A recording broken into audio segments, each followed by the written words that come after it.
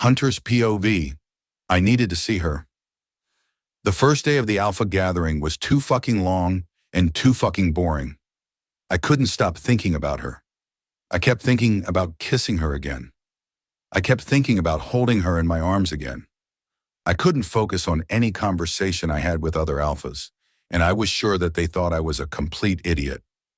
I felt like a lost puppy the entire day. I just wanted to see her again. I was so fucking in love with that girl. Now that I was in my room, lying on the bed and staring at the ceiling, the need to see her only grew. I felt deprived without her. I couldn't breathe normally. My heart wasn't beating as it should. Everything just felt wrong. I needed to see her. I couldn't wait until tomorrow. It wouldn't be able to go that long without her sweet scent. I wouldn't be able to go that long without touching her soft skin. I knew that she lived close to the pack house, but I also knew that she had a small office here. I wasn't sure if she was still here, and I had no idea where her office was, but I would find it. I would ask someone. I didn't give a fuck. I needed her. I stood up and rushed out of my room. The need for her grew with every heartbeat. I could feel it pulsating inside my body. I ran into one of Alpha Logan's warriors. He eyed me up and down and bowed his head a little. "I need to see Miss Sophia," I said politely. "Can you tell me where her office is?" The warrior eyed me suspiciously. I was grateful that he was careful not to let anyone close to my mate, but I didn't have time for this. I needed to see her. It was getting harder and harder for me to remain calm.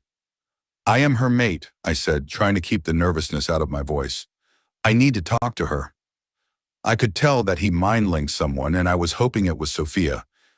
I wasn't sure if her father would allow me to see her without anyone present. "Please follow me, Alpha," the warrior said after a few moments. I sighed in relief and rushed after him. I wasn't even paying attention to where I was going. All I could think about was seeing her. All I could think about were her soft lips pressed against mine. Holden growled lustfully. I ignored him. I couldn't control my own needs, and I most certainly couldn't focus on controlling his needs as well. Her scent got stronger, and I took a deep breath, letting it fill my lungs. I shivered and the need for her exploded. I rushed past the warrior, making him grab my arm. I had to stop myself from growling. "Alpha," he spoke, but I interrupted him. "I know where the office is," I said. "Thank you." I knew exactly where her scent was coming from. I could feel her presence behind the last door to my right. I pulled my arm out of the warrior's grasp and rushed toward her office. I couldn't wait any longer. Despite my impatience, I knocked and waited. "Come in," she said softly, making my heart skip a beat. I opened the door and sighed in relief. There she was, my beautiful little angel. "Sophia," I mumbled as I closed the door behind me. She gulped and I saw her shiver. I closed the distance between us. She stood up and I pulled her into my arms. The feeling of her body pressed against mine sent my mind into ecstasy. The bond was fucking amazing, and I couldn't believe that this perfect woman was mine. "I missed you," I mumbled as I buried my nose in her hair. "I missed you so fucking much." I took a deep breath and released it slowly. She shivered when my breath touched her skin. I ran my hand up and down her back, wishing that I could just rip the shirt off her body and feel her soft skin under my fingertips. She pressed herself closer to me, making me smile. She wanted me as much as I wanted her. I looked down at the desk and saw a bunch of handwritten books. I couldn't tell what was written. "What are you doing with all of these books, Angel?" I asked as I placed a small kiss on the top of her head. She looked up at me. I lifted my hand and caressed her soft cheek. I just couldn't resist. I was just about to bend down to kiss her, but she started talking. "You know that I have magic, right?" she asked me quietly. I nodded. "I know. Why?" She took a deep breath and stepped away from me. I felt empty and cold without her in my arms. "Sophia?" I called her, narrowing my eyes. Why did she step away from me? "My magic is unpredictable, Hunter," she mumbled, looking down at the books on her desk. It's dangerous. My heart raced. What was she trying to say? I'm having trouble controlling the darkness inside me, she continued, her voice laced with worry and fear. I am a danger to you and your pack. What the fuck was she trying to say? I didn't fucking understand. Was she trying to reject me? No, over my dead fucking body. I was just about to grab her when she started pacing around the room. I can't hurt you, Hunter, she said, her voice trembling. I would never forgive myself if I hurt someone in your pack. I would never. I stopped her rambling by approaching her and pressing her against the wall. I placed my hands on the wall, caging her in. I bent down to look at her beautiful face. My heart was going a mile a minute. I wasn't going to let her leave me. She looked into my eyes for the first time since I walked into her office. I shivered and gulped. What the fuck are you saying, Sophia? I mumbled. You are not leaving me. You are not rejecting me. I am not scared of your magic. You are not dangerous. You will not hurt anyone. She glanced down at my lips, making all the blood in my body rush down to my dick. Fuck. Hunter, she mumbled, but I couldn't hold back anymore. I pressed my lips against hers, using my tongue to part them open. Her taste invaded my senses and I was in fucking heaven. She wasn't leaving me. I wasn't going to let that happen. She was fucking mine and I would never let her go. Sophia's POV. My whole body was trembling. His lips tasted amazing. His scent surrounded me like a blanket. I was in heaven and I never wanted to leave. But I had to. I couldn't hurt him. I had to find a way to control my magic first. I had to find a way to get rid of the darkness first. I needed to stop this. I needed to get away from him. One more taste of him and I would cave. I would let him mark me right here against the wall. I stopped kissing him and leaned my head against the wall. He looked at me and caressed my cheek. Fuck, Sophia, he mumbled, leaning in and taking a deep breath. His nose touched my jaw and my whole body shivered. Do you think that I am going to let you go? He asked. You are a treasure, Angel. I am not letting you go. I don't give a shit about the past. I don't give a shit about your magic. You are my mate. I am not giving you up. My heart raced. I pressed my body closer to the wall, trying to get away from him so I could think clearly. Hunter, I spoke, but he interrupted me. No, Angel, he said softly. I don't want to hear your excuses. Nothing you say will make me want you less. You should want me less, Hunter, I mumbled. I am dangerous. The darkness is a part of you, Hunter finished for me. I know that. I accept that. I will help you deal with it. I am not running away from this. There was a huge lump in my throat. I couldn't swallow it. I couldn't take a deep breath because of it. My stomach was in knots. My heart was going a mile a minute. He didn't know what he was talking about. He didn't know anything about my magic. Goddess, Sophia, I am so fucking in love with you, he mumbled as he cupped my cheeks. Please let me show you that I will be there for you no matter what. Warm tears fell on my cheeks. He wiped them away with his thumbs. You don't know how bad it is, Hunter, I mumbled. I need to find a way to get rid of it before I accept you. I want you. I want you so badly, but I wouldn't be able to live with myself if I hurt you.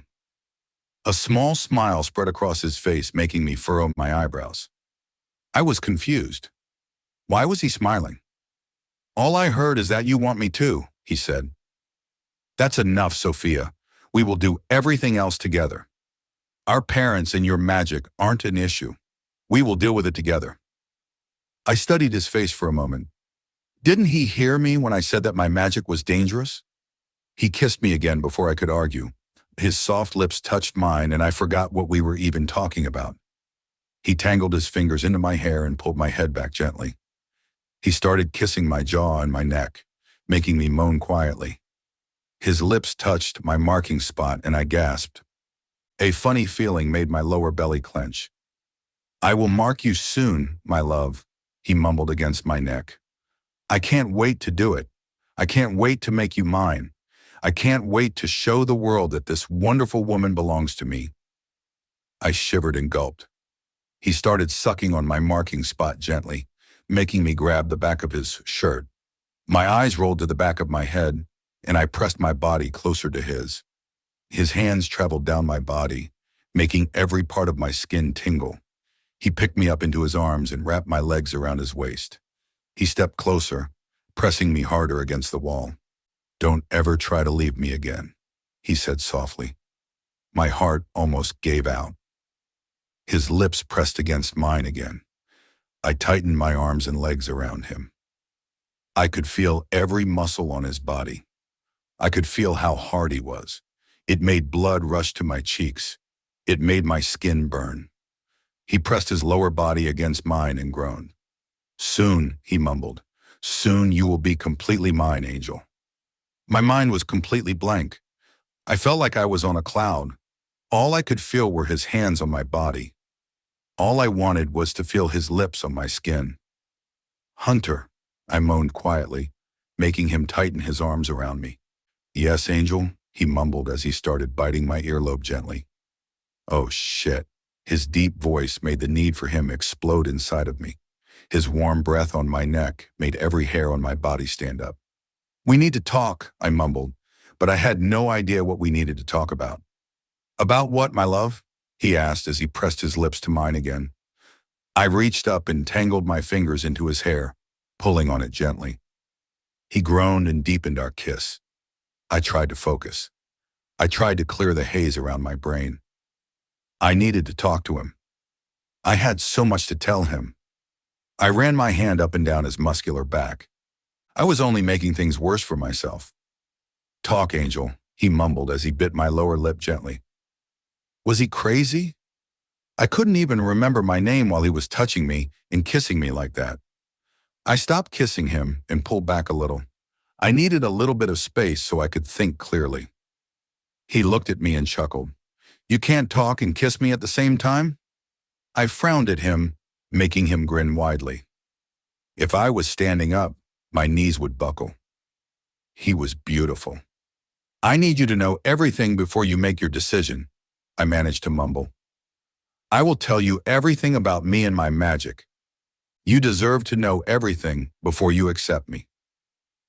Hunter sighed and caressed my cheek. He placed a soft kiss on my lips. "Okay, my love," he said. "I already made my decision, but I will listen. I want to know everything about you. I want to know how I can help you." I wasn't sure if he could. I smiled at him and pressed my lips against his. He moaned and deepened the kiss, making me melt into him. I would tell him everything and let him decide. I needed him to know the truth. I couldn't let him do this without knowing everything about my magic. I couldn't let him risk everything before he knew the whole truth. Hunter's POV. I was staring at her and I couldn't look away. My mind kept replaying that hot makeout scene that happened in this room last night. She was so fucking perfect, and I wanted to do it again. I wanted more. I wanted to make her mine. My eyes fell on her beautiful neck.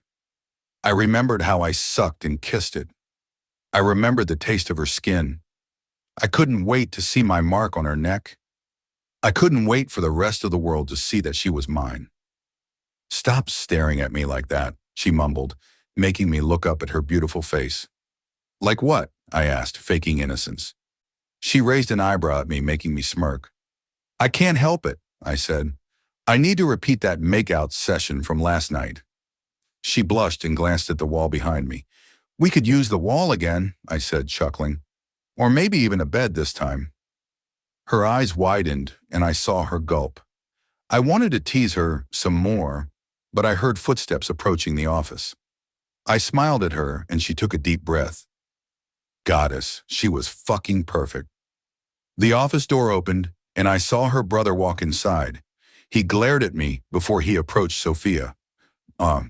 Are you okay, Fia?" he asked her softly as he kissed the top of her head. She looked up at him and smiled. "I am okay." Her brother smiled at her before he looked at me. His smile disappeared and he gave me a stern look.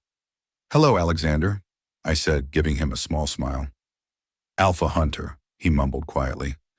He glanced down at his sister, sighed, and rolled his eyes. She probably mind-linked him. How are the meetings going? I asked, making Alexander look back at me. Everything is going great, he said. Dad said to take as much time as we need. I nodded and smiled at him. He and I took a little break from participating in the gathering so we could talk to a witch called Anna. Sophia said that I needed to hear everything before I made my decision. I already knew what I wanted. Nothing that Anna could say would make me want my mate less. I would accept her no matter what. I would help her deal with everything.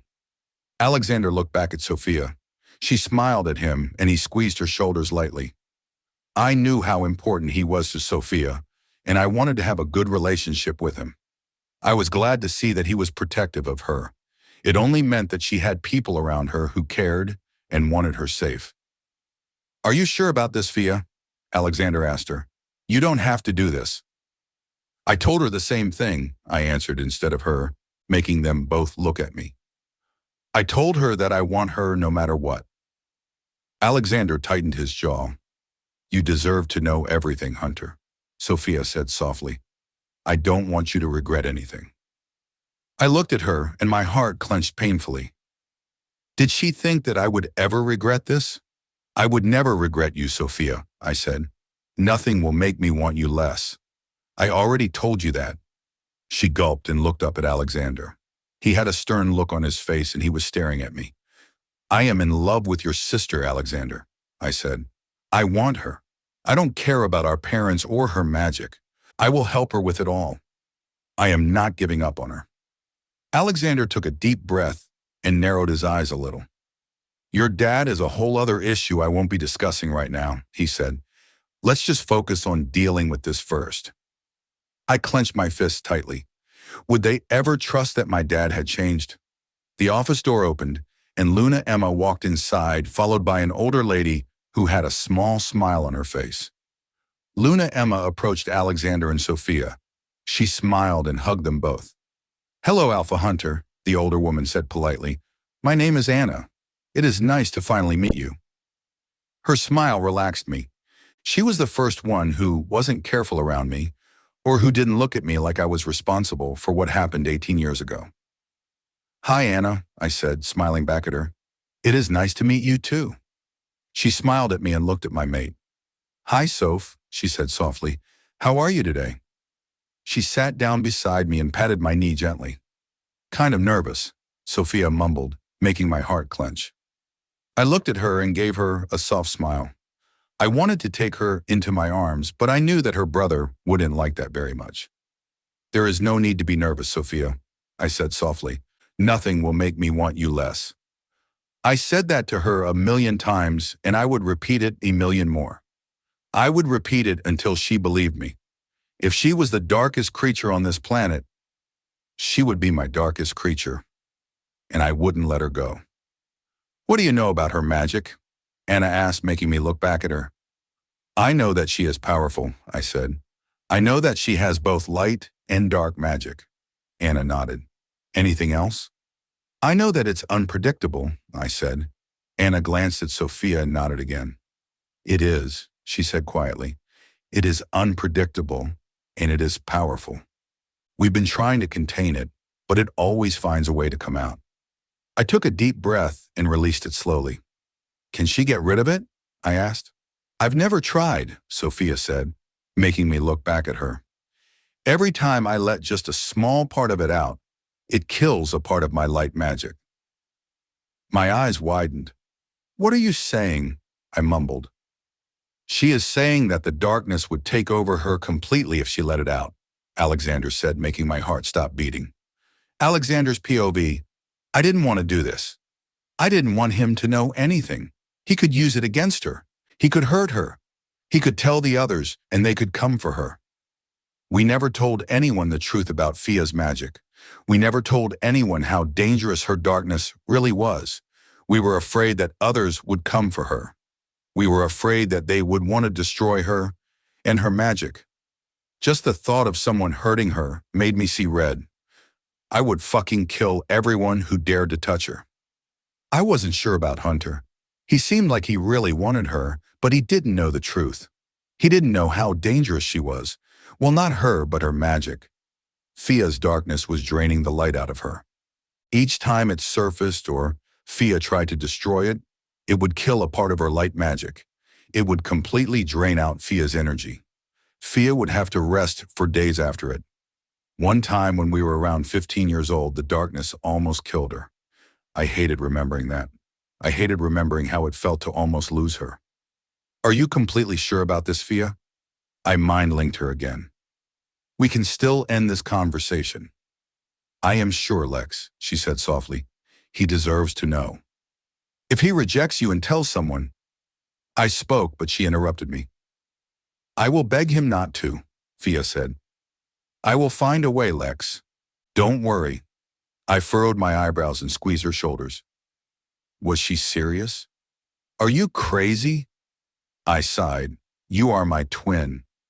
We are just about to tell a stranger that you are the most dangerous being on this planet. He could use this information against you. He could tell other people. They could take you away from me. They could hurt you. I am not worried, Fia.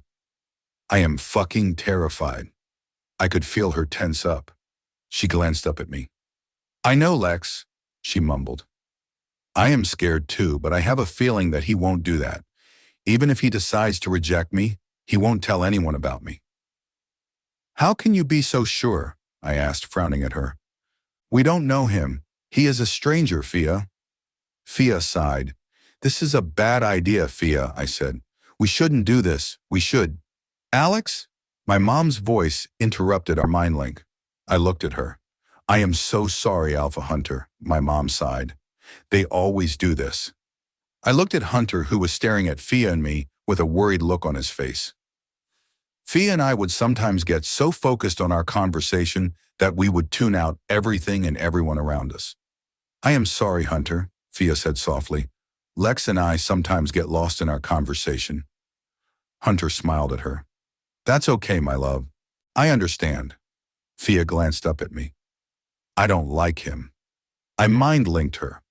Why does he already have a nickname for you? Fia sighed and looked back at Hunter. My darkness is dangerous, Hunter, she said. It is draining the light out of me. I've been pushing it back and suppressing it, but it always finds a way to come out. It will consume me whole if I let it. It will consume me whole if I lose control over it. I don't know who would I become if it took over me. I don't know if I would even survive it. I closed my eyes and took a deep breath. I wasn't going to let that happen. I would find a way to take a part of it from her. I wasn't going to let it kill her. Hunter growled, making me open my eyes and look at him. His fists were clenched. He was staring at my sister with a pained expression on his face. What are you saying, Sophia? He asked, his voice trembling. I am saying that I could become a very dangerous creature, Fia said quietly. I could hurt you. I could hurt other people. I bent down and kissed the top of her head. I will never let that happen, Fia. I mind-linked her. I will never let it take over you. Based on what I'd seen in the past, the darkness wouldn't take over her. It would kill her. I don't give a shit about that, Sophia, Hunter growled, making me furrow my eyebrows. You are mine. If you become the darkest creature on this planet, you would still be mine. I already told you that nothing would make me reject you. I am talking about the last thing you said. You wouldn't survive it? I was surprised. He didn't care about her darkness? He would still want her even if all the light disappeared? You don't care about the darkness? Fia asked what I was thinking. I glanced at my mom and Anna. They were looking at Hunter with small smiles on their faces. I sighed internally. I wish that my dad or Uncle Andrew were here. My mom and Anna liked Hunter. I still wasn't convinced. Hunter sighed and shook his head. I already told you that I don't care, Sophia. You are mine and you will always be mine. The only thing I care about is your safety and happiness. That was a good answer. But I still wasn't convinced. Fia took a deep breath and released it slowly. Why wouldn't you survive it, Sophia? Hunter asked, clenching his fist tightly. Because the darkness isn't just draining the light out of her, Anna spoke, making us all look at her. It is draining the life out of her as well. Every time we would try to get rid of it, it would almost kill her.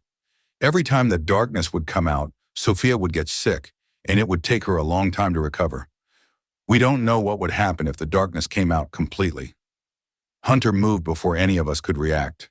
He jumped up, grabbed Sophia in his arms, and moved to the other corner of the room. His eyes kept changing colors, his canines and claws elongated. He kept growling and snarling at us. I saw fucking red. I would kill him if he hurt her. Hunter's POV. Not her. Please, goddess, not her. My heart was beating so hard against my ribs. It was painful. I was sure that my ribs would crack.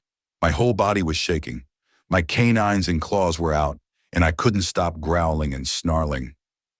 My reaction didn't make sense. None of the people here in the room would hurt her, but my instincts had me grab her. I couldn't let anything or anyone hurt her. I felt her hand on the back of my neck. She squeezed it gently and ran her fingers through my hair. She was telling me something, but I couldn't focus. I couldn't hear what she was saying. All I could think about was protecting her. All I could think about was keeping her alive. She is in danger, Hunter, Holden was screaming at me. We need to protect her. I fucking knew that. But how could I protect her from this? How could I protect her from the darkness that was inside her? I closed my eyes and buried my nose in her hair. I took a deep breath of her wonderful scent. I focused on the feeling of her fingers in my hair. The only thing I could hear was my blood pumping in my veins. The only thing I could feel was my heart beating frantically. It felt like it was beating all over my body. I tried to focus on her soft voice, but it was hard. I couldn't breathe. I couldn't swallow the huge lump in my throat. She placed a small kiss on my neck, and it was the only thing I could focus on. The tingles spread through my body, making me shiver. My heartbeat slowed down a little. I focused on her fingers in my hair. I noticed how gentle she was. I noticed how her touch soothed me and made me feel like I was in heaven. I took another deep breath and released it slowly. It's okay, Hunter, I finally heard her gentle voice. Everything is going to be okay. Nothing would be okay if she left me. Nothing would be okay if she didn't exist. I could feel my canines and claws retract slowly. Come back to me, Hunter, she said quietly as she placed another small kiss on my neck. She didn't have to ask me twice. It was like a switch was turned on. Everything came back into focus. I could hear her. I could feel her small body against mine. I could focus on everything around me. She needed me. I had to pull my head out of my ass and come back to her. I am not going to let anything happen to you, I spoke, my voice raspy. I am not letting the darkness take you away from me. We will find a way. I lifted my head and kissed her temple. I looked at her family. Anna and Luna Emma were looking at me and smiling softly. Alexander was staring at me with an angry expression on his face. He was probably angry because I grabbed Sophia like that, but I couldn't give a shit. I needed to protect her. She was mine. Mine to protect, mine to love, mine to cherish and adore. I looked back down at my mate and took a deep breath. We are in this together, Sophia, I told her. I am not leaving. I am here. She looked up at me and I saw tears in her eyes. She studied my face for a few moments. Hunter, this isn't an easy decision to make, she mumbled. If you need time. I interrupted her by pressing my lips against hers. Alexander groaned and cursed under his breath. Luna, Emma, and Anna chuckled. Stop it, Alexander said. I am not watching this. I chuckled and stopped kissing her. I smiled at her and caressed her cheek. She took a deep breath and glanced behind her. I guess he isn't going anywhere, honey, Luna Emma said, chuckling. I am not, I said, shaking my head. I am here. She is mine. I don't care about the past of her darkness. I will fight for her. Nothing will stand in my way. I tightened my arms around her, pulling her even closer to me. Luna Emma smiled. Anna winked at me. Alexander rolled his eyes and sighed. Not so fast, Hunter, Alexander said. I still don't fucking trust you or your father. You will have to get past me first, and I will not make it easy. I smiled at him, making him furrow his eyebrows in confusion. Huh, I am so happy that Sophia has someone who loves her as much as you do, I said truthfully. I am happy that she has someone who will always protect her. I know it won't be easy, but I will prove to you that I am worthy of your sister. Alexander's eyes widened a little.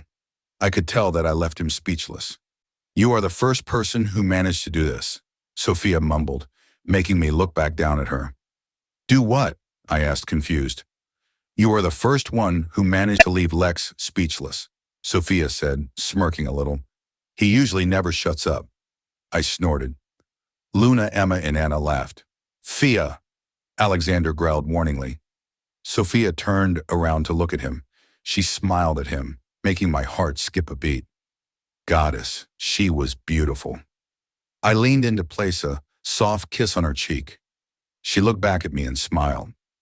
I wanted to make it official and tell her that I accept her, but I wanted to do that in private. I wanted us to be alone so I could kiss her and touch her after. Would you want us to tell you everything we've tried to get rid of her darkness? Anna asked, making me look up at her. I loosened my grip on Sophia, allowing her to turn around. I didn't move my arms away, though. I wouldn't let her leave my arms. Not now, not ever. Of course, I said immediately. I want to know everything. I want to know if you have any other ideas. I want us to try and come up with something else.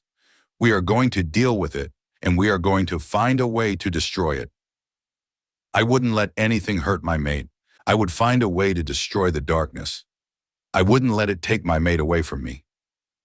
I bent down to kiss the top of Sophia's head before I looked back at Anna. I tightened my jaw and took a deep breath.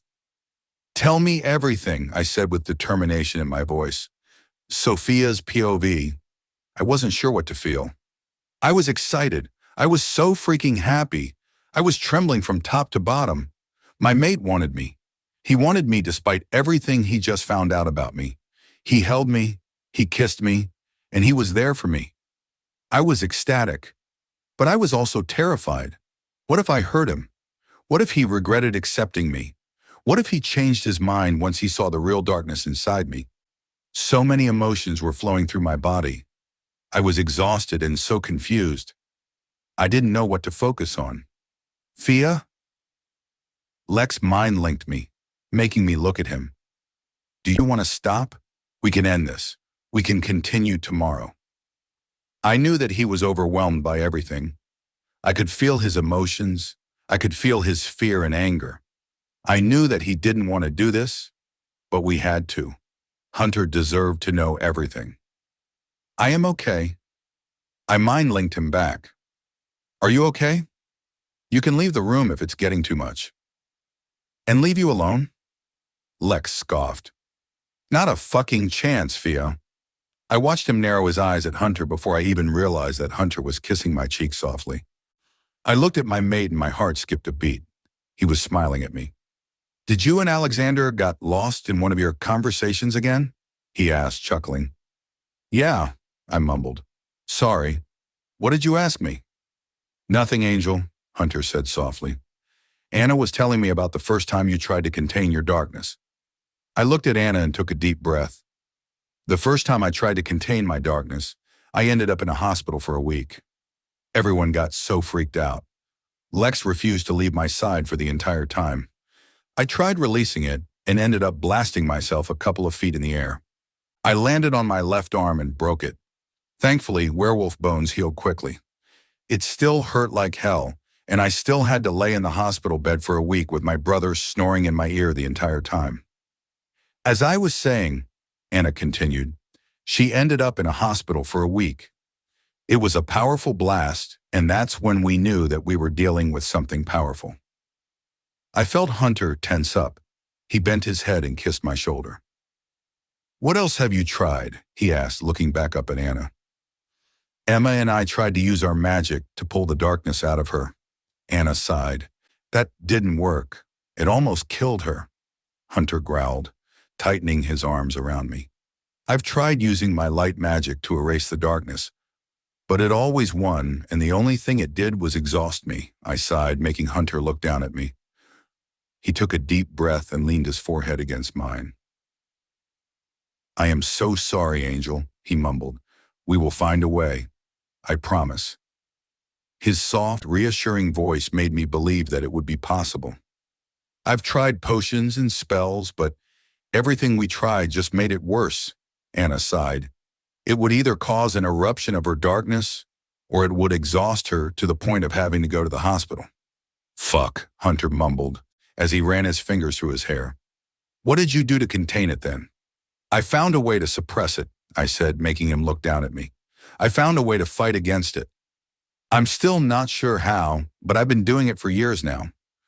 I sometimes have a bad day, though. Hunter caressed my cheek. You've been having more bad days lately? He asked me quietly. I nodded and took a deep breath. Meeting you made it harder to contain, I mumbled. My emotions have a large impact on it. Hunter tightened his jaw and nodded. Understandable. There is still one more thing we haven't tried, Lex said, making me look at him. I narrowed my eyes at him. I tried to mind link him to tell him to stop, but he blocked me. Lex, no, I said out loud instead. What? Hunter asked immediately. We can try it. I can help. What are you talking about, honey? My mom asked quietly. I already told you no, Alex, I said sternly. Let it go. I am not letting it go, Sophia, he growled. It could help you. Why do you have to be so stubborn? I clenched my fists and tightened my jaw. I tried to mind link him again, but he kept blocking me. I am not being stubborn, I said through my teeth. I am not doing it. I am not putting you in danger. Lex sighed and rolled his eyes. I won't be in danger, Fia. We don't know that, I argued. You are insane for suggesting. Okay, enough, my mom sighed, interrupting our fight. Can one of you tell us what the hell are you talking about? I narrowed my eyes at my brother. He sighed and looked at our mom. I wouldn't do it, no matter what he said. I wouldn't put him through that. I wouldn't put him in danger. I suggested that she transferred a part of her darkness to me, Lex said, making my heart race. She can do it with her light magic. I don't see a reason why she couldn't do it with her darkness as well. It would be easier to deal with if we both dealt with it. My mom's eyes widened. She looked from Lex to me. That could work, Anna mumbled, making me look at her. No, I said sternly. I am not doing it. I am not putting him in danger. Forget it. Mom, Lex sighed, you agree with me, don't you? It could work. I looked at my mom. She was staring in front of herself and she looked worried. Maybe, she mumbled, furrowing her eyebrows. But Sophie is right, Alex. It's dangerous. I don't care, Lex said, clenching his fists. It is dangerous for her to have so much of it. I'm used to it, I said, making Lex look at me. He took a deep breath and released it slowly. I will do it, Hunter said, making me gasp and look at him. Men's eyes widened to the point where I thought that they would fall out of their sockets. Are you insane? I mumbled. No, no one is doing it. I am not doing it. Stop bringing it up. Hunter looked at me and gave me a small smile. You will transfer it to me, love, he said softly. I would do anything to make you safe. I will be okay. Everything will be okay. He leaned in and kissed my forehead softly. No, I wasn't going to do it. I wasn't going to put him or Lex in danger. I could deal with it on my own. I would find a way. I always found a way. Hunter's POV. I was going to do it. I was going to take a part of her darkness. I was going to help her. I looked down at her surprised face and smiled. She was staring at me wide-eyed, and I could tell that she was struggling with what to say next. She can't transfer it to you, her brother said, making me look at him. You haven't marked her yet. She can only transfer it to me. I furrowed my eyebrows. I thought that she could share her magic with others. She can't give me her magic to use, but she can enhance my abilities, Alex explained after seeing my confused face. She can do it with others as well, but it takes a lot of her strength and it isn't as effective as it is when she transfers it to me. Oh, I nodded and looked back at my mate. So you could give it to me, but it wouldn't help much? I asked, making her nod. I looked back up at her brother. His eyes were on her, and he had a worried look on his face. But after I mark her, she will be able to transfer it to me fully? I asked. Alexander narrowed his eyes at me. We aren't sure, Luna Emma said. I can transfer it to my mate, so Sophia should be able to transfer it to you once you mark her. I nodded and looked back at my mate. It's settled then, I said, giving her a small smile. I am marking you, and you are giving me a part of your darkness. Sophia's eyes widened. Alexander growled. Not so fast, Hunter, Alexander said menacingly. I still don't trust you. I sighed and gritted my teeth. I was getting annoyed with his attitude. Well, it's a good thing that it isn't up to you, I said. I won't be marking you, will I? Alexander growled and narrowed his eyes at me. I watched his muscles clench. He started breathing heavily. His jaw tightened.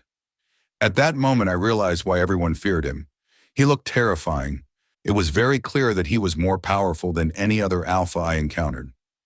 I didn't fear him, though. Nothing scared me when it came to my mate. I could feel his power radiating off him. I could feel his alpha aura. It was stronger than any other. It had me wanting to drop down to my knees, and I was a fucking alpha as well. I gritted my teeth and resisted the urge to bow to him. I wasn't going to do it.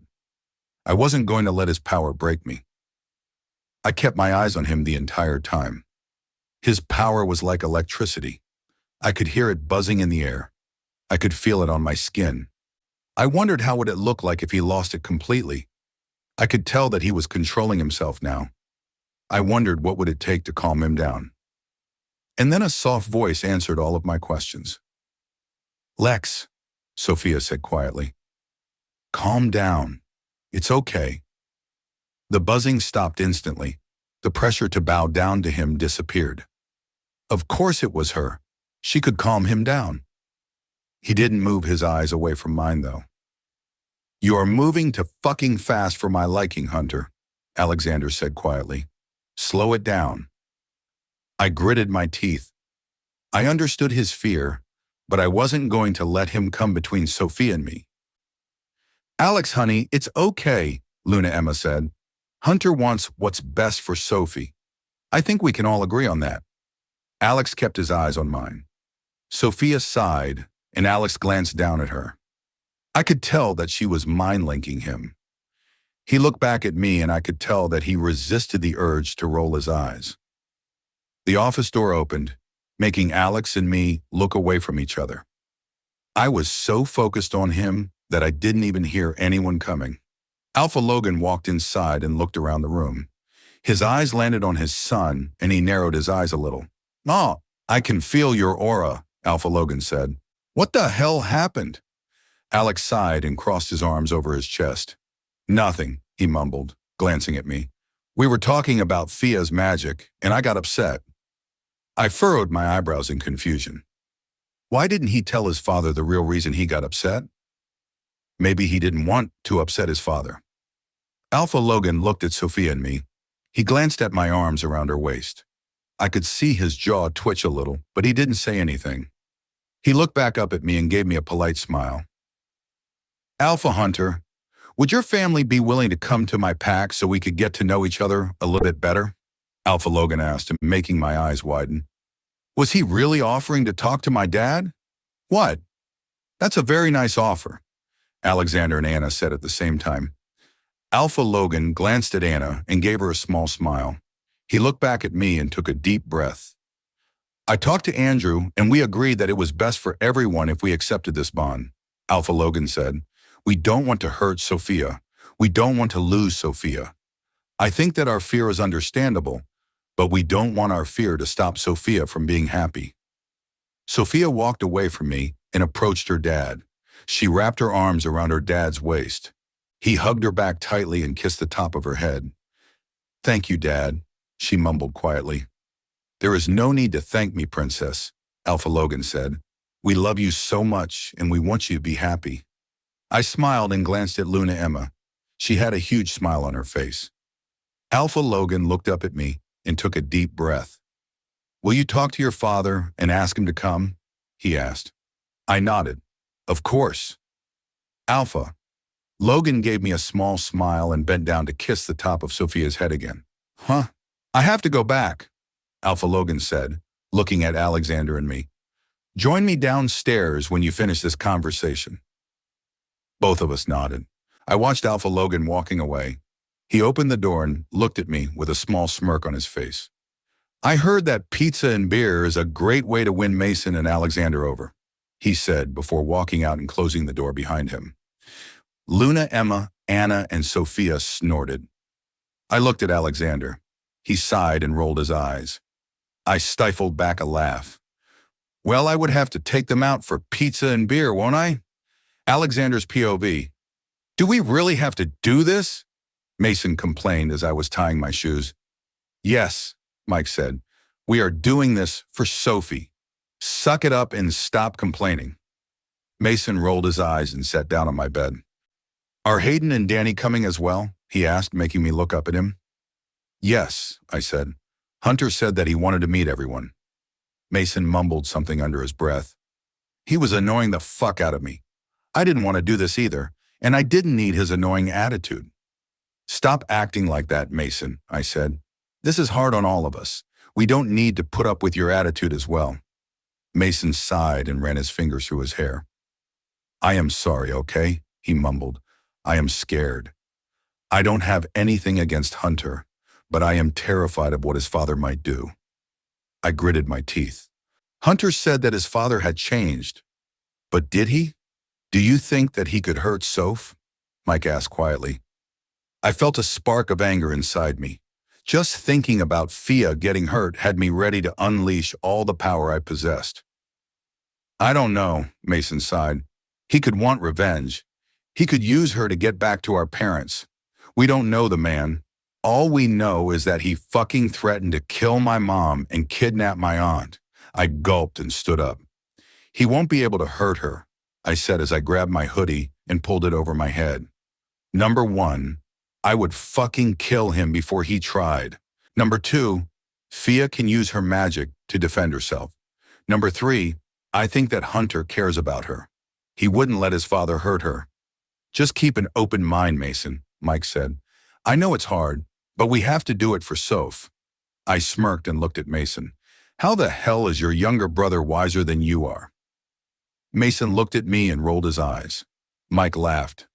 "Can we just get this over with?" Mason mumbled as he stood up and walked to the door. Mike and I followed him out of the room. We walked down the stairs and saw Alpha Hunter talking to my dad and Uncle Andrew. I could tell that both my dad and my uncle were tense, but both had polite smiles on their faces. Uncle Andrew looked up at us and his smile widened a little. "Are you ready, guys?" he asked. "Where are Hayden and Danny?" Mike asked instead of answering his dad. "Here," I heard Hayden's voice behind me. "Nah." I turned around and smiled. "Hey, kid," I said, smiling brightly at him. "Stop calling me a kid," he sighed, rolling his eyes. "I'm 16 years old." "You will always be a kid to us, kid," Mason said, chuckling. Hayden sighed and rolled his eyes at us. "I loved that kid. He was going to be a great alpha one day." "Where were you?" I asked as I glanced at Hunter. He had a smile on his face and he looked excited. "Just saying bye to the girls," Danny said. "Hallie and Hazel are with Soph." I nodded and looked at Hunter. "Ready to go?" I asked him. "Sure," Hunter said and looked at my dad. "I will let you know as soon as my dad texts me back." "Okay," my dad said, giving him a small smile. "Have fun, guys." "Let you know what?" I asked my dad. I heard Mike, Hayden, and Danny laughing loudly as they were leaving the house.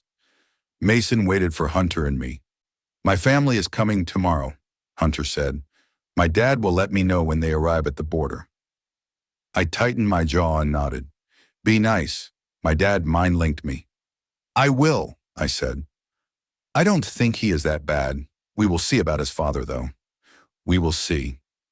My dad sighed. I walked out of the house and waited for Mason and Hunter to get out so I could close the door. "Please be nice to him." My sister mind-linked me as we started walking toward the diner.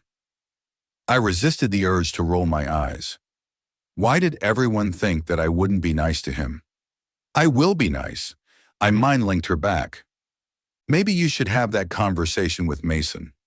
Oh, I already did, Fia said. He promised that he would be nice. You need to make sure that he keeps his promise. Am I going there to babysit him or to get to know Hunter? I asked. Both, Fia said, making me roll my eyes. Fine, I mumbled, closing our link. Oh, what did Sophia say? Hunter asked, making me look at him. I furrowed my eyebrows.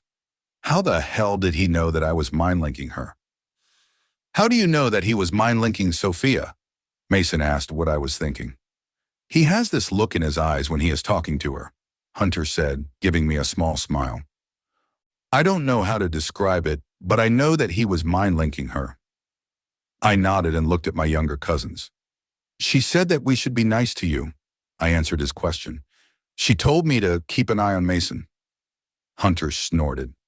She already told me to be nice, Mason mumbled. There was no need to tell you to keep an eye on me. I raised an eyebrow at him. Wasn't there? Mason rolled his eyes.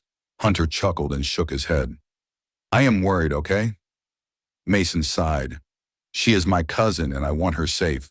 Sue me. I understood him completely. I wanted her safe too. I was worried too. The only difference was that Mason's tongue was a little bit sharper than mine. I knew how to hold back, but Mason didn't.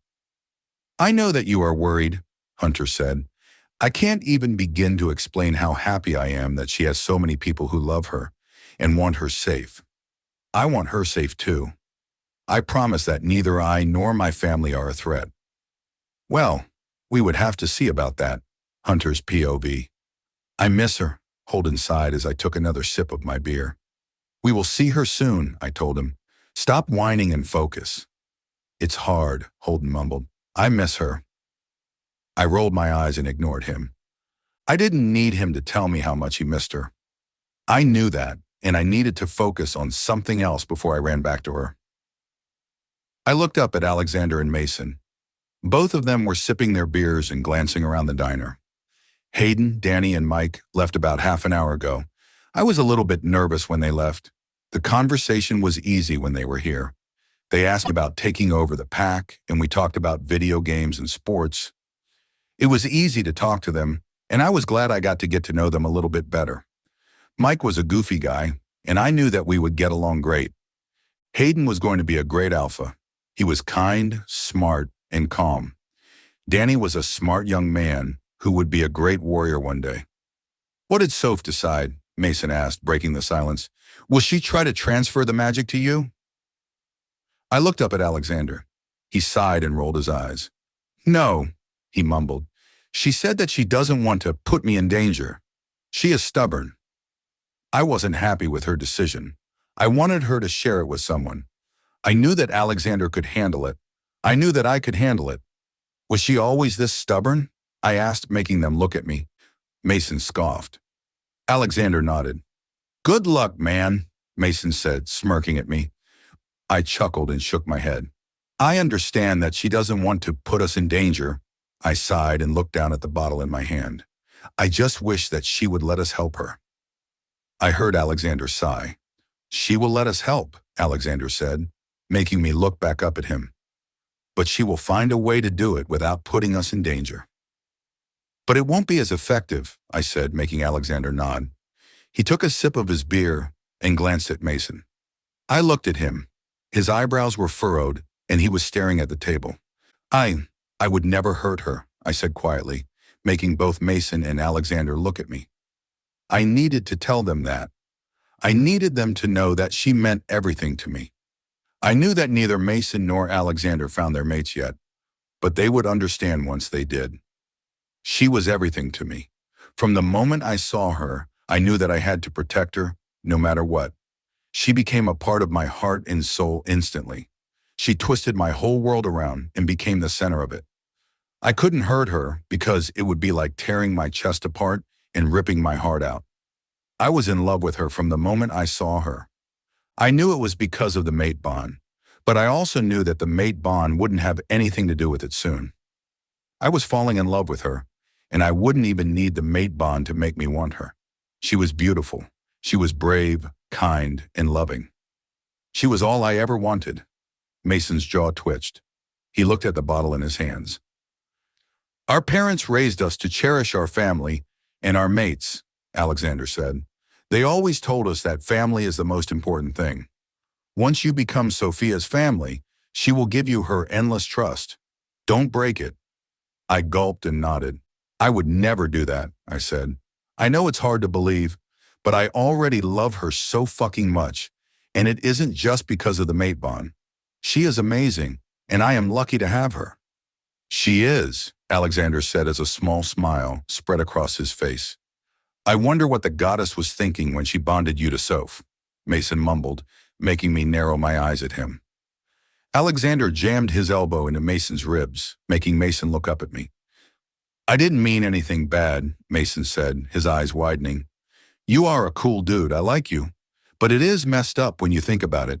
Your dad and her mom almost ended up together. Your dad hurt her family. It's just messed up, that's all I'm saying. I tightened my jaw. He wasn't wrong, though. It was weird. Look, I know that my dad screwed up big time, I sighed as I took another sip of my beer. He made mistakes, but he was a victim of the curse. He changed since then. He is an amazing alpha and a wonderful father. Did he ever talk about revenge? Alexander asked, and I shook my head immediately. No, I said, never. He knows that he screwed up. He knows that he should be thankful that your parents decided to let him go. He doesn't want revenge. He never wanted it. Alexander glanced at Mason. We just want Sophia safe, Mason mumbled as he took a small sip of his beer. My father isn't a threat to her, I said. He would never hurt her. Mason looked up at me. I saw his jaw twitch. He gave me a small nod, making me smile at him. It hurt to know how they felt about my father, but I understood why. My dad did screw up. So do you have any siblings? Alexander asked. I was thankful he changed the subject. I understood their anger toward my father, but it didn't mean that it didn't hurt me. I do, I said, smiling. I have a brother. His name is Harry, and he is annoying as fuck. Oh, tell me about it, Mason sighed, rolling his eyes and looking at Alexander. You have no idea how lucky you are to have a sister. Alexander scoffed and shook his head. You think that Fia isn't annoying? I chuckled. She could never annoy me. Not as much as Mike, Mason mumbled. Or Harry, I added, making them look at me. How old is Harry? Mason asked me. 16, I said, smiling. He will be 17 soon. Alexander sighed and rolled his eyes, making both Mason and I look at him with confused expressions on our faces. It's Fia, he mumbled. She is making sure that Hunter is okay. I don't get her. This is like the 100th time she mind-linked me. Does she think that we will eat him? Mason scoffed. I grinned widely. It made me so fucking happy to know that my mate cared about me. She wanted to make sure that I was okay. My heart swelled so much that my chest suddenly felt too tight to hold it. She loved me as much as I loved her. Sophia's POV. I ran downstairs as soon as I heard the front door open. I could smell my mate's scent, and a shiver went down my spine. He is alive, Sophia. Slow down. I heard Lex sigh even before he saw me. I heard my mate chuckle, and my heart raced. I finally reached the end of the stairs and saw him. He was perfect. I would never get tired of looking at his beautiful face. My breath got caught in my throat, and I couldn't look away from him. I wanted to jump into his arms and kiss him. I wanted to feel his body close to mine. I wanted to feel his soft lips on mine. Close your mouth, Sophia, Lex mumbled, making me blink and look away from my mate. Was he angry at me? Why are you calling me Sophia? I asked, furrowing my eyebrows. Is everything okay? He only called me Sophia when he was angry at me. I was always Fia, and he was always Lex. Lex blinked and shook his head. Everything is fine, Fia. Don't worry. Of course I would worry. Something wasn't right. Hunter took my hand in his, making me look away from my brother. Tingles spread all over my body. "Can I talk to you outside for a second?" Hunter asked, giving me a small smile. Uh, I could do anything else but nod. He always managed to take my breath away. Hunter gave me a small smile and started pulling me out of the house. "5 minutes, Hunter," my brother said, making Hunter look back at him and nod. Hunter closed the front door and pulled me into a tight hug immediately. "Goddess, I missed you," he mumbled as he ran his fingers down my spine. I had to grab onto him to keep myself standing up. My knees buckled and a tingling feeling spread around my stomach. "Oh," I took a deep breath, letting his scent cloud my brain. "I missed you too," I mumbled as I ran my fingers through his hair. I felt his hand under my butt and my heart raced. He picked me up with one hand and I wrapped my legs around his waist. "I waited to do this ever since we left the house," Hunter mumbled as he kissed my neck. I had to hold back a moan. My family was inside the house. His lips were warm and soft. He placed soft kisses all over my neck and jaw. He reached my mouth and I was sure that I was going to explode with need. I cupped his cheeks and pressed my lips against his.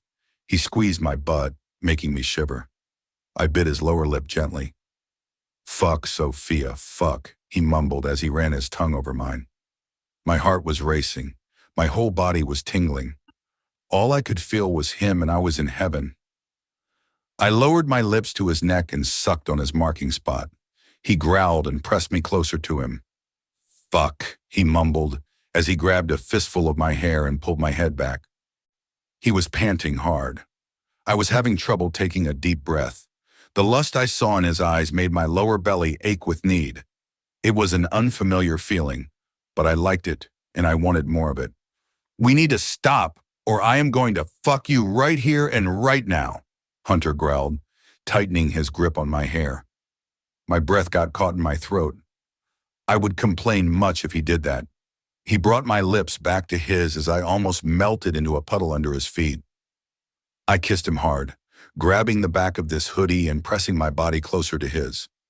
I still couldn't believe that he wanted me. I still couldn't believe that he didn't reject me after finding out all the things that were wrong with me. I stopped kissing him and leaned my forehead against his. We really needed to stop kissing like that. My family was inside and I was only one kiss away from letting him have his way with me right on my front porch. "What did I do to deserve you?" I mumbled, making him pull back so he could look at me. "What the hell are you talking about?" he asked, furrowing his eyebrows. I took a deep breath and bit my lower lip. "I always thought that my mate wouldn't want me because of my magic," I mumbled, making Hunter's eyes widen. "I was ready for your rejection. I didn't think that you would accept me." Hunter growled quietly. "Goddess Sophia, I would have to be an insane motherfucker to reject you. I don't give a shit about your magic. It's a part of you and I love it. I love everything about you, the good and the bad." I was going to cry. "You are mine and I am not giving up on you," Hunter said as he placed a soft kiss on my lips. "Get that into this stubborn head of yours." I felt a tear fall on my cheek. Hunter wiped it away gently. "It's been 5 minutes, Fia," I heard my brother's voice.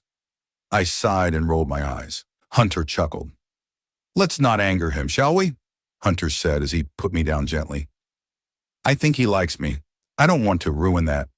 "I've never said that I liked you," Lex said. "Stop eavesdropping," I said angrily. The front door opened and Lex stepped out. "I wasn't eavesdropping," he said. "I heard it by accident." "You hear a lot by accident," I mumbled quietly, making him narrow his eyes at me. He looked at Hunter and raised his eyebrows. "Good night, Hunter," Lex said, making Hunter chuckle. He kissed the top of my head and I looked up at him. "Good night, Angel," he said as he caressed my cheek. "I will see you tomorrow." "Good night," I said, giving him a small smile. "Bye, Alexander," Hunter said as he let me go and started walking away. I was instantly so cold. I already missed his arms around me. Lex took my hand in his and pulled me inside the house. I kept my eyes on my mate until Lex closed the front door. I gulped and looked at Lex. "Why are you mad at me?" I asked him. He sighed and ran his fingers through his hair. I am not mad at you, Fia, he mumbled. I am just nervous about tomorrow.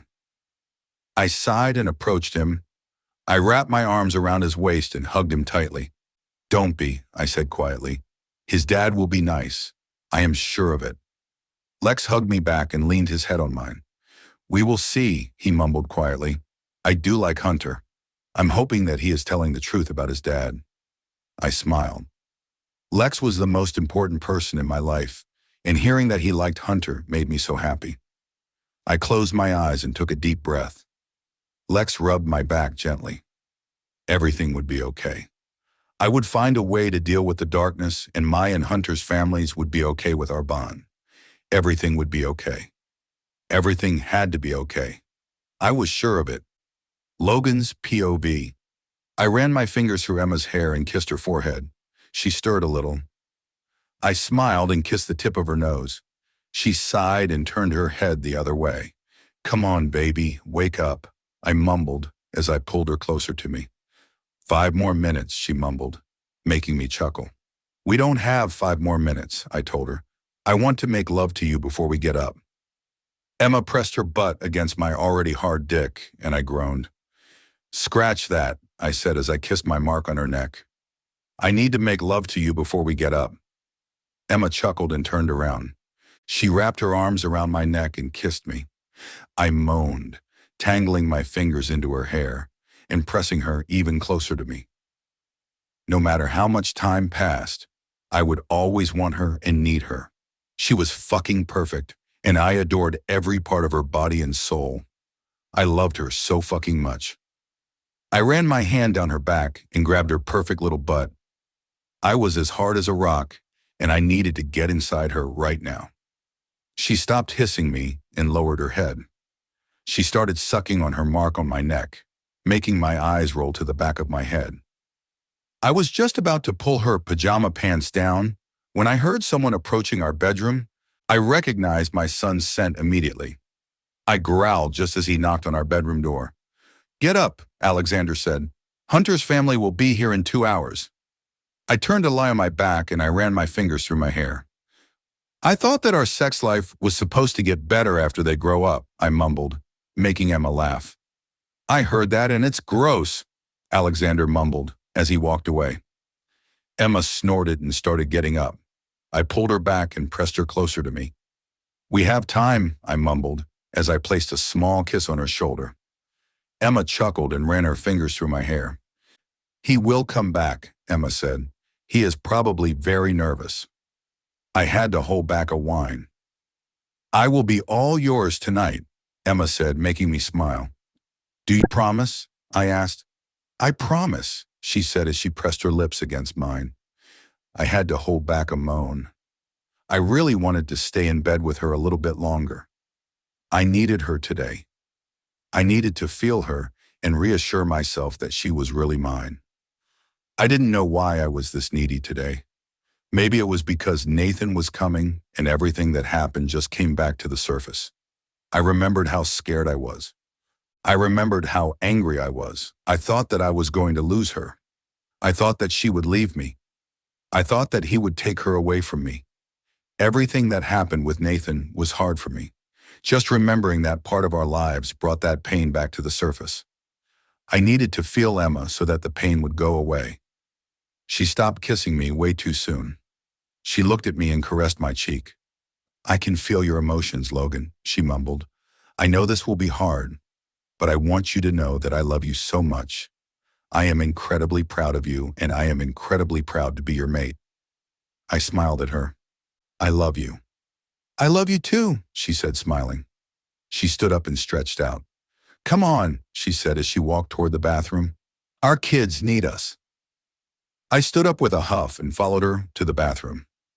Do you think that Nathan really changed? I asked her as we started brushing out teeth. Emma nodded. I do. You've seen the change in him yourself. I did. Every time we saw each other, he was very respectful and kind. He understood our need to keep a distance from him, and he never tried to cross any boundaries. He definitely wasn't the same Nathan who came to my pack all those years ago. Emma mumbled something I didn't understand at all.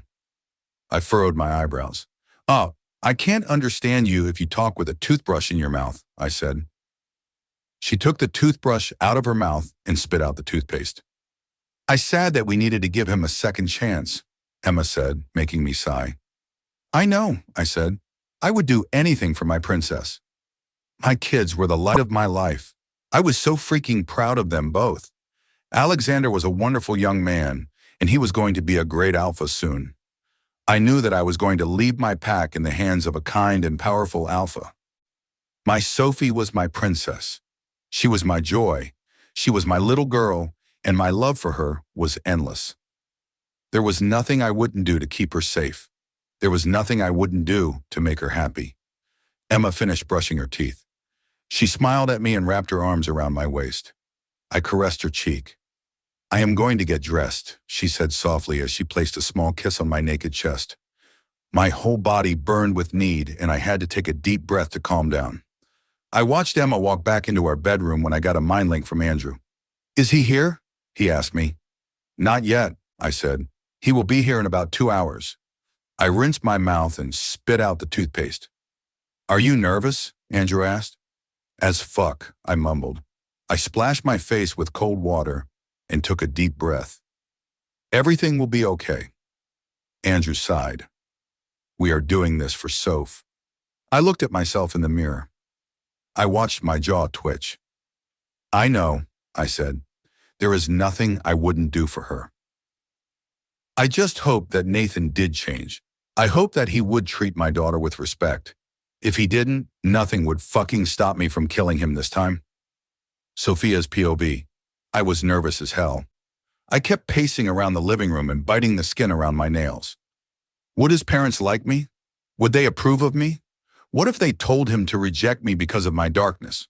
Would he change his mind? Would he listen to them? What if he did end up rejecting me? My heart was going a mile a minute. My palms were sweating, and my breaths were short and fast. Not being able to sleep last night didn't help at all. The darkness was too much. It kept taunting me and trying to get me to use it. There was a weird feeling in my stomach. It was like hunger, but dull and persistent. It wasn't the kind of hunger that could be satisfied with food. It was a hunger for magic. Calm down, Fia, Lex sighed. You are driving me crazy. I ignored him completely. I couldn't stop pacing around. My magic would come out if I did. I had to keep moving. Goddess Fia, what's wrong with you? Lex asked me. I ignored him again. I could feel my heartbeat in my throat. I tried to swallow, but I couldn't. My lungs started to hurt. I couldn't get enough air into my lungs. I was a dark and dangerous creature. What if his family didn't accept me? What if they feared me? What if Hunter started to fear me too? I could feel tears in the corners of my eyes. He would end up rejecting me, wouldn't he? He would tell me that he changed his mind and that he couldn't be with me. He would tell me that I was too dangerous and unpredictable. Would he find another mate? He would. Of course he would. He would find another mate. He would mark her, and she would be his Luna. I could feel the darkness spreading around my heart. It was cold and it hurt. My chest hurt. Someone grabbed my shoulders. Holy fuck, Fia, what's wrong? Lex asked, getting into my face. He studied my face worriedly. Are you in pain again? He asked, squeezing my shoulders tightly. What the hell is going on? I nodded because I couldn't speak. I was in pain. The darkness reached my stomach, and I wanted to scream. Fuck, Lex mumbled as he wrapped his arms around me. I leaned into him. I was tired. I couldn't even stand on my feet anymore. Try to take a deep breath, Fia, Lex said softly as he kissed the top of my head. Focus on my arms around you. Focus on the warmth, okay? Try to find the light. I closed my eyes and tried to do what he told me. We've done this so many times before. I already knew what I needed to do, but I still needed his soothing voice to guide me through. Where is the darkness, Fia? Lex asked softly as he rubbed my back. My chest, I managed to mumble quietly. Okay, Lex mumbled as he continued to rub my back gently. Focus on me, Fia. Push it back. You can do it. I could hear footsteps behind me, but I couldn't turn around. I knew it was my parents.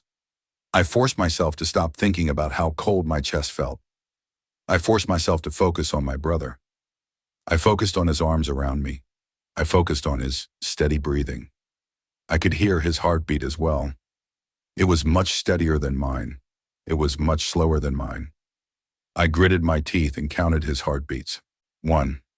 I focused on the edges of the darkness in my chest. It spread. It was now cowering my whole upper body. 2. I started with my throat. I pushed it down a little so I could breathe. 3. It was fighting back. It didn't want to leave. It didn't want to go back. 4. I tried to swallow. It was hard. The darkness was still there. 5. I moved to my stomach. I needed to get it out of there because the feeling in my stomach was making my knees weak. If Lex wasn't holding me, I would surely fall. It was a feeling of hopelessness and pain. It was intense and it scared me. 6.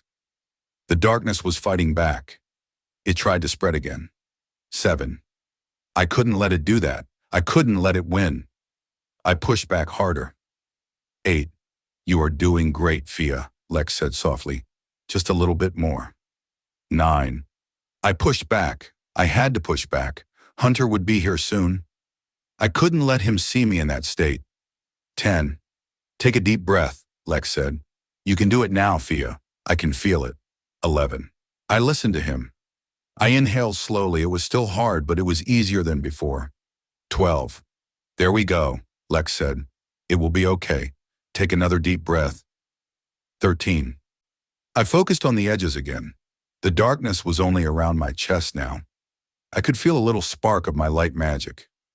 I used it to push the darkness back. 14. I took another deep breath. I could do it now. It wasn't as hard as it was before. 15.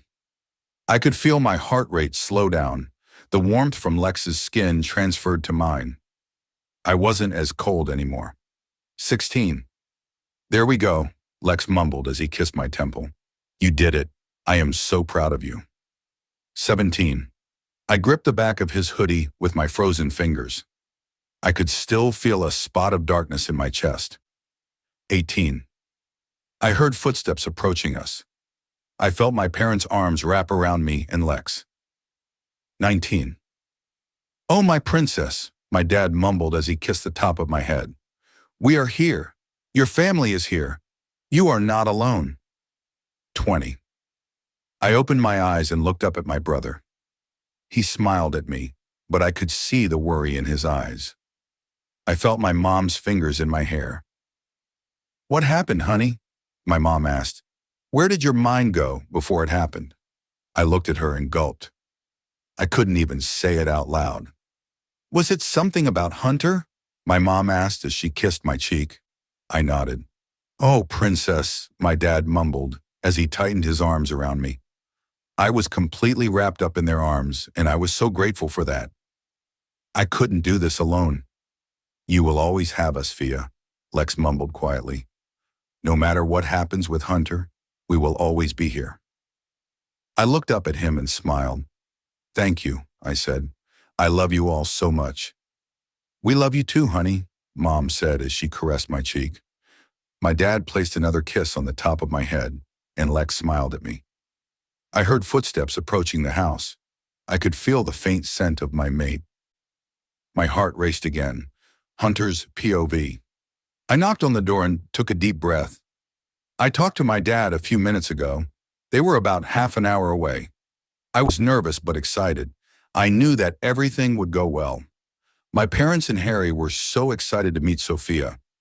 My mom was nervous and she kept asking me what she should wear, as if I knew anything about that. Come in, I heard Alpha Logan's voice.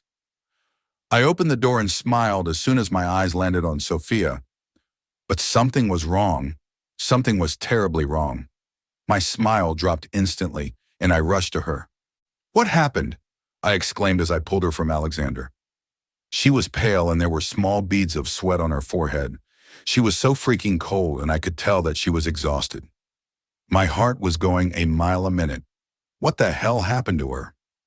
She had some issues with her darkness, Luna Emma said as she rubbed her back gently. Cold shivers ran down my spine.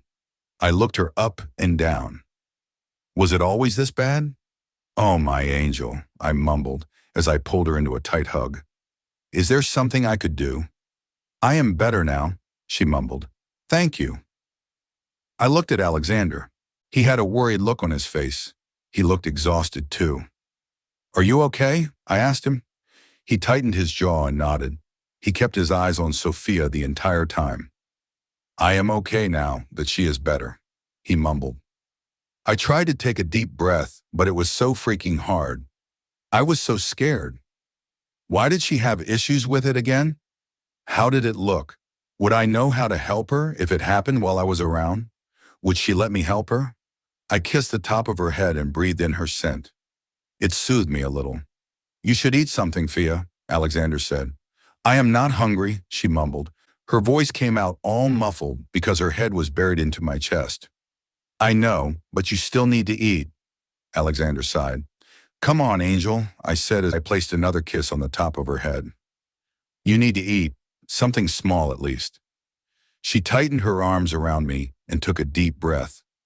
I will make breakfast, Luna Emma said, making me look at her. Are you hungry, Hunter? No, thank you, I said, giving her a small smile. I ate at the Pack House. Coffee would be nice, though. Sure, Luna Emma said, smiling back at me. I glanced at Alpha, Logan, and Alexander. Could we have a moment alone, please? I asked, tightening my arms around Sophia. Alpha Logan nodded. Alexander didn't move or say anything. I could tell that he was reluctant to leave. Alpha Logan sighed, grabbed his upper arm, and started pulling him away. I will be in the kitchen if you need me, Fia, Alexander said, and I could hear a hint of panic in his voice. Sophia turned around and nodded. I am okay, she said. We will be right there.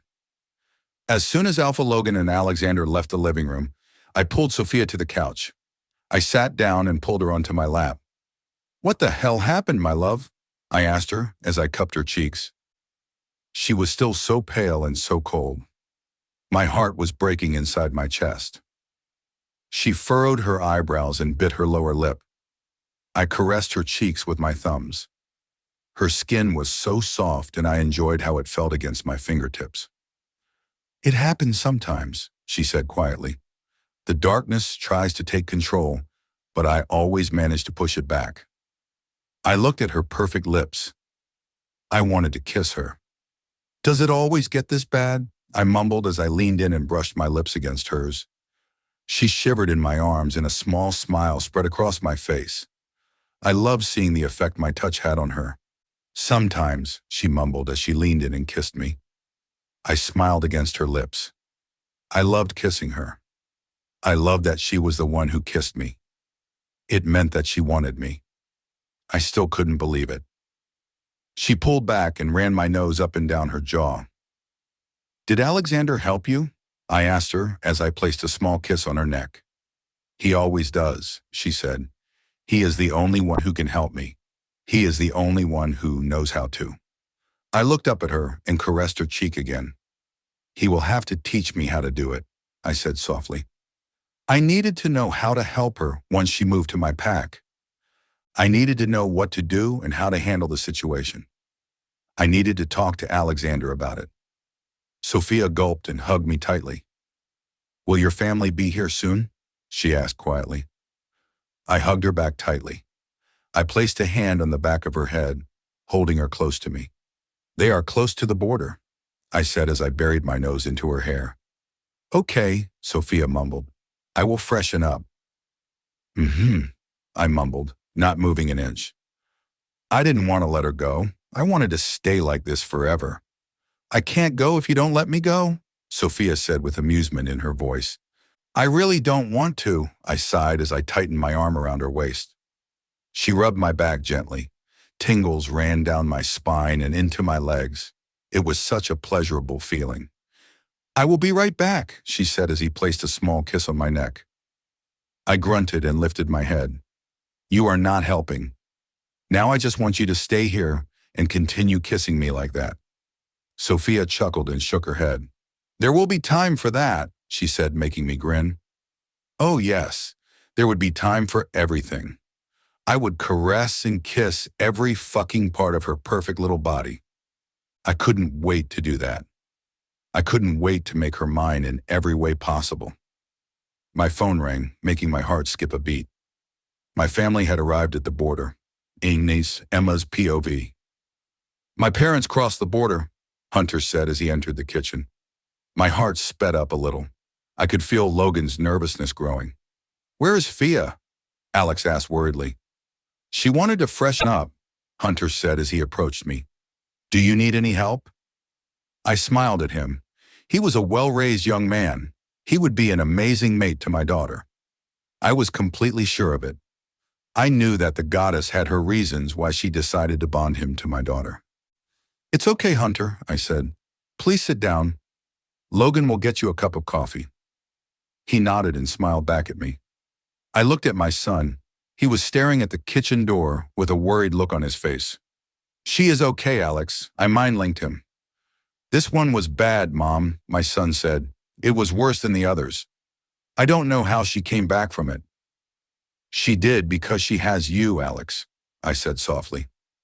You were amazing, and you helped her once again. Alex didn't respond. He kept his eyes on the kitchen door. I sighed and glanced at my mate. He was handing a cup of coffee to Hunter. Will Beta Andrew and his family come to meet my parents? Hunter asked. Both Logan and I gave him a small nod. They will come by a little bit later, Logan said. We thought it would be best if it was just us for now. I heard footsteps walking down the stairs. Alex jumped up and ran out of the kitchen. I glanced at Hunter, who had a small smile on his face. I am so happy that she has someone who cares about her this much, Hunter mumbled quietly. I smiled and looked back down at the eggs I was making. They are inseparable, Logan said. They can fight endlessly, but they love each other the most in this world. They really did. It was funny sometimes. When they fought, I sometimes thought that they would end up killing each other. They could scream at each other endlessly. They could fight with each other until their last breath. But if anyone else dared to fight with either one of them, they would make you regret it.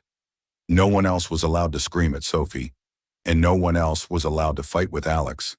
They were incredibly protective of each other. I am glad, Hunter said.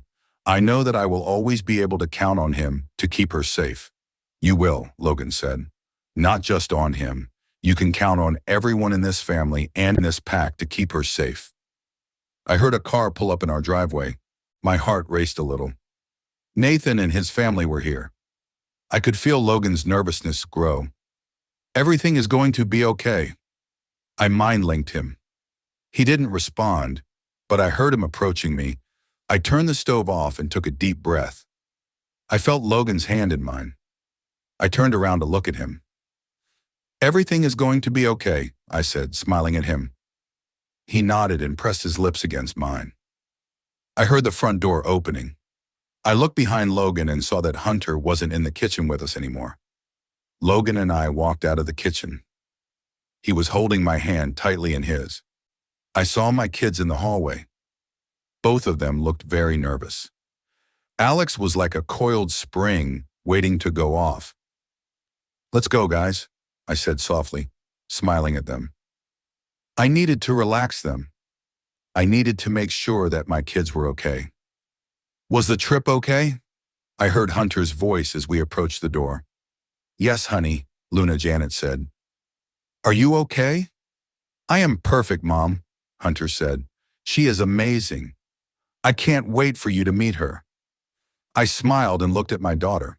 She was amazing. My eyes fell on Nathan as we stepped out on the porch. He looked at us as soon as he heard us coming. Emma, he mumbled as he took a deep breath. I smiled at him. Hello, Nathan, I said. It is very nice to see you. Logan's hand around mine tightened. Nathan looked a bit surprised. He glanced at his mate before looking back at me. It is very nice to see you too, Emma, he said and smiled before looking at Logan. Hello, Alpha. I felt Logan relax a little. Welcome to our pack, Nathan, Logan said politely and looked at Luna Janet. I hope your trip went well. It did, Luna Janet smiled. Your pack lands are amazing. I really enjoyed it. Logan and I both smiled. It made us both happy to hear that. Mom, Dad, this is Sophia, Hunter said excitedly. She is my mate. He approached her and pulled her from Alexander. He had a huge smile on his face, and I could feel the happiness radiating from him. I had to hold back a chuckle. I was so happy to see that he loved my little girl so much. We are honored to meet you, Sophia, Nathan said as he reached out to shake her hand. Welcome to the family. Sophia gave him a small, nervous smile and took his hand in hers. It is very nice to meet you too, Alpha Nathan, she said politely. Can I hug you, honey? Luna Janet asked as she opened her arms and smiled at Sophia.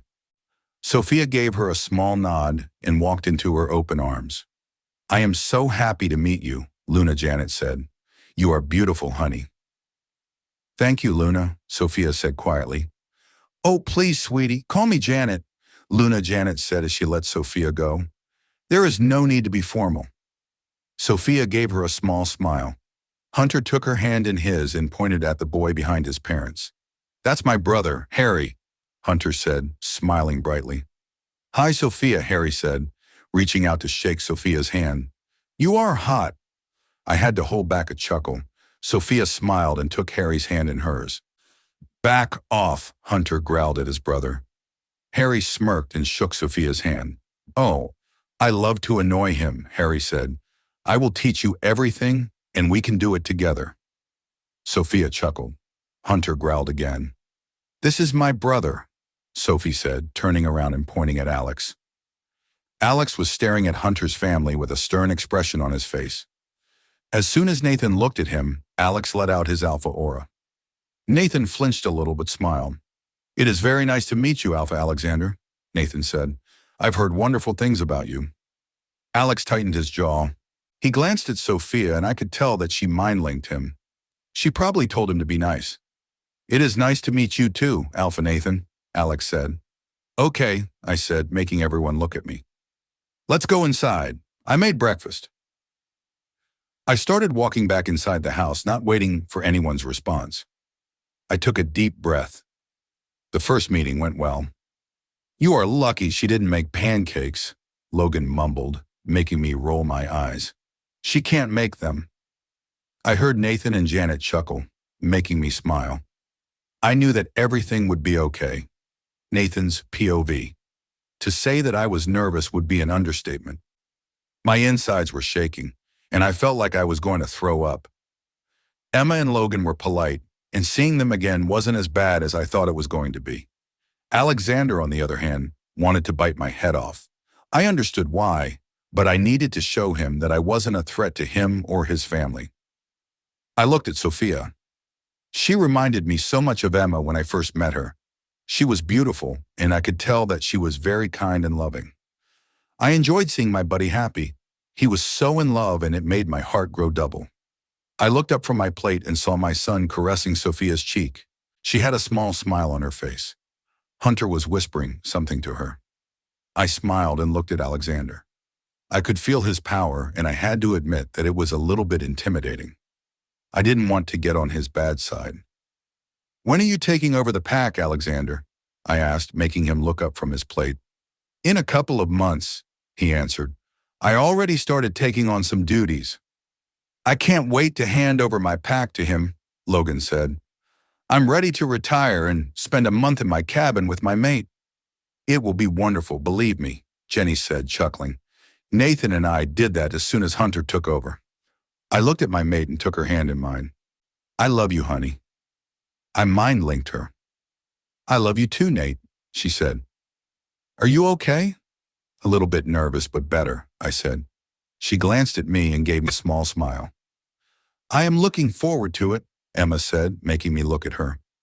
It will be nice to spend some time just relaxing by the lake. Logan's mom moved to her vacation home a few years ago, and I envy her every day. I smiled and watched as Logan took her hand in his. He brought it to his lips and placed a soft kiss on her palm. That will be us soon, baby, he said, making her smile. I was so glad that she was happy. It was obvious that Logan and she were made for each other. I wondered how the hell didn't I see it all those years ago. It was obvious. She was made for him, and he was made for her. Emma looked at me and smiled. "Your son is a wonderful young man, Nathan," Emma said, looking at Hunter. "I am impressed and incredibly happy that he is my daughter's mate. I know that she will always be safe with him." My heart almost exploded with happiness. To hear her say that after everything that I have done was incredible.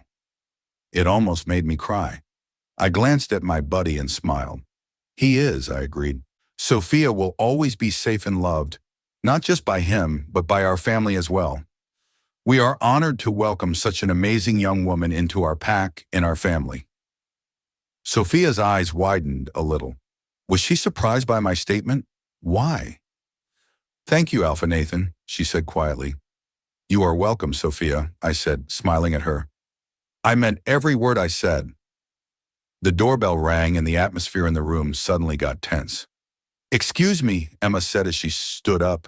"My brother and his family wanted to join us." My heart raced.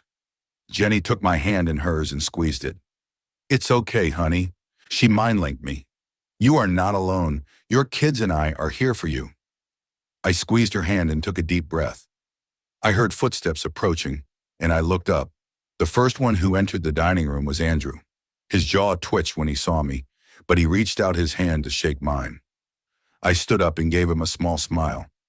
"Hello, Alpha Nathan," he said politely as we shook hands. "Hello, Beta Andrew," I said. "How are you doing?" "I am well," he said. "Was your trip okay?" I wanted to answer him, but my eyes fell on Daisy and my stomach turned.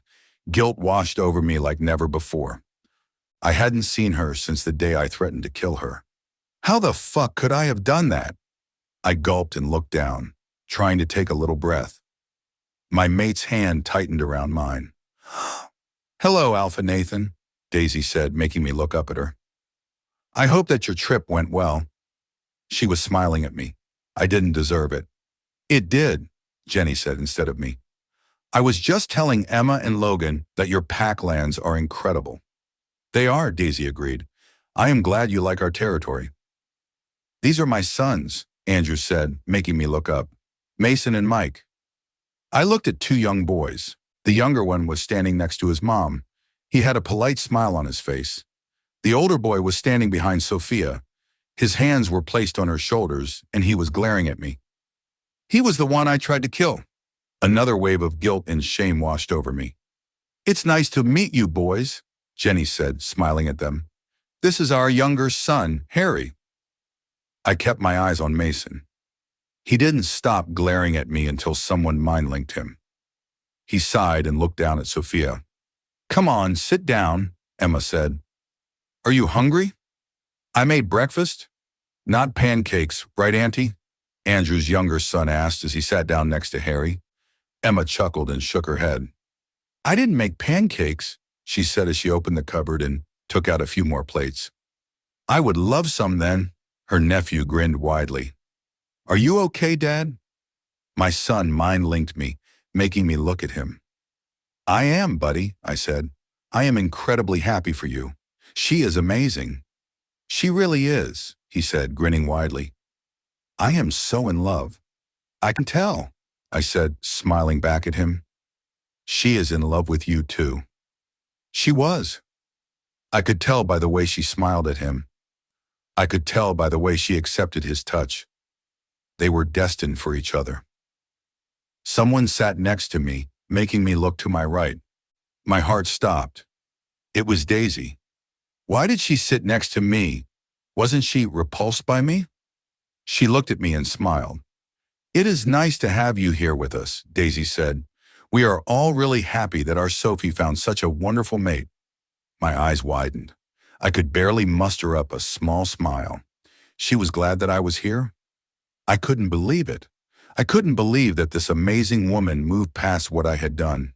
I wanted to hug her and thank her, but I held back. I knew that Andrew and his older son wouldn't appreciate it. There would be time for that later.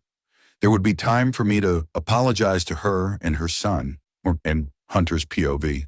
"I think it went well," I said as my angel and I entered her bedroom. I looked around and smiled. Her room was amazing. It was a cozy and comfortable space filled with memories and personal touches.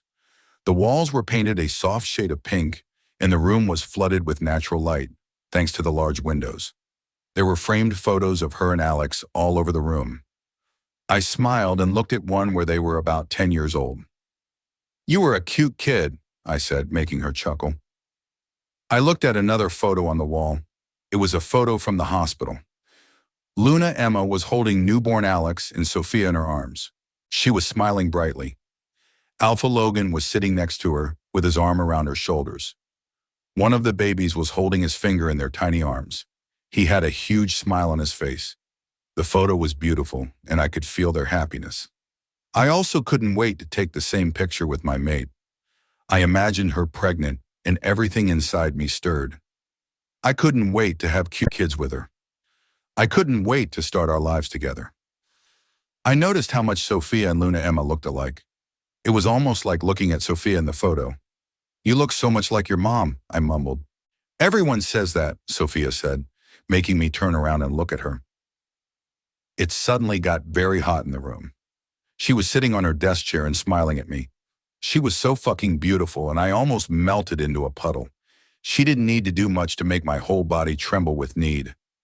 Just one smile and I was fucking gone. I realized that we were alone in the house. Our parents, Andrew, Daisy, and her brother went to the Pack house. Mike and Harry went to Mike's house to play some new video game they were both obsessed with. We were completely alone, and I could finally spend some quality time with my mate. I knew exactly what I wanted to do. If she let me, of course. I smirked and approached her. Her eyebrows furrowed a little as she watched me. I was finally close enough to touch her. I caressed her soft cheek and bent down to kiss her delicious lips. "Tell me something, Angel," I said, hoping that the answer to my question would be no. She was already panting hard, and I hadn't done anything yet. "What?" she mumbled quietly. "Has any other man ever touched what's mine?" I asked as I placed a small kiss on her jaw. "Have you ever been with anyone else, Angel?" I really hoped that the answer to my question would be no. I wouldn't be mad if she had been with someone else, but I really fucking hoped that she wasn't. I wasn't innocent myself. I had a friend in high school I fooled around with. We never had sex, but we did some other things. So I couldn't be a hypocrite and get mad at her if there was someone before me. But I really fucking hoped that there wasn't. I really hoped that no one had tasted the delicious skin on her neck. I hoped that I was the only one. "No," she mumbled, making the happiness inside me explode. I smiled as I sucked on her marking spot, making her squirm. "Really?" I asked. "No one ever tasted what I am tasting right now?" "Oh, goddess," she mumbled as I bit her neck gently. "Answer, Sophia," I mumbled as I went back to kissing her delicious lips. Her eyes were wide and filled with lust. She was breathing hard. Her lips were red, swollen, and wet. I was already rock hard, and the sight of her flushed face didn't help at all. It was starting to get painful. Fuck. I couldn't wait for her to answer. I took her hands in mine and pulled her up. She was staring at me wide-eyed. I approached the bed and sat down. I pulled her onto my lap. She gasped quietly as she felt my hard dick press against her butt. "I need you," I mumbled as I captured her lips with mine. She moaned and kissed me back. I laid down, pulling her with me. She laid on top of me and moved her lips to my neck. She kissed it softly, and I almost lost my freaking mind when she started sucking on my marking spot. "Oh shit," I grunted as I tangled my fingers into her hair. She moaned against my neck, sending shivers down my body. I needed to take control back before I lost it completely. I was already ready to explode. I flipped her onto her back and laid on top of her. I pressed my hard dick against her pussy, making her moan and squirm. "So no one ever had the opportunity to do this?" I mumbled as I lowered my lips to her collarbone and kissed it. "No," she said, her voice trembling. I smiled against her soft skin. "You have no fucking idea how happy that makes me," I said as I looked up at her. Her cheeks were red. Her eyes were wide. Her hair was a mess. She was fucking perfect, and I made a mental image of her in this state. She was beautiful like this. I can't wait to be able to touch you, my love, I said softly. I can't wait to cherish this perfect body of yours. She squirmed underneath me. I looked at her and caressed her cheek. It was too soon for me to do it now. I wanted to. Fuck. I wanted to touch her and be inside her so fucking much. But it was too soon. She'd never done anything like before, and I knew that she needed some more time to get comfortable. She gulped and took a deep breath. I want you to touch me, she said softly. I want to do everything with you. I'm just nervous because I've never done anything before. And I don't know. I stopped her rambling by placing another kiss on her lips. Don't worry about that, my love, I said. We won't do anything right now. You need more time to get comfortable, and that's perfectly okay. Besides, we don't know how much time we have. Our parents or your brother could come back soon. Her eyes widened a little and she glanced at her bedroom door. That doesn't mean that we can't continue to do this, I said as I kissed her softly. She moaned and pressed her body closer to mine. I was in heaven. Sophia's POV. My whole body was burning. It felt like the fire was consuming me. I couldn't believe how good it felt to be in his arms. I couldn't believe how happy I was. Just this morning I was panicking over the possibility of him rejecting me, and I was now completely wrapped up in his arms, feeling every part of his perfect body against mine. It was getting harder and harder to stay still. The area between my legs was burning with need. It was almost painful. I wanted to beg him to touch me, but he was right. I wasn't ready. I wanted it, but I needed more time. It would also be nice if we weren't in my bedroom, and if there wasn't a high chance of one of my family members coming back home. Oh, goddess, I mumbled as he squeezed my butt and pressed me closer to him. You are fucking perfect, he mumbled against my neck. I shivered. His warm breath traveled down my neck and into my shirt. He placed a small kiss on my collarbone and ran his hand up my body. We need to stop, he mumbled, making me freeze. Why? Did I do something wrong? He lifted his head and cupped my cheek. Did I do something wrong? I mumbled, my voice trembling. I am sorry, I didn't. He shut me up by kissing me hard. I tried to hold back a moan, but it was impossible. He knew what he was doing, and my body just surrendered to him. Goddess Sophia, no, he mumbled as he stopped kissing me. We have to stop because if we don't, I am going to end up fucking you, and we are not there yet. My heart skipped a beat. My breath got caught in my throat. Don't ever think that you did something wrong, my love, he said softly. We will learn what to do together. I gave him a small smile and he kissed me again. A thought came to me. If he said that we would learn together, that meant that he'd never been with anyone else either, right? I needed to ask him, though. I needed confirmation. I needed him to tell me that he wasn't with anyone else. Just the thought of him with another girl had my insides twisting painfully. Have you ever been with someone? I asked him quietly. He sighed and ran his fingers through his hair. Guilt flashed in his eyes and my heart stopped beating. I couldn't speak. I couldn't breathe. I could only stare into his guilt-filled eyes. He did. He was with someone else. Was she his girlfriend? Was she waiting for him back in his pack? Was their relationship serious? My mind was a complete mess, and I felt the first sign of darkness creeping around in my chest. I tried to push it back, but all I could focus on was the pain in my heart. He had someone else. He loved someone else. Is she waiting for you in your pack? I asked him, my voice laced with pain. I could feel the tears forming in my eyes. His eyes widened. He gasped and cupped my cheeks. No, he exclaimed, panicking.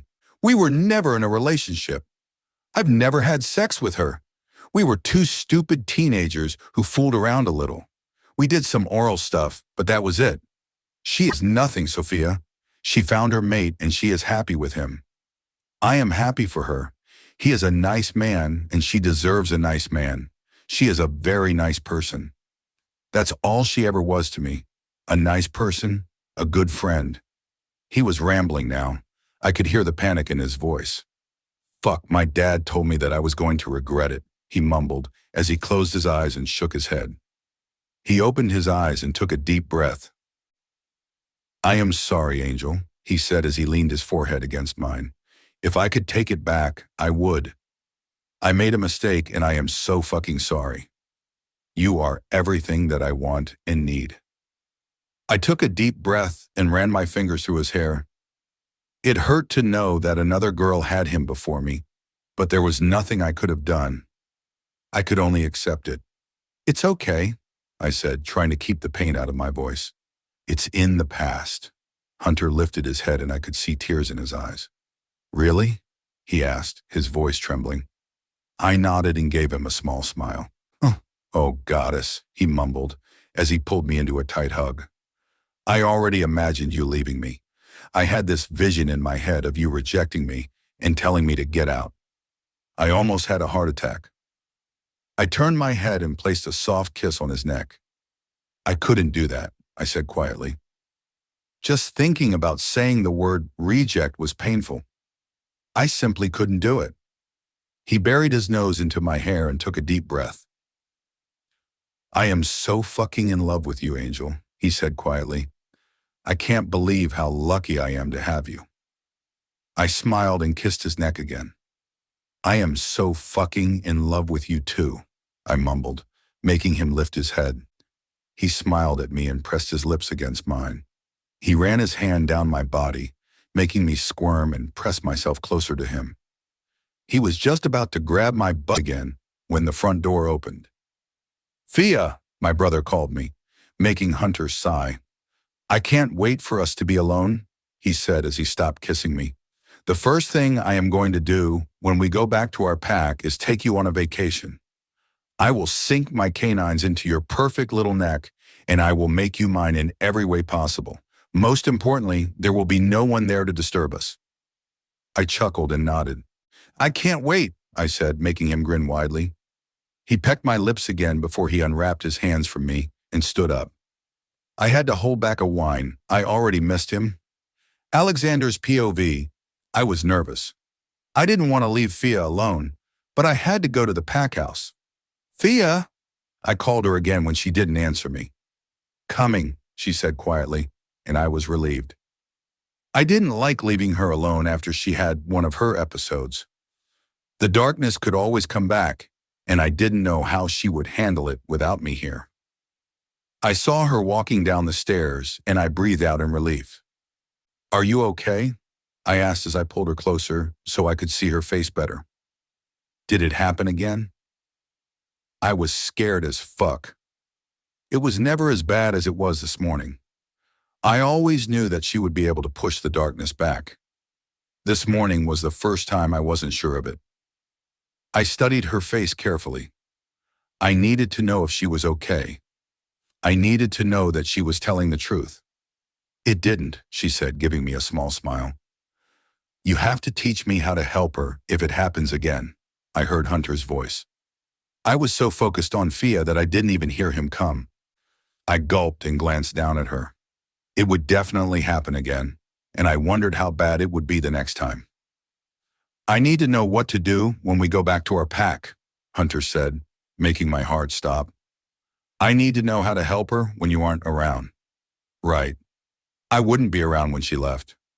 Oh, goddess, I didn't even think about that. I gulped and gritted my teeth. How the fuck would I get used to not seeing her every day? I couldn't remember a day when I didn't see her. We were always together. We did everything together. Fia understood what was going on inside my mind. She wrapped her arms around me and hugged me tightly. I looked down at my sister and gulped. We will see each other all the time, she said softly. I promise. It's only a 2-hour drive. Right. Only a 2-hour drive. I hugged her back. You are always welcome at our pack, Alex, Hunter said, making me look up at him. You can come to visit every day if you want to. Of course I wanted to, but we both knew it would be impossible. I would take over our pack soon. I would have a job to do. She would become a Luna, and she would have a job to do too. We wouldn't be able to see each other every day. I will tell you what helps, I mumbled, but I will be only a call away if she needs me. Of course, Hunter said, smiling at me. I looked back down at my sister. Where are Mom and Dad? She asked as she let go of me. They are still at the pack house, I answered. They are making a contract between our packs. My sister looked back at Hunter. Shouldn't you be there? She asked him. You are the alpha. Hunter shook his head and smiled. I trust my dad, and we discussed everything before he left. He knows what to do. Fia nodded and looked back at me. Coffee? She asked as she started walking toward the kitchen. Hunter and I followed her. When do you plan to leave? I asked Hunter. I wish that the answer would be in a week or two. In 2 days, Hunter said, making my stomach twist painfully. I have to go back. I already stayed longer than I planned. 2 days? Fia asked, surprised. Hunter looked at her and nodded. Yes, Angel, he said. We need to go back. Fia glanced at me. I smiled, trying not to show her how nervous I was. We will see each other all the time. She mind-linked me. I know, I said. I am just worried about the darkness. Would Hunter be able to help you? She looked at Hunter. I don't know, she sighed. I feel better when I am around him. You need to show him how you do it. Fia started making coffee. Hunter and I sat down at the table. I am not even sure what to tell him, Fia. I sighed. You can tell him about the heartbeat thing, she said. That always helps me. I glanced at Hunter. He was staring at my sister with a small smile on his face. Do you think that he will be able to remain calm? I asked her. I hope so. She sighed. You know how important that is at that moment.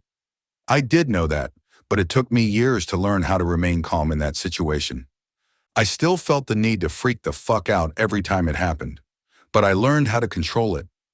I usually freaked out after. Maybe we should just go with her and be there for a while, Axel said. I wanted that too, but I knew that would be impossible.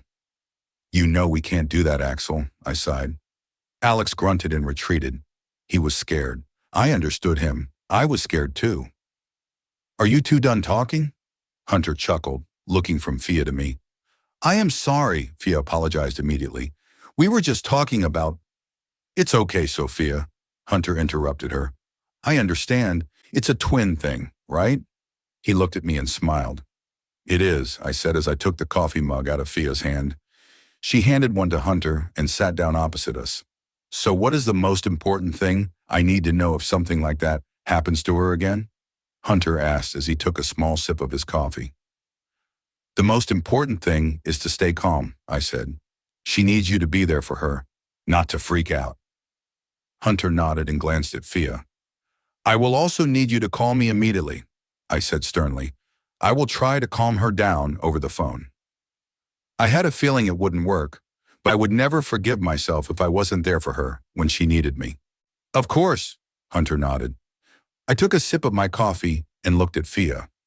I couldn't believe that I wouldn't get to see her every day. I would miss her terribly. I will miss you too. She mind-linked me, making me furrow my eyebrows. She chuckled at my confused expression. How did she know? You are my twin, Lex, she said. I know you and Stella told me. I rolled my eyes. Of course she did, I mumbled through the mind link. I took a deep breath and looked down at the mug in my hand. Oh, I would get used to not seeing her. We would talk on the phone every day. I wouldn't even notice that she wasn't here anymore. It wasn't like I wouldn't see her or talk to her again. Everything would be okay, and I would get used to it. Sophia's POV. I was lying in my bed staring at the ceiling. I couldn't sleep. I was nervous and excited at the same time. I had to start packing tomorrow.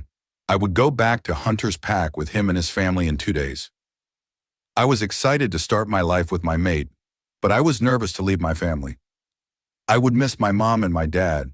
I would miss my uncle and my aunt. I would miss my grandma and my cousins. Most of all, I would miss my brother. I couldn't even imagine not seeing him every day. What would that even feel like? It hadn't been a day in my life when I didn't see Lex. We did everything together. We went everywhere together. How would I go a day without him? The thought scared me. Lex was a part of me. I never really thought about leaving him. I never thought that there would come a day when I wouldn't see him. I missed him already. Lex? I tried to mind link him, but I could tell that he was already asleep. I sighed and closed my eyes, trying to relax so I could fall asleep. It was hard. My emotions were a mess, and I was still exhausted from what happened this morning. It was the worst episode I had so far. I've never had to try so hard to stop the darkness from spreading. At least Hunter's parents seemed to like me. His mom was so gentle and loving, and it made meeting them so much easier. His dad was very nice too. He had this peaceful aura around him.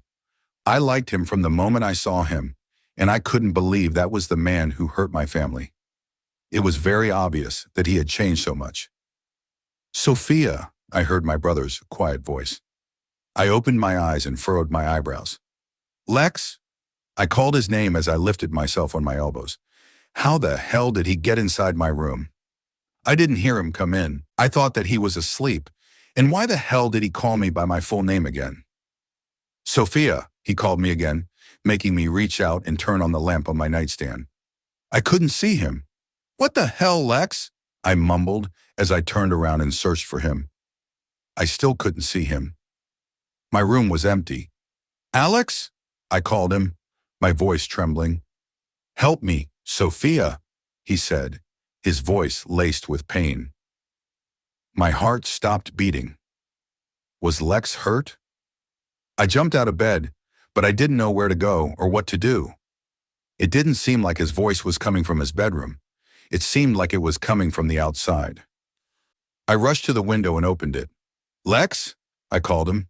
"Where are you?" The night was cold and the air was crisp and biting. The stars twinkled like diamonds in the sky. The night was so still that not even a leaf rustled, and the silence was almost palpable. Despite the lack of wind, a chill lingered in the air, causing my breath to steam with each exhale. I could see him anywhere. "Where is he, Stella?" I asked my wolf. "Can you talk to Axel? Get him to tell you where he is." I started climbing down my window. I didn't want to go through my house and wake my parents up. I didn't want to worry them. Stella didn't respond. I couldn't even feel her. What the hell was going on? I used the oak tree in our backyard to get down. Lex and I used to climb it all the time. I knew every branch and I already knew where to step so I wouldn't fall. "Alex!" I called my brother again as my feet touched the cold ground. The ground was hard and unyielding beneath my feet, and the crunch of frozen grass echoed through the stillness. I was worried it would wake my parents up, so I tried to walk around softly. "Alex!" I yelled. "Where are you? What happened? If this is like that time you fell and twisted your ankle, I will kick your ass." When we were about 13 years old, Alex snuck out to go to a lake with Mason. He twisted his ankle, jumping over some fallen tree, and called me for help because he knew our parents would ground him. If he did something stupid like that again, I would fry his ass for worrying me. Why the hell did he leave the house in the middle of the night anyway? "Sophia!" Alex cried out again, making my heart stop beating. His voice was coming from the forest behind our house. I started running toward his voice. I needed to help him. I needed to save him. "Stella!" I screamed at my wolf. "Where is he?" She didn't respond. My heart raced. What the hell was wrong with her? Where was she? What if Lex was hurt so badly that she retreated to be with Axel? I started running faster. My lungs hurt. I wanted to use my magic, but I was afraid after what happened today. One wrong move and I could release the darkness. "Alex!" I screamed as I stopped running and looked around. The forest was thick, and I could barely see anything. I couldn't even see the stars anymore. "Sophia!" he called me again. His voice sounded like he was tortured. My heart stopped beating. "Alex!" I screamed again as I ran deeper into the forest. Did someone hurt him? Oh, goddess. I didn't hear him leave the house. How did they get to him? "Alex!" I screamed as a sob broke through my lips. I felt darkness in my chest grow. I felt it consuming me. I couldn't breathe anymore. "Sophia!" he screamed again, making my legs move faster. "I am coming, Alex!" I screamed through my tears. "I am coming!" I couldn't see where I was going. My tears blurred my vision completely. The darkness had reached my heart and I could feel it choking me. I couldn't breathe. I stumbled and fell on the cold ground. "No!" I had to get up. "Alex!" I mumbled as I tried to lift my body from the ground. I was in pain. I was in so much pain. The darkness was now squeezing my heart. I could feel it in my stomach. My body convulsed and I screamed. My mind was a complete mess. I couldn't see anything. I couldn't breathe anymore. I felt a hand on my shoulder. Someone flipped me to my back. Was it Alex? "Alex!" I mumbled as I tried to reach for him. Was he okay? He had to be okay. "Hello, Sophia," I heard an unfamiliar voice. "It is nice to finally meet you." Who was that? Where was Alex? I never got my answer because my eyes rolled to the back of my head and all I could see was darkness. Alexander's POV. "Good morning, honey," my mom said as I walked into the kitchen. She was making coffee and breakfast. "Is there coffee for me?" I mumbled as I sat down on the bar stool next to my dad. I slept like shit. I kept having one nightmare after another, but no matter how hard I tried, I couldn't wake up. I don't even remember what the nightmares were about, but they were terrible. I woke up in a cold sweat. Also, Axel was nervous from the moment I woke up. He kept stirring and making me feel tense. I asked him what the hell was wrong, but he didn't know. "Of course, honey," my mom said as he opened the cupboard and took out a mug. "What's wrong, bud?" my dad asked as he took a sip of his coffee. "I didn't sleep well," I mumbled as I took the mug out of my mom's hand. "Thank you." "You are welcome," my mom said, smiling at me. "Where is Sophie?" She turned around to continue making breakfast. "She is probably still asleep," I said. "Leave her. She needs it after yesterday." Dealing with darkness always tired her out. "It was a bad one," my dad mumbled, making me nod. "Yes," I agreed. "I want to talk to Anna and try the transfer thing before she leaves.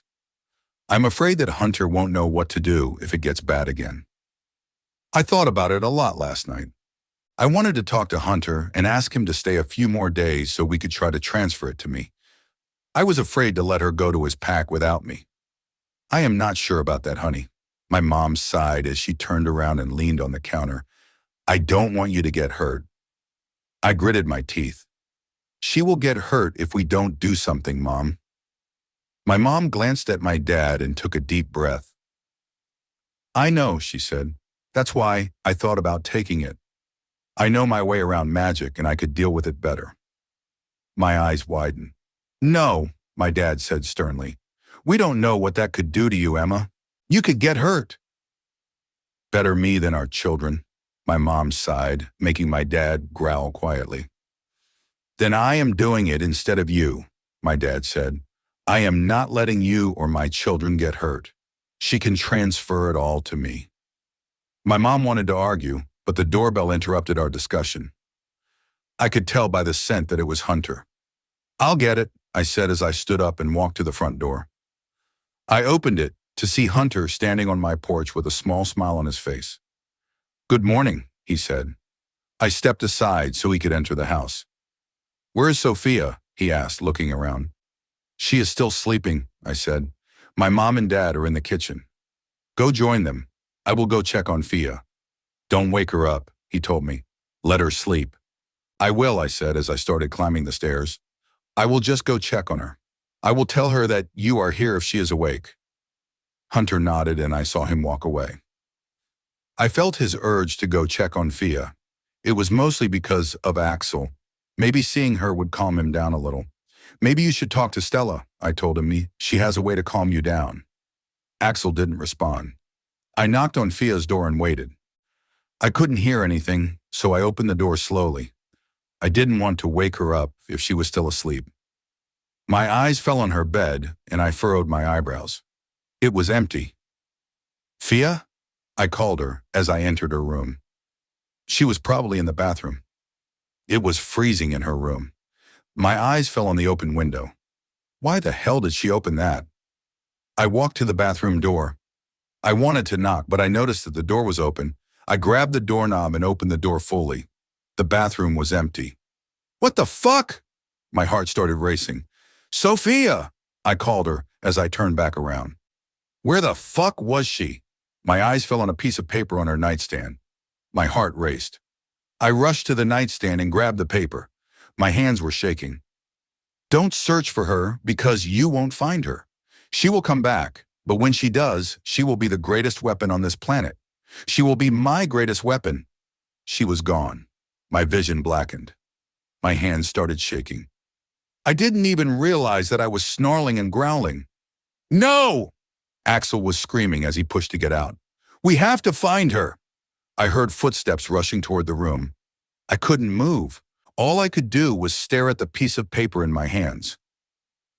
My chest was rising and falling rapidly. I saw fur growing on my arms. I felt my canines and claws elongate. Someone grabbed the paper out of my hands. No! Hunter screamed. No, no, no, no! Oh, my baby, my mom cried out. Yeah, I recognized my father's loud growl. Sophia! Hunter screamed, and I heard him running to the window. Sophia! Move, you fucker! Axel screamed at me. We have to go! We have to find her! I couldn't move. I was fucking frozen. Axel was slowly taking control of my body. Logan! My mom cried out. I will find her, Emma, I heard my dad say. I already alerted everyone. They are already looking for her. Sophia! Hunter screamed again. I was finally able to move my body. I let Axel take complete control. I shifted and jumped through the window, breaking it into a million tiny pieces. I growled loudly, making the trees around me shake. I heard someone running behind me. I knew it was Hunter. Fia! I tried to mind link her. Where are you? We are coming, okay? Hold on. My heart was completely shattered, but I had to push myself to run as fast as possible. I had to find her. I would find her, and I would kill whoever took her. I would make them regret the day they were born. I could feel my muscles growing. I could feel my body gaining more strength. I recognized my mom's magic flowing through my blood, and I used it to push myself harder. I would find her. I had to find her. She wasn't gone. I don't want to. I heard my daughter's quiet voice. Please don't make me. My heart raced and I felt the anger inside me grow. What the hell were they doing to my child? Please, no! I heard her scream. Don't make me! I tightened my jaw to stop myself from screaming. Please! She screamed again. Lex! I felt my soul shatter into countless tiny pieces, and a sense of helplessness overwhelmed me like never before in my life. After Sophia goes missing, her mate and her family are left with nothing but unanswered questions and a gnawing sense of dread. Desperate to find her, they begin a frantic search that leads them down a dark and dangerous path. As they dig deeper into Sophia's disappearance, they discover that an old enemy has taken her captive. They are determined to find her, but as they draw closer to their goal, they realize that the darkness has already taken hold of Sophia. She is no longer the person they once knew, and they must face the chilling possibility that they may be too late to save her. Will Sophia's maiden family be able to rescue her, or will they be forced to watch helplessly as she is consumed by the darkness that has taken hold of her? This is Book 4 of True Luna, Hunter's POV, pain, Sion, anger, sadness. The pain was so immense that it felt as though my entire being was being torn apart. A hole had formed in the center of my chest and no amount of effort could fill it. It was as though my heart had been ripped out and left to bleed out, leaving me to suffer in agony. The pain I was experiencing was excruciating, beyond anything I had ever felt before.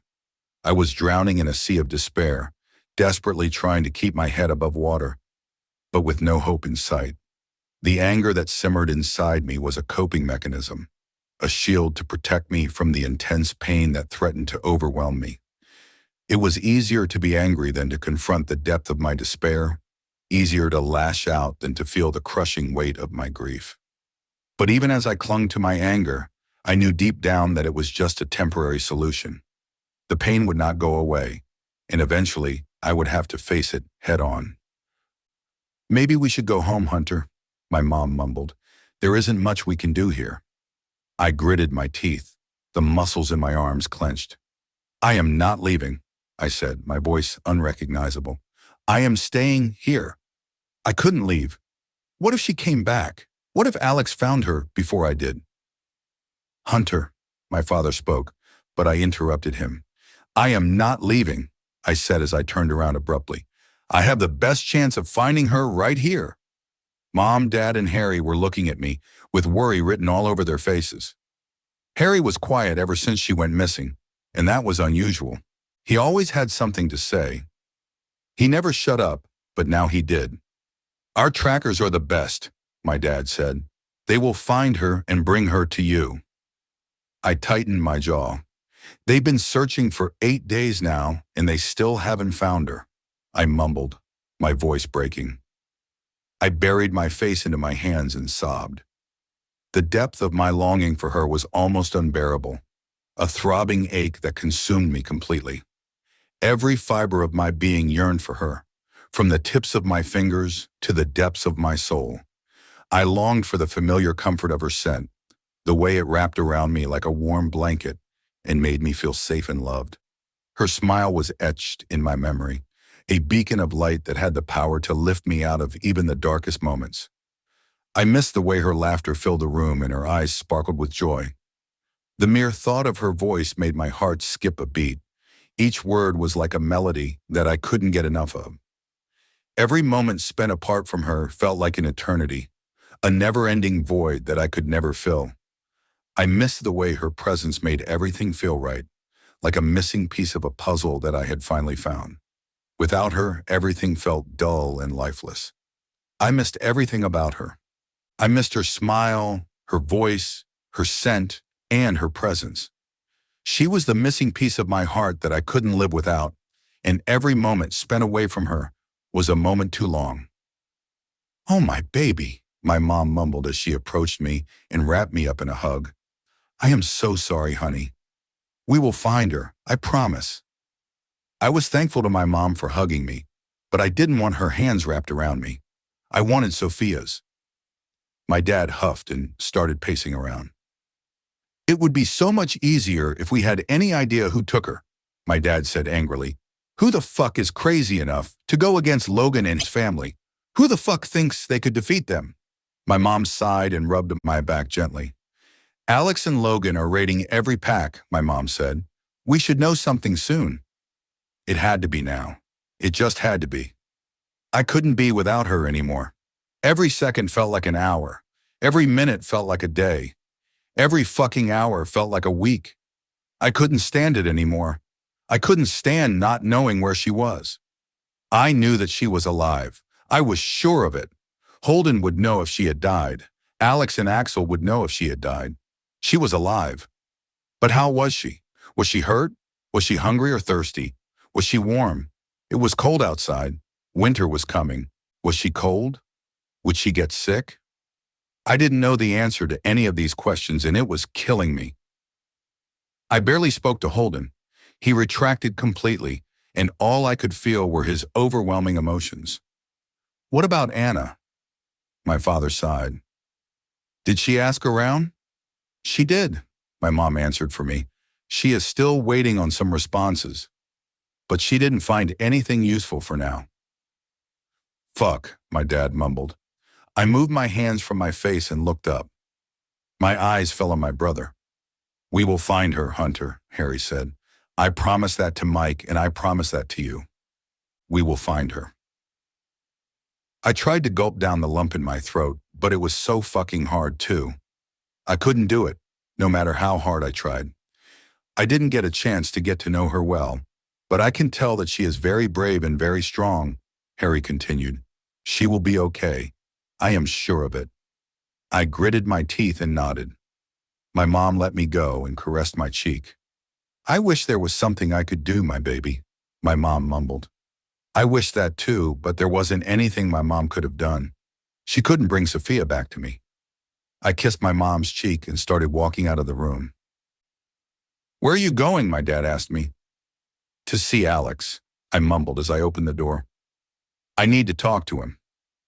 I didn't wait for my family's response. I closed the door behind me and started walking toward Alex's office. I took a deep breath and tried to prepare myself. Talking to Alex was a dangerous thing to do these days. He was as angry as I was, but with his enhanced abilities, he was much more dangerous. He had a hard time controlling his anger, and he would snap easily. I approached his office and knocked on the door. What? Alex shouted as I opened the door and stepped inside. Alexander's POV. I'd never spent a day without my sister. The longest we'd been apart was 13 hours. I was nervous then. She was running late, and I was scared that something had happened to her. I was at Alpha training, but we still saw each other every day. We were lucky because the Alpha training was being held in a neighboring pack. We would meet at the border every day, even if it was just for a few minutes. We had to see each other, and we had to spend some time together. It had been 207 hours, 34 minutes, and 17 seconds since I last saw her, and I was losing it. The worst part of it all was not knowing if she was okay. I knew that she was alive. I could feel it. I would know if she wasn't. But was she okay? Did she have another episode? Was she hurt? Was she hungry or thirsty? I didn't know shit, and it was killing me slowly. I had no fucking clues, and I had no fucking idea who took her. What was their goal? Why did they take her? What would they do to her? I will kill them all, Axel growled. They will suffer. I won't let this go. I know, I mumbled. We will find her, and we will punish whoever took her. I promise. Axel kept forcing his connection with Stella. He usually spent the whole morning trying to push through to her. He would exhaust himself by noon, and he would retreat to rest. I let him do his thing. I was actually hoping that he would manage to connect with her. I will do it, Axel said. I will push through. I know you will, I mumbled as I took a deep breath. I heard footsteps approaching my office. I knew immediately who it was. Hunter knocked on the door. What? I shouted as he opened the door. I had a hard time controlling my temper. I sounded angry even when I didn't want to. I was snapping at everything and everyone. I didn't turn around. I was staring through the window at the spot where we knew Sophia entered the forest. I was hoping that she would emerge from the forest at that exact spot. I was hoping to see her coming back home. With each second that passed, that hope was turning into a need. I needed to see her. I needed to get her home. Do you know anything? Hunter asked, his voice quiet and raspy. He was broken, and he didn't even look like himself since she went missing. I'm still waiting, I mumbled. The warriors aren't back yet. We'd sent the warriors to each and every pack. Our first thought was that one of our enemies took her. But who would be crazy enough to go against my mom and my dad? Fuck, Hunter mumbled, and I heard him sit down on the chair. I tightened my jaw and forced myself to turn around. Hunter was sitting on the chair in front of my desk. He was leaning forward, with his elbows placed on his knees. His hands were covering his face, and he was grunting quietly. I couldn't even imagine what he was going through. I didn't have a mate yet, but I could see how scared and hurt he was. We will find her, Hunter, I said as I sat down in my chair. Hunter moved his hands from his face and leaned back in his chair. He looked terrible. I had a thought, he mumbled quietly. He kept his eyes on his lap. He was fidgeting with his fingers, and I could tell that he was nervous. Tell me, I said sternly. If he had an idea about her whereabouts, I wanted to know immediately. Hunter looked up at me and took a deep breath. I saw him gulp. What if she wasn't taken? Hunter mumbled as he looked back down at his lap. What if she left because she was afraid of hurting us? A growl that escaped me was unavoidable. He looked up at me and I saw guilt in his eyes. Was he fucking insane? She would never do that, I exclaimed as I clenched my fists. She would never do that to our parents. She would never do that to me. Hunter sighed and ran his fingers through his hair. His stupid idea was only making it harder for me to control my anger. I was successfully controlling myself, and I hadn't punched anyone yet. But Hunter was on the short list for the first punch. I knew that he didn't know her that well yet, but he should have known that Fia would never do that. She would never hurt her family like that. She knew that the only way to beat the darkness was with the help of her family. I am sorry, Alex, Hunter mumbled. I thought of it because she isn't in any of the packs we searched through. My jaw ticked. It was a stupid idea, I mumbled angrily. Don't ever repeat it. Hunter looked up at me and nodded. I am sorry, he repeated. I tried to take a deep breath. I couldn't do so lately. There was a huge rock filled with fear, anger, and pain stuck in my throat. I couldn't breathe normally. I couldn't eat normally. I couldn't even sleep normally. I looked at my office door. I knew that my parents and Anna were approaching. The door opened and they walked inside my office. My parents looked terrible. My father was ready to kill someone and my mom looked broken. The warriors are back, my dad mumbled. They didn't find anything. I already knew they wouldn't. I had a hunch that she wasn't taken by a pack. There wasn't an alpha alive who was insane enough to mess with my parents. My mom could fry their asses in a second, and my dad could rip them apart in another. Not to mention me. I was angry enough that I wouldn't be surprised if I developed my own powers. I could feel my mom's magic in my body. I was just a step away from unleashing it on the world. Well, at least that's what it felt like. My mom walked to the window and sighed. She was so worried and it hurt my heart to see her like that. Where are your parents, Hunter? Anna asked. In my room, Hunter mumbled. Get them here, Anna said. I have an idea. My eyes snapped to her and my heart skipped a beat. Did she know where Fia was? Emma's POV. I was never afraid like I was in the last 8 days. My little girl was missing. I didn't know where she was. I didn't know if she was okay. I didn't even know who took her. Why did they take her? What did they want? I was thinking that whoever took her would ask for something. I was thinking that they would contact us and ask us to do something or give them something in exchange for her. But there was nothing. There was no news and no clues about where my daughter was. I tried everything I could think of. I tried every locator spell I could think of. I even tried to invent new ones. Nothing worked. Nothing helped. I tried to connect with her through our magic, but I couldn't feel her. I could always feel her in the past. I was so scared to know what that meant. Emma, my brother mind-linked me. Where are you? Logan's office, I mumbled through the mind link. I was having trouble doing even that. I was exhausted and so scared. I heard Hunter getting up and leaving the office. My mate approached me and wrapped his arms around my waist. We will find our princess, he said quietly as he placed a soft kiss on my temple. I was hoping that Anna's idea would bring us closer to my daughter. She refused to tell us what her idea was. She wanted us all present when she told us. The office door opened, and I knew it was my brother and his family. Andrew approached me, and Logan moved away so Andrew could hug me.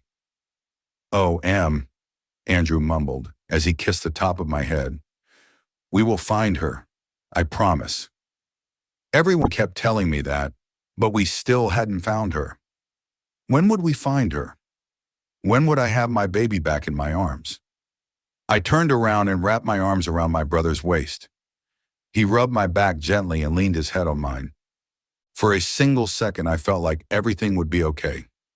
I felt like a little girl whose brother would take care of everything. What idea do you have, Anna? Mason asked, his voice cold and raspy.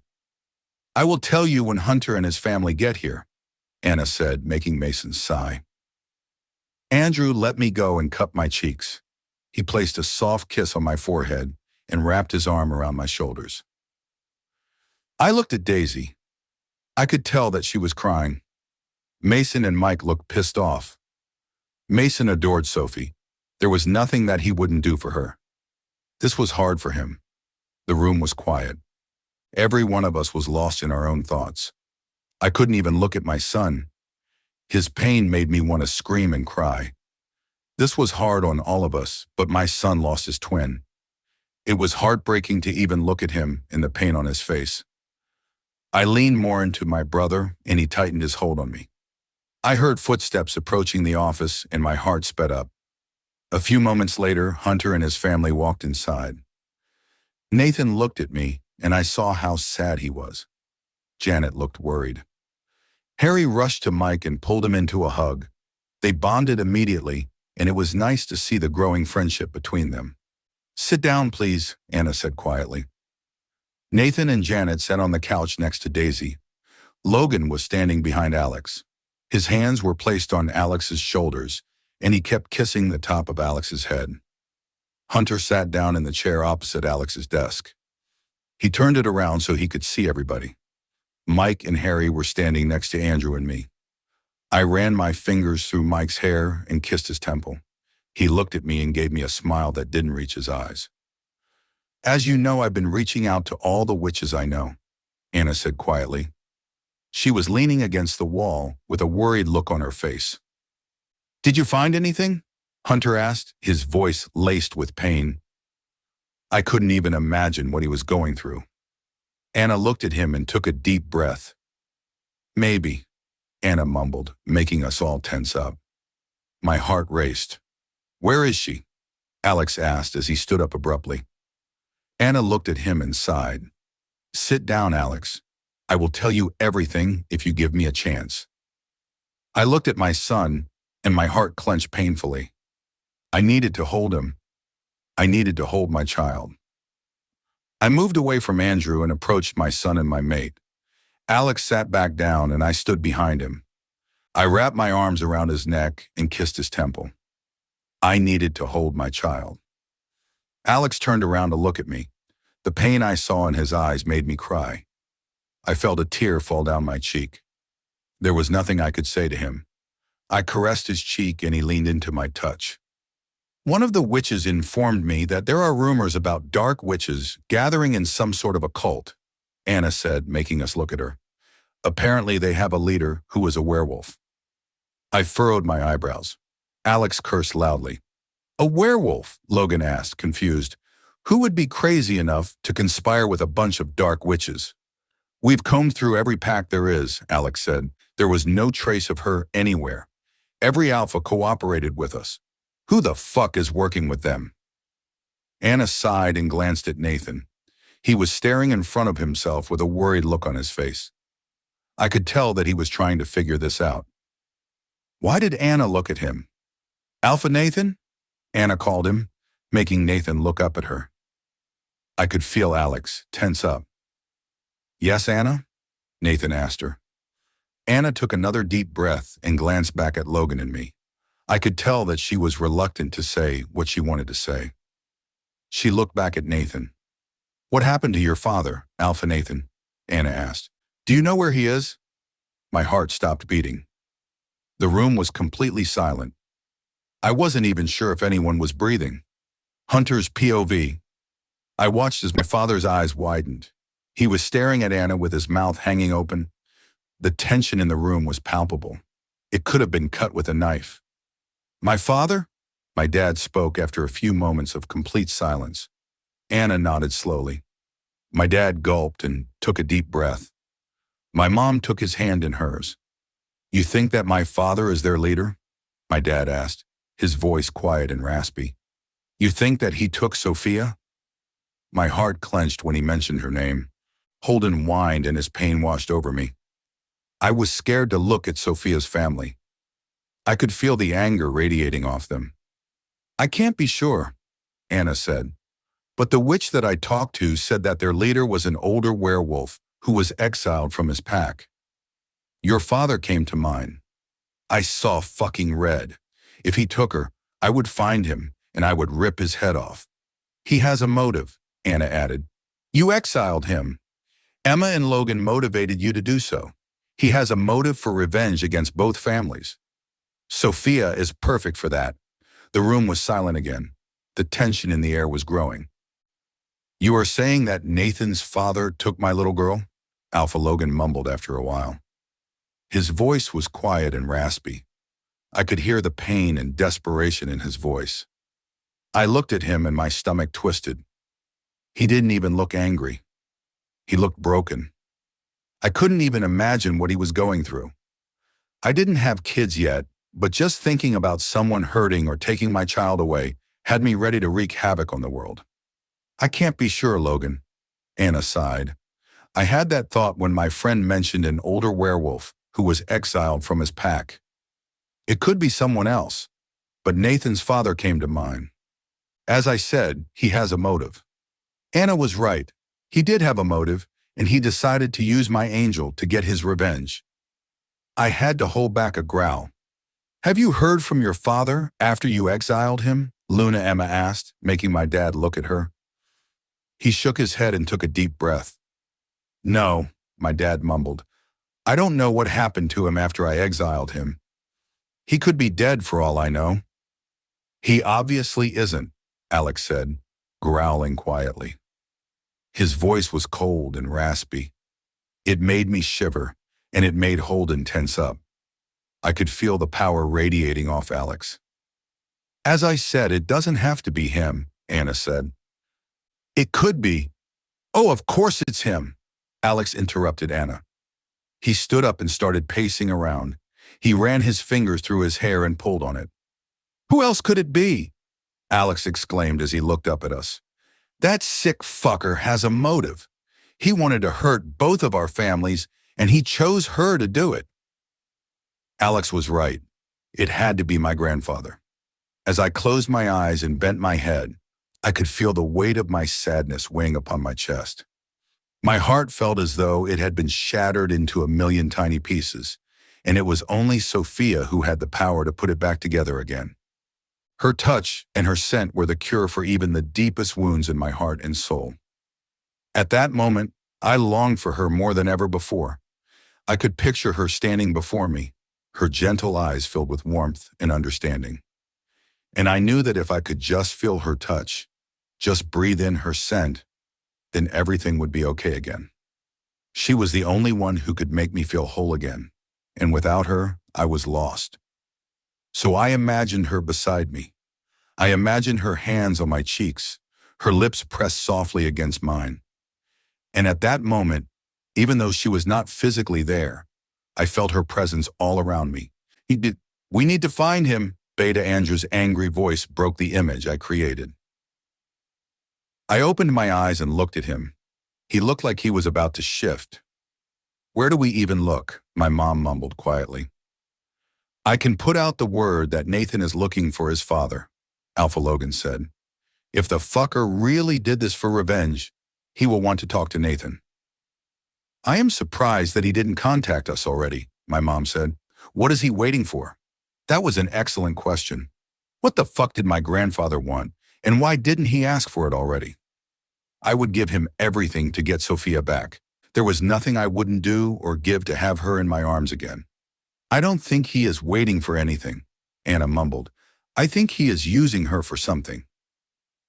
I looked at her and furrowed my eyebrows.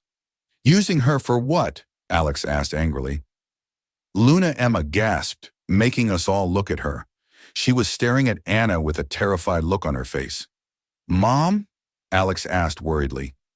He is trying to use her darkness, Luna Emma mumbled, making my heart stop beating. She was right. My grandfather wanted Sophia's magic. He can't do that, Alex shouted. She can't use her darkness. It will kill her. My heart went from still to racing in a second. Luna Emma sobbed and buried her face into Logan's chest. He wrapped his arms around her and kissed the top of her head. He looked terrified. He probably doesn't know that Sophia doesn't know how to use it, Anna mumbled. We need to work fast, I said as I stood up, making everyone look at me. We need to get her out of there as soon as possible. I turned to look at Anna. Can you tell that witch friend of yours to get the word out that my dad is looking for the fucker? I asked her. She nodded. I will do that immediately. Great, I said and looked at my dad. We have to do the same. We have to inform our allies. My dad nodded and stood up. He pulled the phone out of his pocket. I looked at Alpha Logan, but he was already talking to someone. We need to start searching the area, Alex said as he walked to the window. We can't just wait for him to come to us. I agree, I said, making him look at me. You and I should form a team of our best men and go look for her. Alex tightened his jaw and nodded. Let's go, Mason said as he walked toward the door. We are wasting time standing here. Alex and I followed him out of the room. We were going to find her. We had to find her. The thought of not finding her was unbearable. It was a matter of life or death, and failure was not an option. I was determined to leave no stone unturned and to follow every lead until we found her. Mason's POV. I was sitting on a tree stump and staring up at the trees above me. I was focused on the canopy of leaves and the tree trunks that were reaching up toward the sky. The sunlight filtering through the leaves was creating a serene atmosphere. It was the direct opposite of my soul, which was anything but serene. My soul felt torn apart. There was a storm inside it, and I saw no signs of quieting down. I was terrified. Sophie was my cousin and my best friend. We grew up together, and I couldn't imagine my life without her. She was my pranking partner, and the only person who could make me laugh when I was in a terrible mood. Sophie and I always did stupid shit together. We tried to include Alex as well, but he was always too serious. He would be the one to scold us alongside our parents, and he would talk my ear off if Sophie was in any kind of danger because of some dare she did. The problem was that Alex's definition of danger and my definition of danger weren't always the same. He thought that everything Sophie and I did was dangerous. I disagreed. We did some stupid stuff, but most of it was harmless. One time, Sophie decided to prank me by running off into the woods while we were playing outside. She hid behind the tree and watched as I panicked. She started giggling just as I was about to cry. I was so angry at her, but so fucking relieved that she was okay. When Alex told me that she had disappeared, a part of me was hoping that she was pranking us again. I was hoping that I would hear her giggle and run toward us. I was hoping that she was hiding behind that same tree. But she wasn't pranking us. She wasn't hiding. I didn't hear her giggle.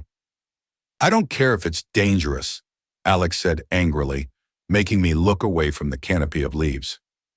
We need to focus on that part of the territory. I sighed and ran my fingers through my hair. Alex and Jake were still fighting about how deep into the rogue territory we should go. We knew that it was pointless to search for other packs again. Our warriors already did that, and they found nothing. She had to be in rogue territory.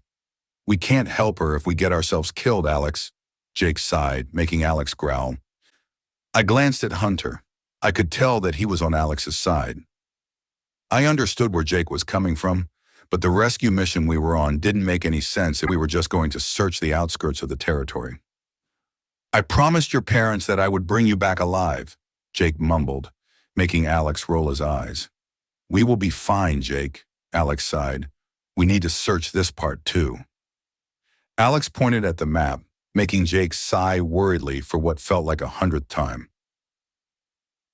As Alex pointed to the map, his finger hovered over a particular area. The space he was pointing at was a dark blot on the parchment, as if the ink had pooled and thickened in that spot.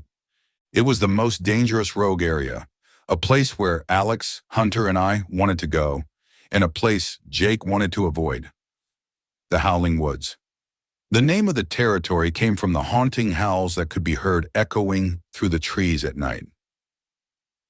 I heard stories about that place. I knew that the forest in that area was dense, with trees that stretched up toward the sky like towering spires. The canopy was so thick that barely any sunlight broke through, leaving the forest floor in darkness. The trees were ancient and gnarled, and their branches were twisted and tangled. The forest floor was littered with dead leaves and fallen branches, making it difficult to move quietly and undetected through the woods. The area was heavily inhabited by rogues. They roamed the woods, their razor-sharp claws and gnashing teeth ready to tear apart any intruders who dared to enter their territory. It was said that once you entered the rogue area, You would never come out of it. The forest was a maze of twisting paths and hidden clearings, with dangers lurking around every corner. Even the trees themselves seemed to pose a threat, with dead branches and unstable trunks occasionally falling without warning. I could imagine what that place looked like, and just the thought of being there sent shivers down my spine.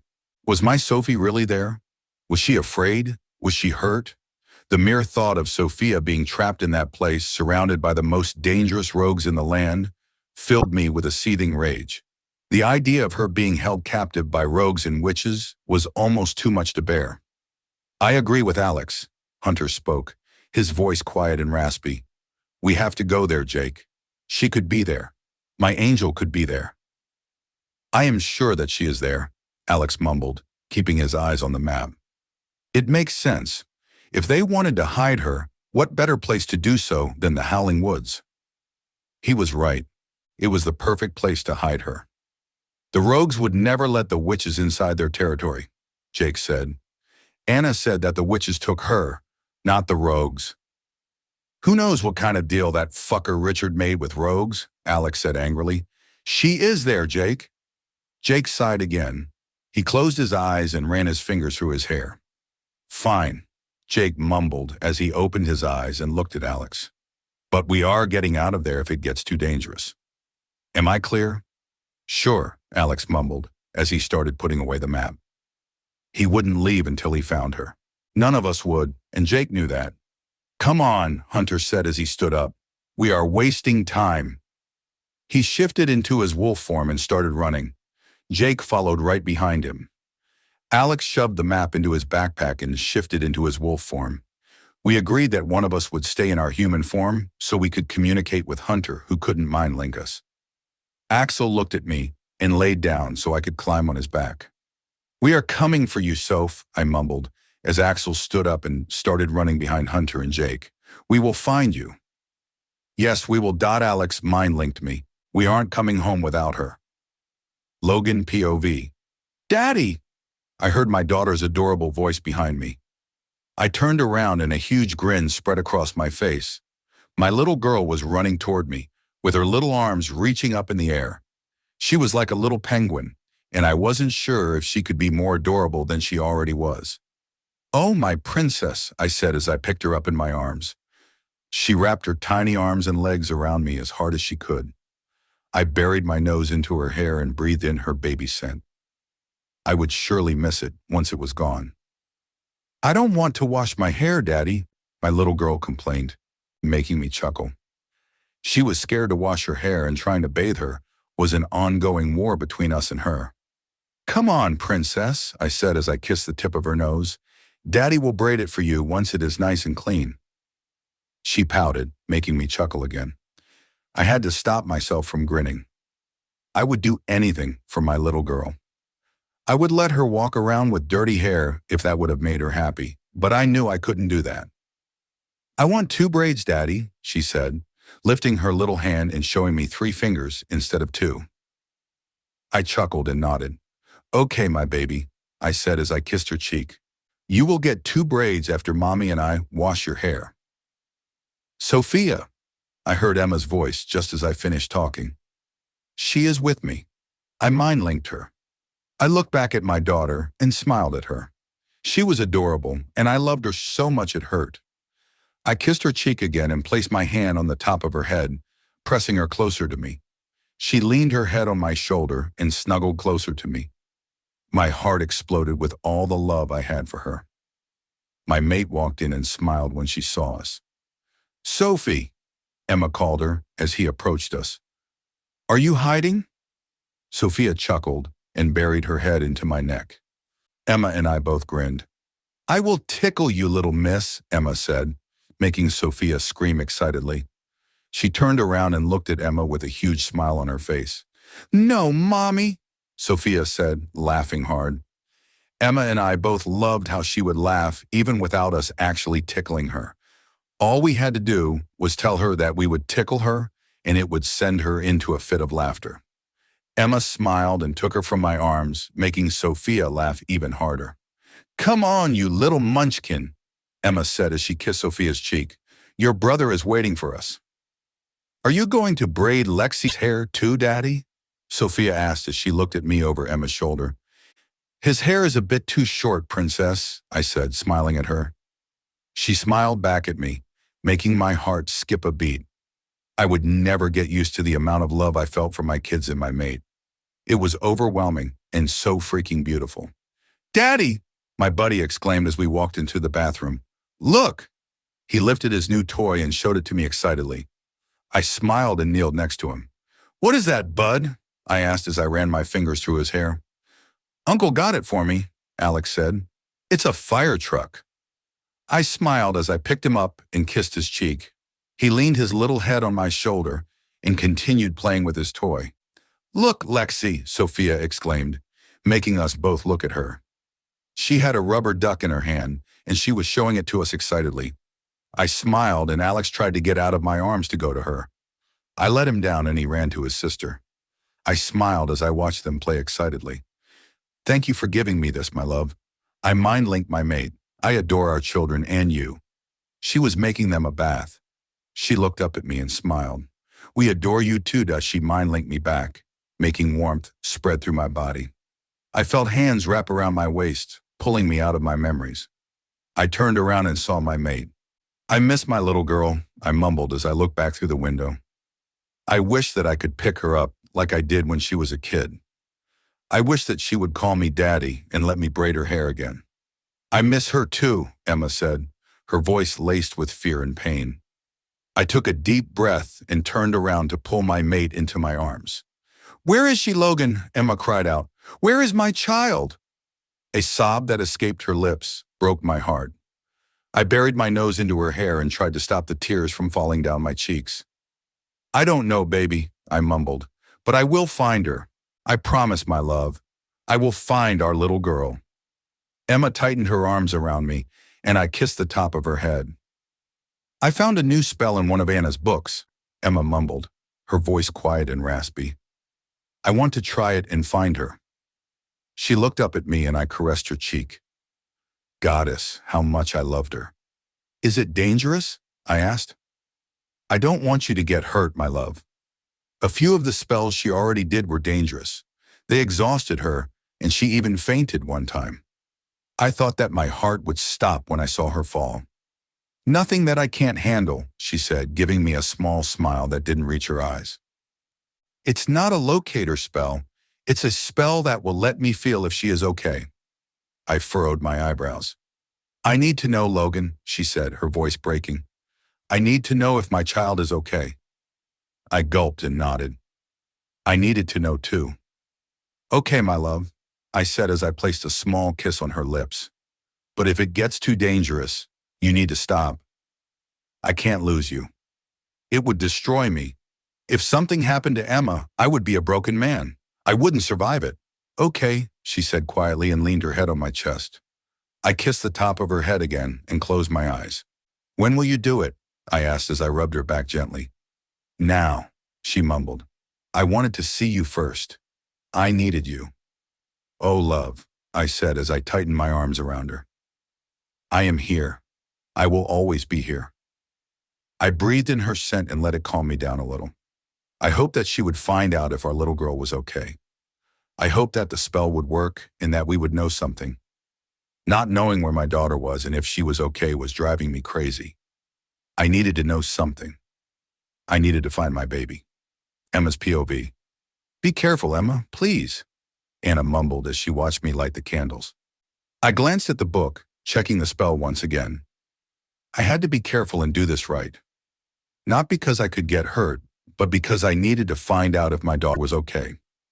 The name of the spell was the Elemental Binding Spell, and it was used to bind the elements together. I twisted it a little bit and made it bind elementals, not elements. I was hoping that it would bind Sophia and me long enough for me to know if she was okay. I was hoping it would help me connect with my daughter. I was hoping that it would let me know what I was yearning to know. I lied to Logan earlier. Well, lied was a harsh word. I didn't lie, but I didn't tell him the whole truth either. I didn't find the spell I was going to use. I found a similar one and twisted it. I knew that what I was doing was dangerous, but I just couldn't live with the pain of not knowing if Sophie was okay. I needed to know.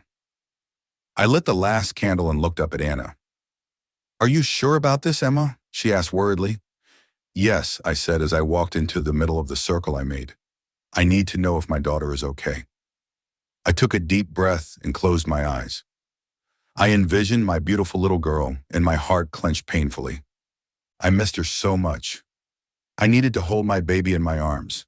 I needed to tell her how much I loved her. I needed her in my arms. It was the safest place she could be. I would wreak havoc on anyone who would try to take her from me. I felt the tears in the corners of my eyes, and I took another deep breath. I didn't have time to cry. I needed to do the spell now. I heard the door opening, and I opened my eyes. Logan and Andrew entered the room. "Shit. What are you doing here?" I asked as I watched my brother close the door behind him. "I am not letting you do this alone," Logan said as he leaned against the wall and crossed his arms over his chest. "I need to be here." I gulped. I didn't want him here if something went wrong. "Continue, Em," my brother said softly. I gave them a small nod. I didn't have much choice. If I told them to leave, Logan would know that something was wrong. I turned my head back and closed my eyes again. I took a deep breath and I saw my little girl's face again. She was smiling at me. I focused on my magic, feeling it begin to flow around my body like a warm current. I let it take possession of every part of me, from the tips of my toes to the top of my head, and I reveled in the sensation of it. It was like a living, breathing thing, pulsing with energy and life, and I let it wash over me, feeding me its power. As it spread throughout my body, I felt my limbs growing warmer and more limber, my muscles relaxing, and my mind becoming more clear. I focused on my magic even more intensely then, willing it to do my bidding. I could feel it responding to my thoughts and emotions, becoming even more potent with every passing moment. It was like a flame that I was stoking, feeding it with my will and intent until it roared to life, blazing with a bright and intense light. The air crackled with energy. The scent of dried sage filled the air, cleansing the space and preparing it for the powerful magic that was about to take place. With the four elements before me, each represented by a small piece in a resonating crystal, I felt their energy coursing through my veins, calling to me to use their power. I focused my mind and channeled my intentions, using the sage as a conduit to channel the energy and bind the elements together. With my intentions set, I chanted the incantation, calling upon the elements to work together as one. The words spilled forth with power and confidence, causing the vortex to grow stronger and brighter with each syllable. By the power of the elements four, I call upon your ancient lore. Earth, air, fire, and water, unite and be bound together in power and might. As I finished the incantation, I felt a sudden surge of energy flowing through me, like a current of electricity. I opened my eyes, and the world around me was different. I was in complete darkness. I gasped and tried to focus on the area around me. I knew that I was still in my office. I could feel Logan close to me. I could hear him, my brother, and Anna breathing. But I couldn't see anything. "Emma," Logan called me. "What do you see?" "Nothing. I saw nothing." But there was another sound. It wasn't coming from the room I was in. It was coming from somewhere else. And it was a sound I would recognize anywhere and everywhere. It was the sound of my daughter crying. My heart broke and I had to hold back my own sob. My maternal instincts kicked in and I wanted to run to my daughter. I wanted to pick her up like when she was a kid and protect her from every harm. But I knew that I couldn't. I didn't know where to run. So I forced myself to focus on the sound of her cries. I forced myself to focus on what she was feeling. Her cries got louder, and I knew that whatever I was doing was working. "I don't want to," I heard my daughter's quiet voice. "Please don't make me." My heart raced and I felt the anger inside me grow. What the hell were they doing to my child? "Please, no," I heard her scream. "Don't make me." I tightened my jaw to stop myself from screaming. Please, she screamed again. Lex! I felt my soul shatter into countless tiny pieces, and a sense of helplessness overwhelmed me like never before in my life. Her cries stopped, and I was afraid that I lost her. But then I was suddenly engulfed by a darkness that snuffed out all the light from my body. The air seemed to vanish, leaving me gasping for breath as I fell to my knees. The chill flowed into my bones, and I had never felt so cold in my entire life. No. I am sorry, I heard my daughter's quiet voice. I tried to fight it. I tried to fight them. They won. I felt something cold against my cheek, and the world around me disappeared. Logan's POV. My heart stopped beating when I saw Emma fall to her knees. Emma! Anna, Andrew, and I screamed at the same time. I tried to get to her, but the force of her magic kept me away. There was a vortex of wind and fire around her. It looked like she was trapped in the eye of a tornado. Emma! I screamed again as I tried to push through. All my efforts were useless. Her magic kept me away from her. I could feel my heartbeat in my throat. My stomach felt like an endless pit of fear. The feeling made my knees go weak and I almost fell. Fuck! Andrew screamed as he too tried to get to her. The vortex of wind and fire created a sound that made my ears hurt. It was like standing in the middle of a thunderstorm. Leon's growling only made it worse. My ears felt like they were bleeding. I could see Andrew's mouth moving, but I couldn't hear what he was saying. I covered my ears and tried to go to Emma again. I flinched back when a small spark burned my upper arm. Fuck! Logan! Leon screamed, making me freeze. Emma fainted. This time I heard Andrew scream. Emma! I shouted as I ran toward her. I didn't give a shit about the magic or the fucking obstacle between her and me. I was getting to my mate. Suddenly, the vortex around Emma disappeared. The noise stopped, making me freeze for a second. It was a surprising change. Andrew, Anna, and I moved at the same time. I threw myself on the floor next to my mate. Andrew grabbed her shoulders and turned her around. I cupped her cheeks and bent down to place a small kiss on her lips. Emma, I called her. Wake up, baby. Come on. Come on, Em, Andrew mumbled as he ran his fingers through her hair. Let's get her to bed, Anna said, making me look up at her. She exhausted herself again. She needs to rest. She probably won't wake up for a while. I nodded as I picked her up in my arms. This wasn't the first time this happened, and I already knew what I needed to do. It wasn't any less scary than the first time, though. I always felt like I was going to lose her. I was always so scared. Andrew placed her head on my shoulder and I kissed her cheek softly. Come on, baby, I mumbled. Come back to me. I heard the door opening, but I didn't look up to see who opened it for me. I kept my eyes on her beautiful face. I swear to Goddess, each time this happens, I lose 10 years of my life, Andrew mumbled, making Anna sigh. Magic is dangerous, Anna said. This spell was...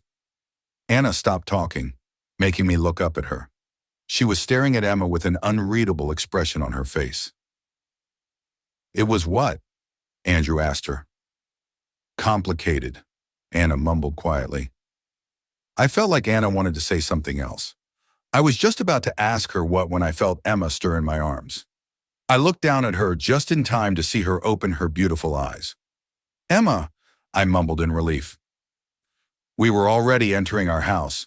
I didn't even realize that I was practically running the whole time. Em, Andrew exclaimed as he tried to look at her over my shoulder. My love kept her eyes on me the entire time.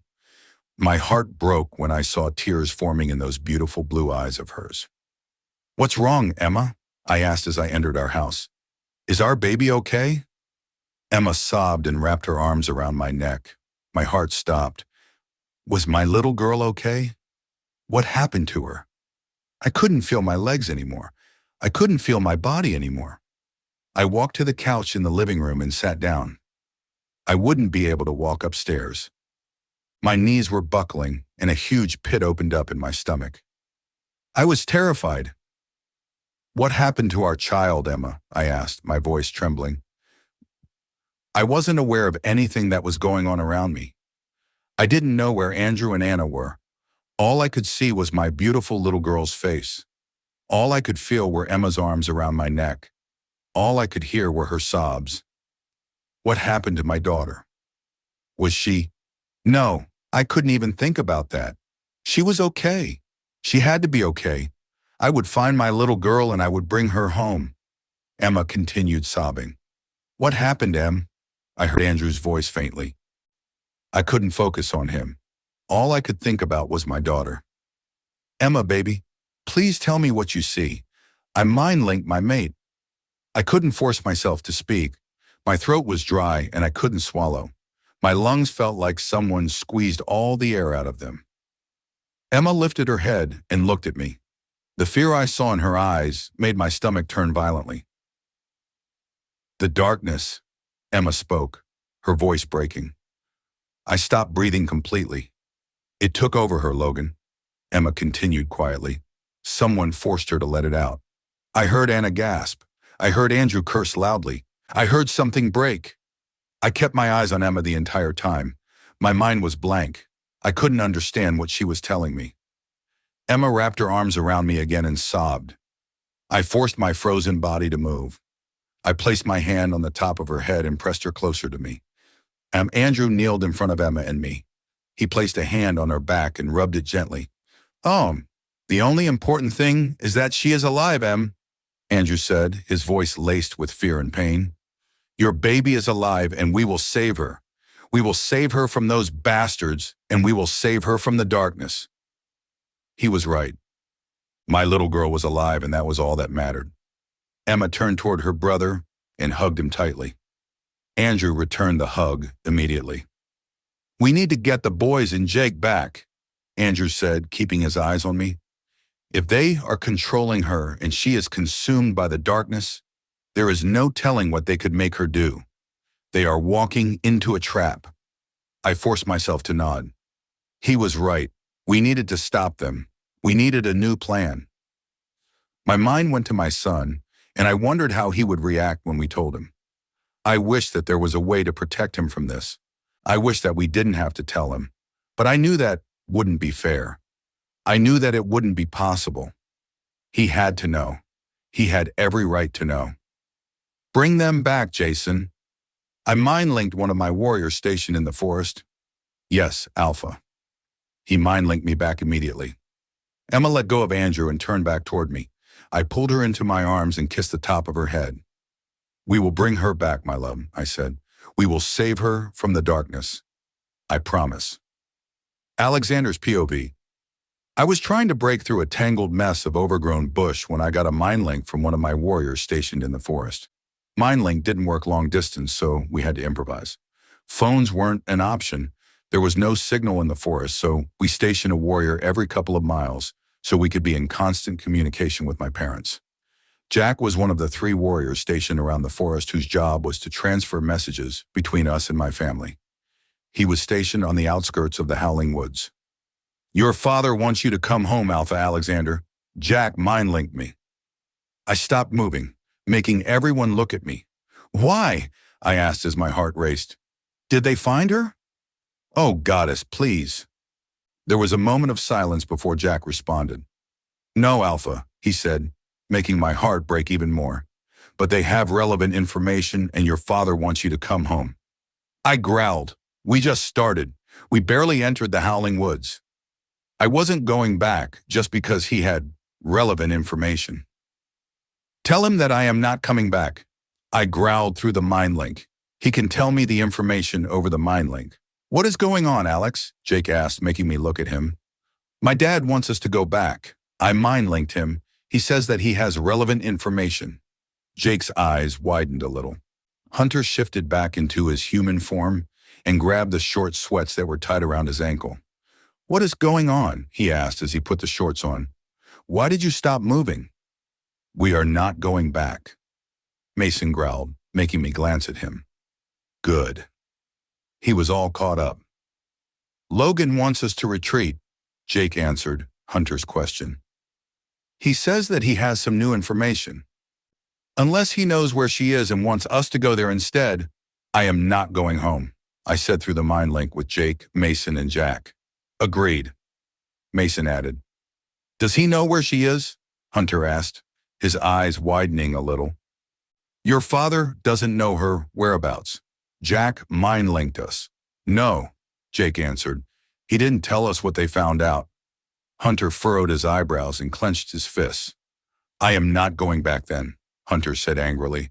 I am continuing, and I am going to find her. Tell my dad that we aren't going back. I mind-linked Jack. I turned back around and continued to push through the forest. Not being able to run frustrated me so fucking much. There were a lot of fallen trees blocking our paths. But the worst of all were these overgrown, dense bushes and roots that kept getting in our way. We had to stop running every now and then and break through the obstacles using our teeth or our paws. Alpha, your father insists. Jack mind-linked me, making me stop again. He says it's dangerous to continue. I growled again. I knew it was dangerous. This part of the forest was always dangerous. I didn't give a shit, though. I would go in there no matter what. I had to find her. Tell him that I don't fucking care. I growled at Jack. Logan insists that we go back, Jake sighed, making Hunter growl. Why? Hunter asked.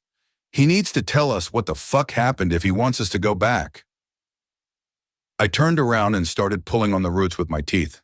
I was frustrated and scared. I needed to continue, not go back. The information is too sensitive to be said through the mind link, Jack said, making me stop. Mason growled and shifted back into his human form. He pulled the sweats on and looked at me.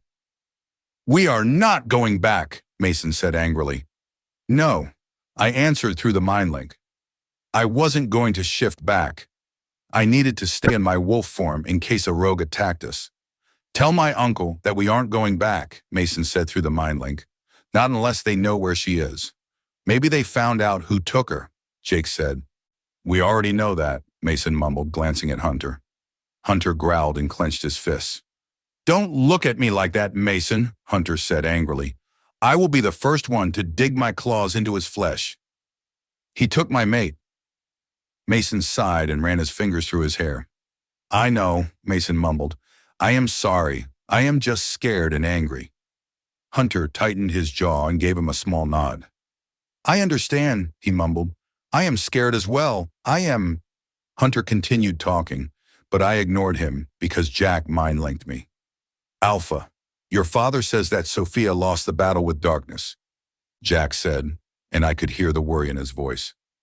My heart fucking stopped beating. What? That meant that she was dead, didn't it? The darkness was always trying to kill her. Did it succeed? Axel whined loudly, making Jake, Mason, and Hunter look at me. I shifted back into my human form and fell to my knees. The feel I felt made my legs feel like jello. I couldn't stand on my own 2 feet. I couldn't feel anything except pain. No, she couldn't be dead. She wasn't dead. Alex! Mason screamed as he threw himself next to me. He made me lean on him a little. He looked up and down my body, searching for any injuries. Jake shifted into his wolf form and stood in front of us protectively. They thought that I had been hurt. Is she alive? I screamed through the mind link with Jack. What happened? Hunted shouted as he kneeled in front of me. He looked terrified. She is alive, Alpha. Jack mind-linked me, but your parents don't know what to expect now that she is consumed by darkness. They don't want you to go unprepared. Consumed by darkness. Jack's words made my stomach turn. No, please, goddess, no. Alex, Hunter screamed, grabbing my face and making me look at him. What the fuck happened? I tightened my jaw and tried to take a deep breath. The darkness took over her, I mumbled, making Mason gasp loudly. Hunter's eyes widened, and he removed his hands from my face. Jake shifted back and stared at me wide-eyed and terrified. What? Hunter mumbled, his voice breaking. The darkness took over her, I repeated, feeling my heart break into a million tiny pieces. Was she hurt? Was she scared? How the hell did she survive it? What would happen to her? Would she remember me? Would she be able to control it? Would it hurt her? I had so many questions and not a single fucking answer. I felt a surge of anger so strong that I could rip apart the forest around me with one single stroke. Sophia's POV. I tried to fight it. I really did. I tried to hold on to every shred of light inside me. I tried to remind myself of my brother and my family. I tried to think of my mate. I tried to think of his lips against mine and his arms around me. I tried to think of his scent and his voice. I tried to hold on to my wolf. I tried to stay connected with Stella. She kept screaming and reminding me of everything I had to lose, everything I had to fight for. But the darkness was relentless. It was a force that seemed to come from deep within me, spreading through every part of my body. I tried everything that I could to fuel the light inside of me. I tried so hard to push the darkness away. I didn't want it. I was afraid of it. I didn't want it to consume me. I desperately wanted to go back to my brother and my family. I wanted to go back to my mate. I wanted to feel his body against mine. I wanted to kiss him again. I wanted to tell him that I loved him. I wanted to start a family with him. So I fought. I fought as hard as I possibly could, but I failed. I failed, and the darkness was eating my heart and my soul. I could feel its cold fingers wrapping around my insides. I could feel my heart slowing down. I could feel my soul disappearing. I could feel the darkness entering my bloodstream and spreading through my body. I could feel it at the end of my toes and at the top of my head. I fought until I had nothing left to give, but it wasn't enough. There was nothing but darkness now. As the darkness enveloped me, I felt the last bits of love and hope being ripped away from me. Everything good within me was being consumed, leaving only darkness behind. It was as if a switch had been flipped inside me, plunging me into a world of darkness.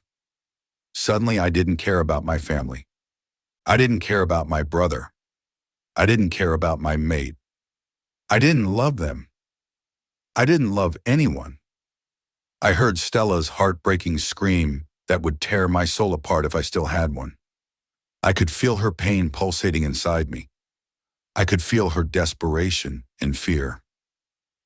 It did nothing but fuel the darkness inside me. I felt stronger because she was weaker.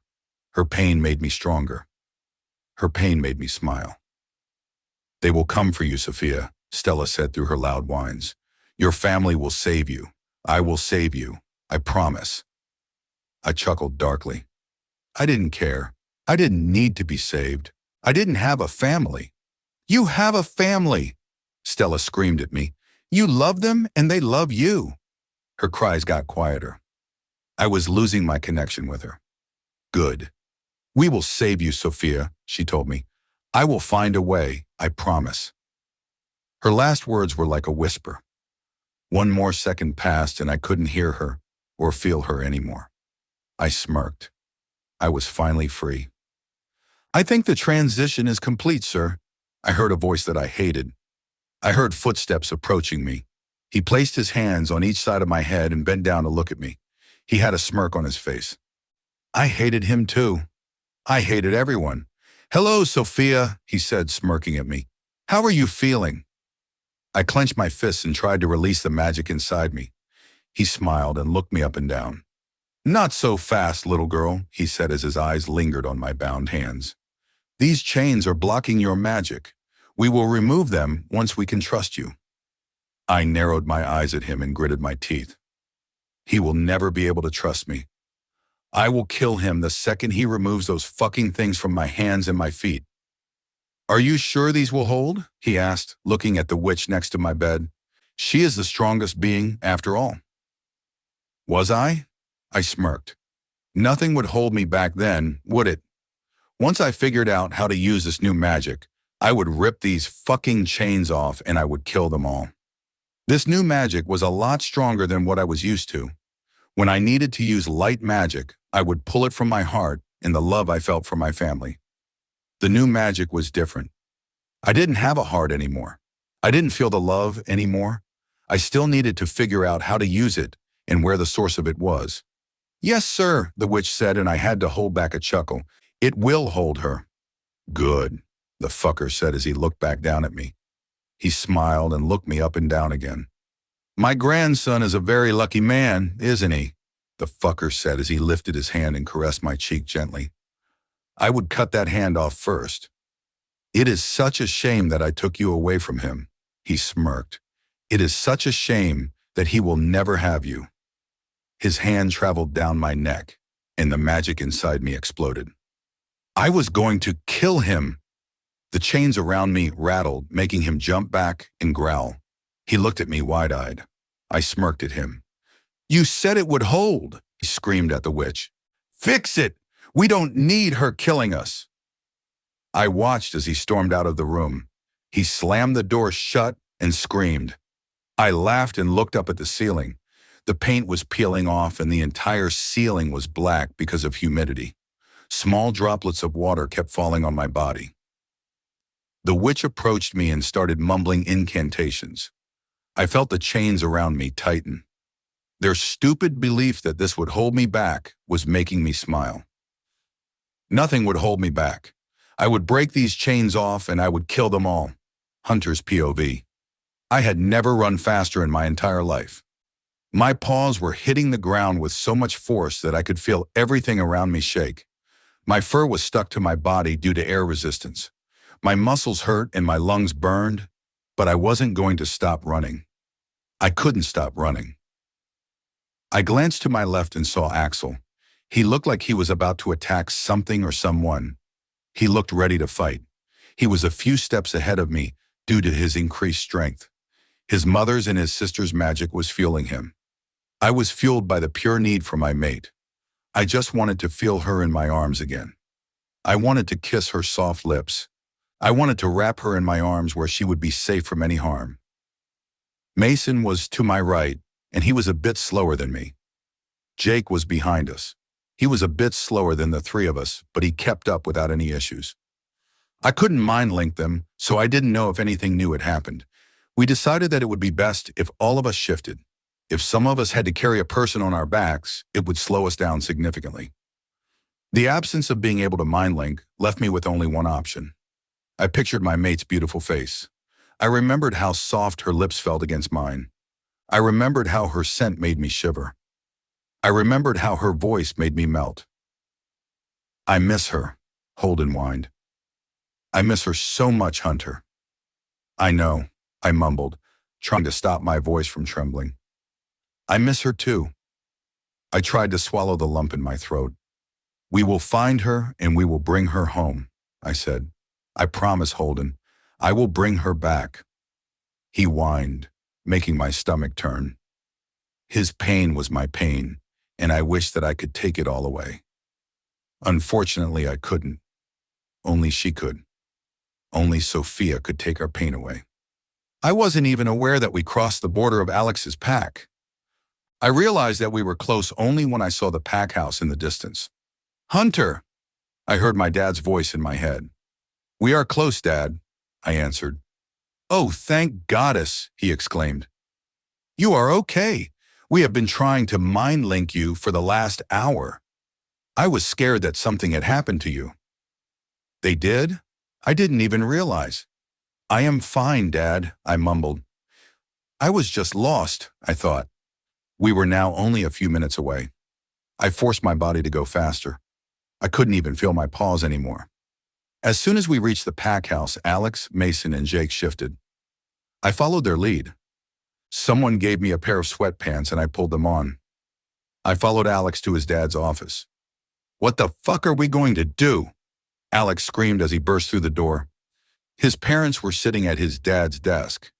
Daisy was sitting on the couch next to my parents. Beta Andrew was pacing around nervously. All of them looked at us when we walked inside. Your mom is thinking about ways of protecting us from her magic, his dad said, getting right to the business. We can't let her hurt us. She would never forgive herself for that. That was the only reason we left that fucking forest. Jake convinced us that we were protecting Sophia by walking away for now.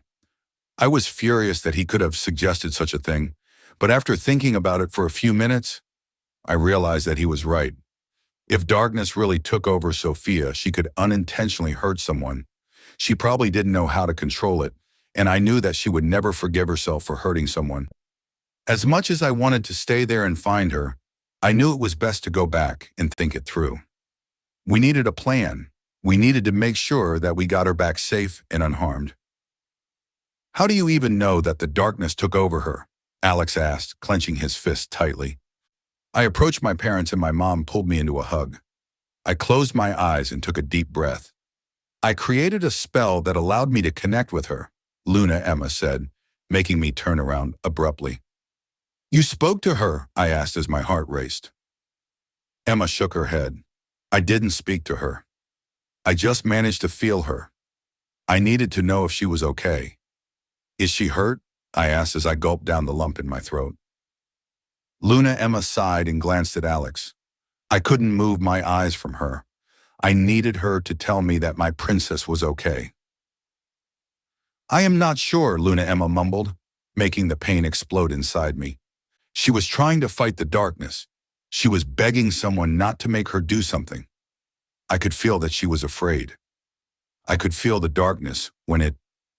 Emma stopped talking and buried her head into Alpha Logan's neck. "Fuck!" Alex screamed as he tangled his fingers into his hair and pulled. I couldn't move. I was frozen. I wanted to scream and put my fist through the wall, but I couldn't fucking move. "Remember what Andrew said, my love?" Alpha Logan said, his voice breaking. "The important thing is that she is alive. We will get her back, and we will save her." I swallowed the lump in my throat. He was right. She was alive, and that's all that mattered. "Anna suggested that we prepare a room for her," Alpha Logan said as he looked up at us. "It would have to block out her magic. We would have to make her stay in there until we found a way to take the darkness away." I saw fucking red. Holden growled loudly. "I am not letting you lock my mate up in a fucking cell," I screamed as my claws elongated involuntarily. Were they fucking insane? I would never let them do something like that to her. Alex and Mason agreed with me. They were growling and baring their teeth. "We may not have a choice," Daisy said, her voice breaking. "She might try to hurt us." I looked at her and narrowed my eyes. There had to be another fucking way. I was just about to scream at her when Alex's loud gasp interrupted me. "Stella!" he exclaimed, making me look at him. Stella? Alexander's POV. I was staring at my parents, trying so fucking hard not to scream at them. Were they fucking insane? As if I would have let them lock my sister up. As if I would have let them treat her like a prisoner. They were insane and it wasn't fucking happening. "We may not have a choice," my aunt said, her voice breaking. "She might try to hurt us." I was just about to tell her that we would find another way when I heard a voice that I missed almost as much as Sophie's. "Alex?" Stella's quiet voice made me freeze. I wasn't sure if I was imagining it. I missed Sophia so fucking much that I wouldn't be surprised if I imagined it. But why not imagine Sophia's voice then? Why did I imagine Stella's? "Alex?" She called me again. "Can you hear me?" "You aren't imagining it, Alex!" Axel screamed at me. "Talk to her!" "Stella!" I exclaimed, making everyone in the room look at me. "Alex!" She breathed out in relief. "Oh, Alex, I miss you." My heart clenched painfully. I was so focused on Stella that I didn't even realize that I was sitting down. When did I walk to the armchair? "I miss you too, Stella," I mumbled. "I miss you so much. I miss both of you." "Where are you, Stella? Where is Fia? Is she okay?" "I don't know where we are, Alex," Stella said. "Sophia fainted when they took us." My heart felt like someone stepped on it. "What the hell is going on?" Mason's voice made me look up at him. "Shut the fuck up," I mumbled. "I'm talking to Stella." I heard gasps and whispers around me, but I ignored them. I focused back on Stella. "Is Sophia okay?" I asked, holding my breath. "No, Stella said, making my heart stop beating. "The darkness took over her, Alex. She isn't the Sophia we know anymore." I clenched my fists and tightened my jaw. I felt the tears burning my eyes. "But is she alive?" I asked, remembering my dad's words. All that mattered was that she was alive. I would find her and I would save her. I could always chase the darkness away, and I would find a way to do it once again. She is alive, Stella said, making me close my eyes. The tears fell on my cheeks and I felt a hand grab my upper arm. I opened my eyes and looked to my right. Hunter was staring down at me with a panicked look on his face. She is alive, I mumbled, making him gulp. Who has her, Stella? I asked. Alpha Nathan's father. Stella confirmed what we already knew. He is trying to use her as a weapon for revenge against our and Hunter's family. We know that, I told her. What did he do to her? Did he hurt her? Stella was silent for a few moments. My nervousness and fear grew. You don't have to know that, Alex, Stella said quietly. You don't want to know. Yes, I do, I interrupted her. I need to know if he hurt her. I need to know what he did. The witches tortured her, Stella said, making me groan and put my head into my hands. She is tied to a table with chains. He kept telling her that he would make her kill you all. He kept telling her that he would make sure that she was left alone in this world. I saw fucking red. I tangled my fingers into my hair and pulled. I imagined her chained and the power inside me exploded. I could feel my muscles growing. I could feel my head pulsating. Hunter moved his hand from my arm and flinched back. He is burning up, Hunter exclaimed. He was right. My skin was on fire. I was going to burst into flames. Alex! My mom shouted as she approached me and placed her hands on the top of my head. Take a deep breath, honey. You need to try and calm down. She kept mumbling words I couldn't understand, but a few moments later I felt the burning sensation on my skin disappear. Come on, honey, my mom mumbled as she placed a kiss on the top of my head. Take a deep breath. I listened to my mom. It was hard, though. It felt like there was an obstacle in my lungs and I couldn't get the air in. Alex! Stella's worried voice reached me. I am okay, Stella, I managed to mumble. Nothing like that will ever happen, okay? Please tell her that. I can't, Stella whined. She blocked me completely. I can't reach her. What? I asked, trying to make sense of her words. You are her wolf. How could she do that?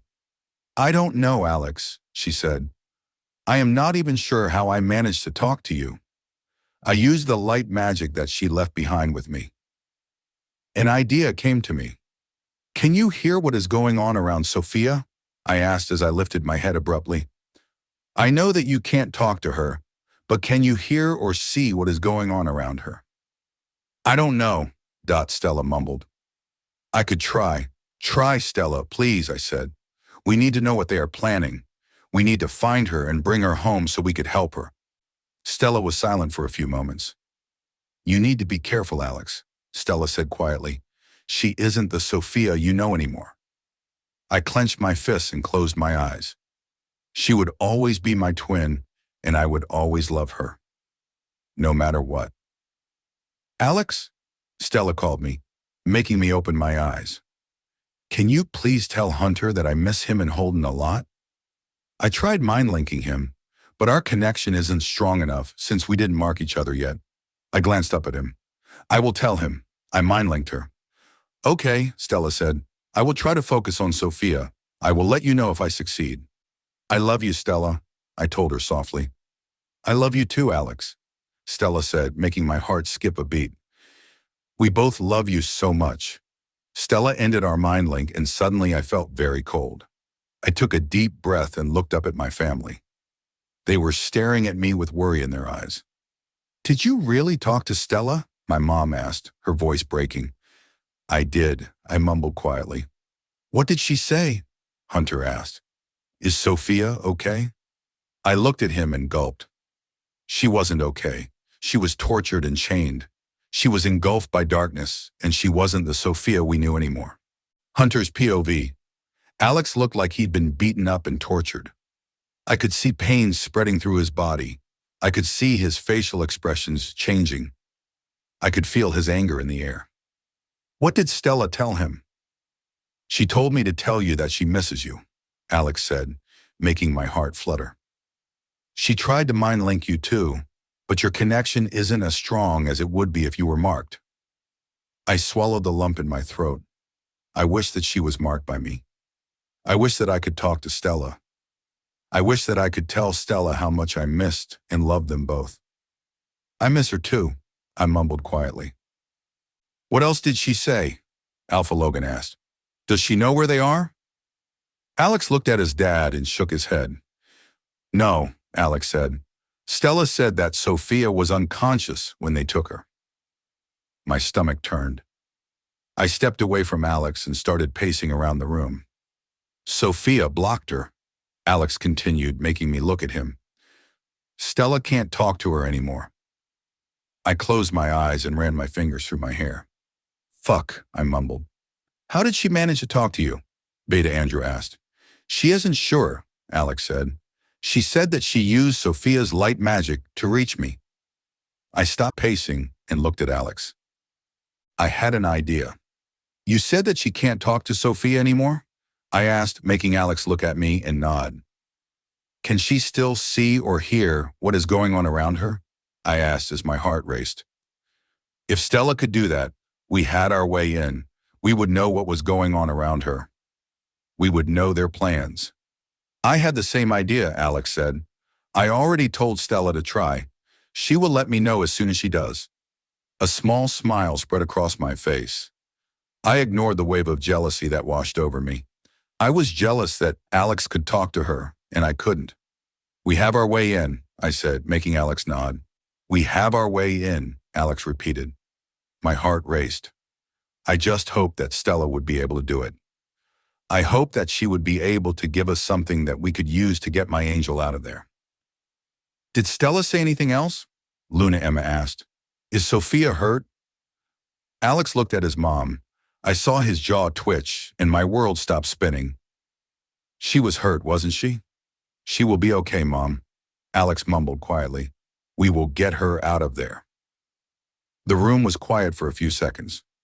I was trying to calm my racing heart down. I had a vision of it jumping out of my chest. My angel was hurt, wasn't she? The fuckers hurt her, didn't they? What did they do to her? What did they do to my angel? What did they do to her, Alex? Mason broke the silence. Mason, Alex spoke, but Mason interrupted him. What did they do, Alex? Mason asked, his voice trembling. Alex took a deep breath and grabbed a fistful of his hair. Maybe it would be better if we don't, Daisy spoke quietly, but I interrupted her. I need to know, I said quietly. What did they do, Alex? Alex looked up at me and gulped. I could tell that he was having trouble speaking about it. I still needed him to tell me, though. I needed to know what they did so I could do the same once I got my hands on them. I would hurt them just like they hurt her. Stella didn't want to tell me much, Alex said as he looked at his mom. She said that the witches tortured her, but she didn't tell me how. Luna Emma sobbed quietly and buried her head into Alpha Logan's chest. I could tell that Alex wasn't done, though. Stella said that Sophia is chained to... Alex's voice broke.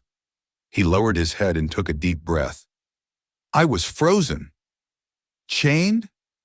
They chained my angel? Sophia is chained to a table, Alex finished as he looked back up at his parents. Alpha Nathan's father told her that he would make her kill us all. He told her that she would be left alone in this world. The room was silent for a few moments, but then everyone started screaming at the same time. My dad was the loudest. I am going to kill him, my dad shouted. I should have killed the fucker 18 years ago. I am going to find him and I am going to kill him. My mom pulled my dad into a tight hug. We have to get her out of there, Logan, I heard Luna Emma's broken voice. We have to bring her back home. We will, my love, Alpha Logan said. I promise that we will. His voice was a mixture of pain and anger. I still couldn't move. I pictured her tied to a fucking table. I pictured chains around her small body. I pictured bruises and cuts all over her. I pictured it all, and I was on the verge of an explosion. I could feel the anger pulsating in my veins. I could feel the pain spreading from my chest to the rest of my body. I could feel the fear creating an endless pit in my stomach. Alex looked at me, and I saw pain written all over his face. Stella needs to hurry up, I managed to mumble through my gritted teeth. She needs to give us some information. I didn't even realize how hard I was gritting my teeth. My whole jaw ached. Alex gulped and nodded. I'm going to lose it if she doesn't reach out soon, I added, making Alex nod again. I could tell that he couldn't speak. He looked like he was about to cry. We need to start preparing the room, Alpha Logan said, making both Alex and I look at him with anger written all over our faces. I am not letting you lock her up, Alex managed to speak. Me neither, I added, making Alpha Logan look at me. You are not imprisoning my mate. Goddess Hunter, it's not imprisonment, my dad said. It is a safety measure for both her and us. I looked at him and tightened my jaw. I didn't see it like that. I saw it like them locking her up, and I hated it. Holden hated it. We wouldn't let it happen. Stella's POV. Sophia? I tried mind-linking her, even though I knew she blocked me and couldn't hear me. I was in complete darkness, but it wasn't uncomfortable. I could feel Sophia's light magic around me. It was keeping me warm, and I wasn't lonely. Her light magic was fueled by her love for her family and mate. It felt like they were around me. It felt like Axel was right next to me. I could feel his fur against mine. I could even feel Holden, even though I never got a chance to see him. I could feel him next to me. I could feel their love all around me, and even though I was trapped there, I wasn't afraid. I had nothing to be afraid of, as long as my family and my mate were around me. I missed Sophia, though. I missed her so much. She was my best friend and my other half. I couldn't let anything happen to her. I had to do whatever I could to help her. I wouldn't be complete without her. Soph? I called her again, trying so hard to reach her. The wall she put up was strong, and nothing I did could break through it. It seemed like we never had a connection at all. A disturbing thought came to me. Was it possible for her to cut our connection completely? Was her magic so strong that she severed our connection forever? Pain spread through my limbs, making me whine. I laid down and crumpled into a little ball. It wasn't possible. Magic that strong didn't exist. Only the goddess could sever the connection between a wolf and his human. It still didn't comfort me. I was still in pain. I wanted to talk to someone. I needed to talk to someone. I wanted to talk to my mate, but I knew that I wouldn't be able to make a connection with him. Our bond wasn't completed, and no matter how hard I tried, I couldn't reach him. I could talk to my brother. Not Alex, though. I didn't want to worry him even more. I could tell how broken he was just learning about Sophia. I didn't want to add to his pain. I closed my eyes and focused on Sophia's light magic. I searched through it until I found what I needed.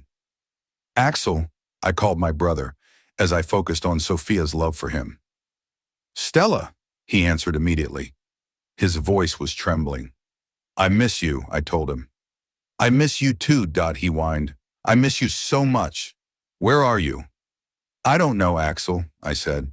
I am in the dark, but I am surrounded by Sophia's light magic, so it's not scary. I am surrounded by it.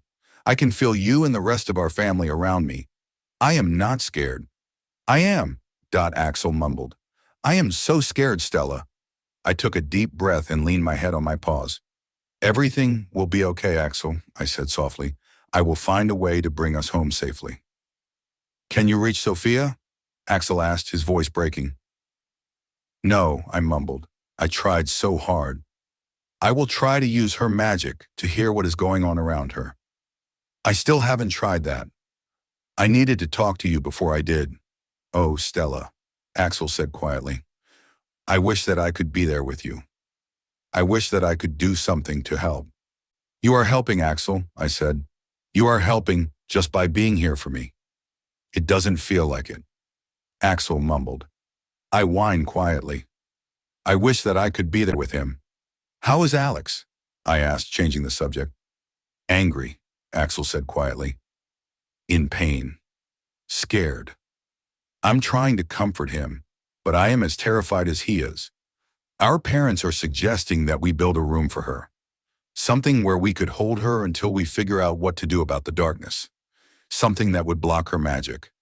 Axel took a deep breath and whined. Alex is against it, Axel continued. I am against it. We will never allow them to lock her up. I gulped and took a deep breath. I think it will be necessary, Axel. I mumbled quietly. He was silent for a few moments. I could feel his anger increasing. What? He finally spoke. Why? She isn't the Sophia we all know and love, Axel, I said. She isn't our Sophia anymore. I could only feel a small part of the darkness before she blocked me, but it terrified me. She isn't the same, Axel, he whined again. I know it will hurt, but it will be necessary. I continued. If they can build something to block her magic, they should do it immediately. I can't let them do that, Stella, Axel said, his voice laced with pain. I can't let them lock her up, I whined quietly. It will only be for a little while, Axel, I said quietly. We will save her. We will take away the darkness. Axel whined loudly. I took a deep breath and released it slowly. I will try to listen to what is going on around her, I said. Go talk to Alex. Tell him what I said. They should build a room for her as soon as possible. Stella, Axel spoke, but I interrupted him. Trust me, Axel, please, I said. I know it will be hard, but it is necessary. We have to protect her from herself. Axel was silent for a moment. Okay, Stella. He said quietly. Let us know what you hear, okay? Of course, I said. I will reach out as soon as I can. I love you, Stella, Axel said softly. I am waiting for you. I can't wait to see you so we can go run together. Warmth spread through my body. Axel and I loved going on a run together, and I missed it so much. We will go soon, Axel, I said softly. I love you too. Go talk to Alex. I cut our mind link and tried to focus on Sophia. I had no idea how to break through to her. I had no idea how to use the magic to see what was going on around her. I took a deep breath and released it slowly. I focused on the strongest emotion inside her light magic. I let the love we had for our mate spread through me and focused on trying to hear what was going on around Sophia. Sophia's POV. I hated all of them. I hated them all with such a burning passion. I hated seeing their stupid faces look down on me. I hated hearing their voices repeating the same incantations over and over again. No matter what they did, nothing could hold me back. I would kill them all. I hated everyone, not just them. I hated my family. I hated how they all acted like they care about me. None of them cared. I hated the way my father always called me his princess. I hated that nickname, and I couldn't wait to show him that I wasn't his princess anymore. I never was. I hated my aunt and uncle. My uncle acted like he cared about all of us. My aunt was always too nice and too kind. It was fake. Their kindness and care were all fake. I hated how Mason and Mike treated me like I was their sister. I wasn't, and I would never want to be their sister. Both of them were annoying and acted like they loved me. They didn't. They only cared about themselves. I hated Alexander. He was always there and I couldn't get away from him. He always talked about our bond like it was something special. It wasn't. We just happened to be born by the same woman at the same time. We had no bond, and I couldn't give a shit about the lies he told. I hated my mate. The only reason he wanted me was my magic. He wanted my power. If I didn't have that, he would have rejected me the day he met me. He was greedy and I wouldn't let him take what was mine.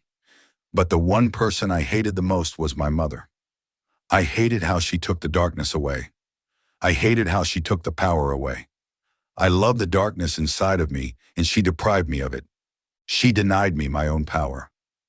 I felt the anger flowing through my veins. I felt it burn the inside of my body. The chains rattled, making the witch who was in the room flinch. I will kill all of you, I told her. I am now understanding how to use the power. I will get out of these chains, and I will kill you. I could feel the fear radiating off her, and it made me smirk. She didn't even realize that she was only feeding my power. I took advantage of her fear and broke one of the chains on my legs. "Sir!" she screamed as she approached the table I was lying on. She was staring at me wide-eyed. I could now see the fear in her eyes. "You should be afraid," I said as I smiled at her. "I am nothing you've ever encountered before. I will kill you and I will make you suffer." She had no idea who she was dealing with. None of them did. None of them knew what I could do. None of them knew what I would do to them. The door to my lovely little cell opened and he walked inside. "She broke another one," the witch said, her voice trembling. He sighed and approached me. He put his hands on each side of my head and looked down at me. I smiled. "You won't get out of these chains, Sophia," he said. "You can stop trying." I chuckled darkly. "I am glad you think so," I told him. "You won't even see the end of your pathetic little life coming." He tightened his jaw and narrowed his eyes at me. "We have the same goal, Sophia," he said. "You want to kill your family, don't you? I want them gone too. I want my son and his family gone. I brought you here so we can work together. I helped you release your darkness so we can work together. I am not your enemy." I laughed, making him grit his teeth. "I hate you as much as I hate them," I said. "I will kill you once I get out of these chains." He sighed and looked at the witch who was mumbling incantations, trying to get the chains to hold me. It was useless, though. It was only a matter of time before I would figure out how to focus on the power that I had. I was getting a hang of it, and I would be free soon. "Every dark creature has a weakness," he said. "We need to find hers. She will do as I say if we find her weakness." He looked down at me and smiled. "Won't you, Sophia? If I find what your little black heart actually cares about, you will do what I say, won't you?" A sinister smile spread across my face. He was a fool, wasn't he? "Do you want to know why I'm so dangerous?" I asked. "Do you know why you should have never played with the darkness inside me?" He remained silent. "I don't have a weakness," I said, making him gulp. "I don't love anything or anyone. I don't care about anything or anyone. My little black heart doesn't even exist. I am the most dangerous creature on this planet, and you made a huge mistake when you decided to take me." I broke 2 more chains, just to prove a point. He flinched and took a few steps back. He looked at the witch, and the nervousness in his eyes made me laugh. He looked down at me, and I saw his jaw twitch. "Everyone has a weakness, Sophia," he said quietly. "I will find yours, and I will make you do as I say." I smiled at him. "Don't say I didn't warn you," I said, shaking my head and smirking at him. Anger flashed in his eyes, and he grabbed my face with his filthy hand. He got really close. So close that I could see a little freckle on his iris. "Don't play with me, Sophia," he growled. "You are at my mercy, and I could kill you with one swipe of my claw against your neck. You have a choice to make, little wolf. You either help me kill them all, or I will kill you." I wanted to smile, but he was holding my cheeks tightly. "You will burn in a fire I will create," I managed to say. "All of you will burn in a fire I will create. Nothing could save you. Nothing will save you. I will kill you all." He let me go and stepped back. "Bring in more chains," he told the witch. "I don't want her to be able to breathe." I looked at the ceiling and smiled. That won't help him. Nothing will help him. Alexander's POV. I was pissed as fuck at Axel. "I still can't believe you suggested that," I said angrily. "I am not locking my sister up."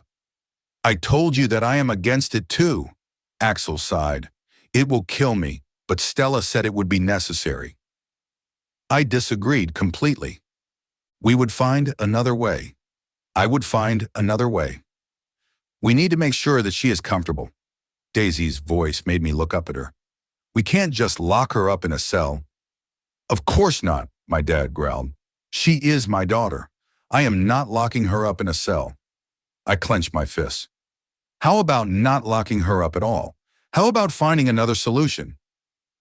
"This is just a precaution, buddy," my dad said. "We won't put her in that room if we don't have to. We won't put her in there if we find another solution." I was afraid that they'd given up on finding another solution. I was afraid that they would just put her in there. "All of this is your fault," Hunter mumbled, making me look up at him. I followed his angry gaze and realized that he was looking at my mom. A wave of anger washed over me. If you didn't force her to push the darkness away, she would have learned how to handle it. Hunter yelled and pointed a finger at my mom. If you didn't force her to push it away, she wouldn't be hurt and kidnapped right now. I saw fucking red. I growled and jumped toward Hunter. I grabbed him by the neck and smashed his body against the wall. He tried to fight me, but I was bigger and stronger. Don't you ever speak to my mother like that, I screamed at him. I felt hands trying to pull me away from Hunter, but I wouldn't budge. I was going to kill the fucker. No one could speak to my mom like that. No one.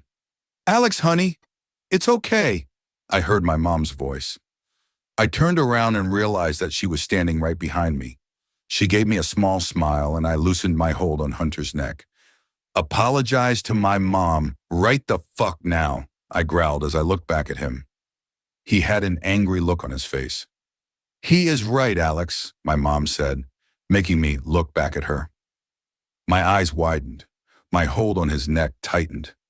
My dad, uncle, and Mason growled.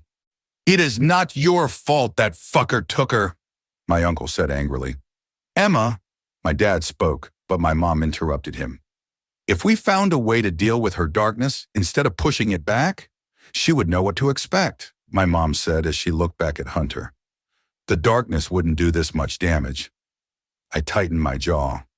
That fucking darkness was killing her, I said, my voice breaking.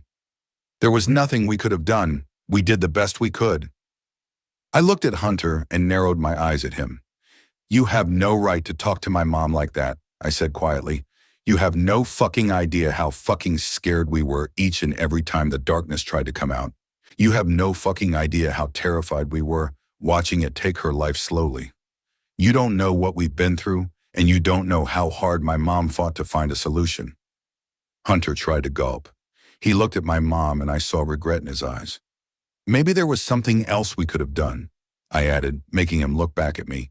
Maybe there was another solution. But don't you dare point a finger at my mom and blame her.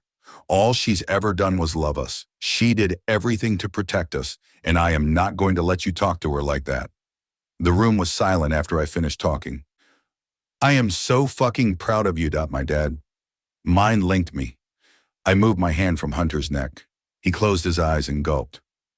I am so sorry, he spoke quietly. Alex is right. I am just so scared and angry, and I took it out on you, Luna. Please accept my apology. It's okay, Hunter, my mom said, making him look up at her. I turned around and looked at my dad. He had an angry look on his face, but when his eyes found mine, I could tell how proud he was of me. How about we stop pointing fingers and figure out how to secure a room for her? Hunter's mom said, looking at her son disapprovingly.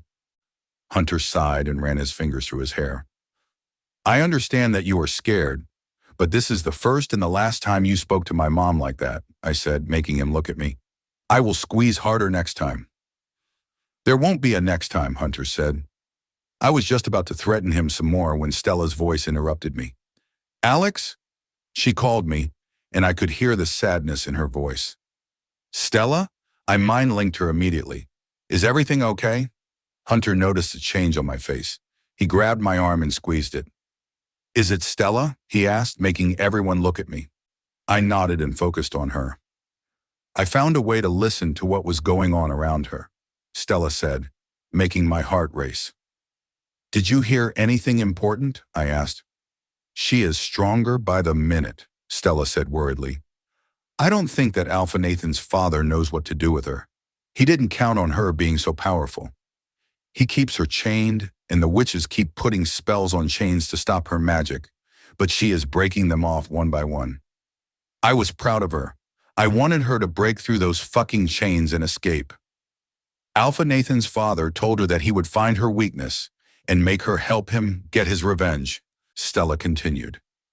She told him that she doesn't have a weakness.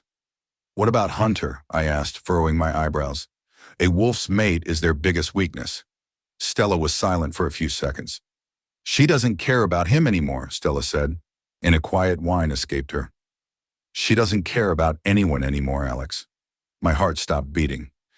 I hope that you are working on that room, Alex, Stella said quietly. She will eventually break the chains and she will kill them all. We will need to stop her before she hurts anyone else. Hunter's POV. I had no excuse for talking to Luna Emma the way I did. I was just so fucking angry and so fucking scared. Well, that wasn't true. I wasn't scared. I was fucking terrified. There was a hole in my stomach, and it felt like it was about to swallow me whole. I kept picturing her hurt. I kept imagining the torture she went through. I kept imagining the chains around her body. The only fucking things that should have been around her body were my arms. The only fucking torture she should have endured was my lips starting a fire in her body that only I could extinguish. She should have never been hurt. She should have never been forced into the darkness. She should have been right here next to me. We should have been marked and mated by now. There should have been my pup in her by now. We should have started our lives together by now. Nothing was right, and I was so angry. I wasn't back at my pack, holding my mate in my arms. I wasn't waking up next to her. I wasn't burying myself inside her every morning like I wanted to from the moment I saw her. I wasn't breathing in her scent until it made me grin. I wasn't kissing her soft lips and tasting her skin on my tongue. Nothing was right, and I needed someone to blame. I am sorry, Luna, I mumbled quietly while we waited for Alex to finish talking to Stella. Luna Emma looked at me and gave me a small smile that didn't reach her eyes. It's okay, she said. Nothing you said was wrong. It is my fault. I should have found another way to deal with her darkness. I should have. Didn't you hear what Alex said? Alpha Logan interrupted her. You've done everything you could. We all did. This isn't your fault, Emma. Richard is the only one to blame. Hearing my grandfather's name had me seeing red. I couldn't wait to come face to face with him. I was going to stick my claws into his pathetic little neck and watch him bleed. I was looking forward to looking into his eyes as the last bits of his pathetic life left his body. Alpha Logan is right, I said, making Luna Emma look at me. This isn't your fault, and I shouldn't have said it. Richard is the only one to blame. Luna Emma took a deep breath and released it slowly. I could tell that she wanted to say something else, but Alex flinched and all of us focused on him. What did she say? Mason asked immediately. Alex looked up at him and gulped. The fear and pain I saw on his face almost made me scream. What happened to my angel? Alex? Beta Andrew mumbled. Alex took a deep breath and ran his fingers through his hair. He leaned his elbows on his knees and buried his face into his hands. He grunted and cursed quietly. Is she okay? I asked as I kneeled next to him. Did something happen to her? We need to prepare that room, Alex mumbled, making me freeze. Was he serious? He and I agreed that we would never lock her up. Why the hell was he saying that? What the fuck, Alex? Mason growled. We are not locking her up. We will find another way. We will. There is no other way. Alex shouted and lifted his head abruptly. I saw tears on his face, and the hole in my stomach doubled up in size. What the fuck did he mean by that? There was always another way. There had to be another way. I wouldn't let them do that to her. That fucker who took her doesn't know what to do with her, Alex continued as he clenched his fist tightly. He never counted on her being so strong. He keeps her chained up with some magical fucking chains that are supposed to block her magic. But she is so fucking strong that she keeps breaking through them. Stella said that it was only a matter of time before Sophia broke free. My heart raced. That was great news. She would be free. My angel would be free, and we would be able to bring her home and help her. That's fucking great, Mason exclaimed. She can escape and come back home. Alex looked at him and shook his head. Stella said that Sophia will kill them all once she breaks free, Alex said, making my heart stop. She said that Sophia doesn't care about anything or anyone anymore. I furrowed my eyebrows. She cared, of course she did. She had to care. There had to be a part of her that remembered how much she loved us. She didn't forget that. It was impossible. Stella said that Richard wants to find her weakness. Alex continued, his voice raspy.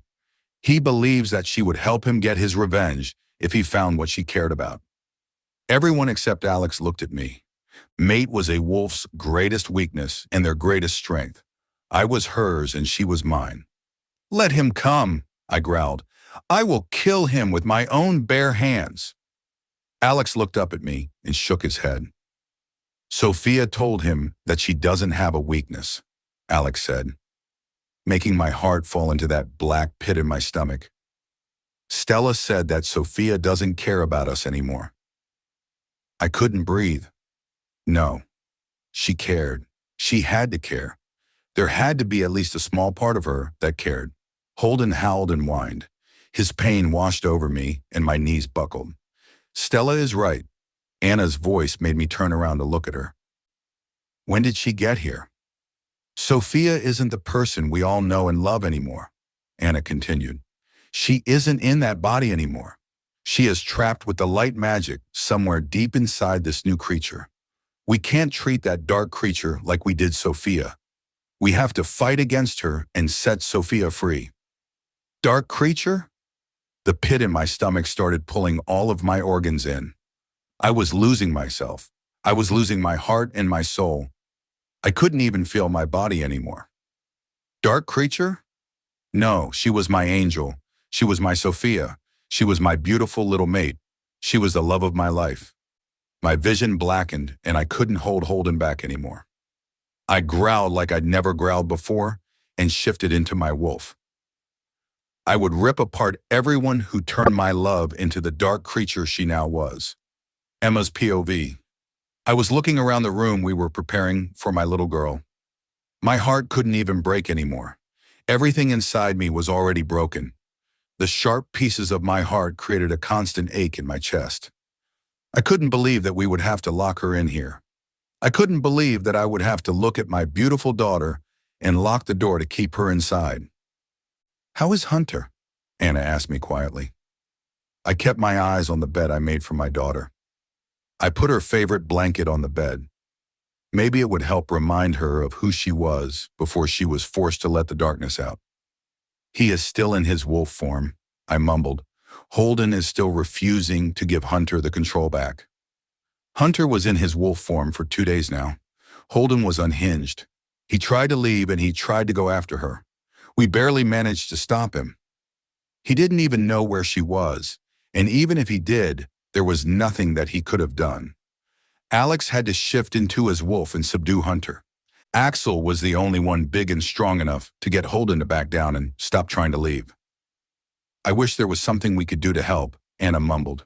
I looked at Anna and took a deep breath. "The only one who could help him is Sophia," I mumbled. "She is his mate. He wants her. There is nothing we could say to take away the pain." Anna stopped sprinkling salt on the floor and looked up at me. "He will have to snap out of it, Emma," she said. "You know it as well as I do. Sophia can't help him because she isn't Sophia anymore." The broken pieces of my heart created a wave of pain in my chest. Anna looked back down and continued to sprinkle the salt around the room. I heard footsteps approaching, and I turned around. I knew it was my mate. I was relieved that he came to check on us. I needed him. I needed him to tell me that our child was going to be okay.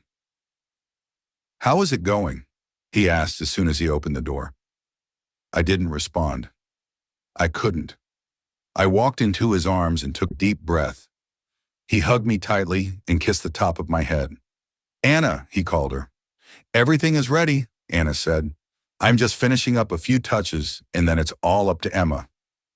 I closed my eyes and took another deep breath.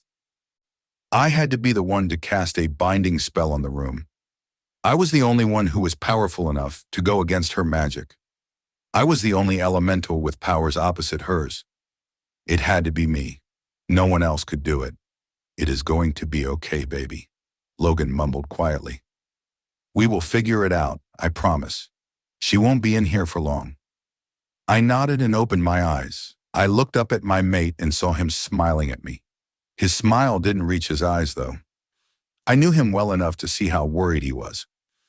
"Our daughter will be okay," he told me. "We will take care of her.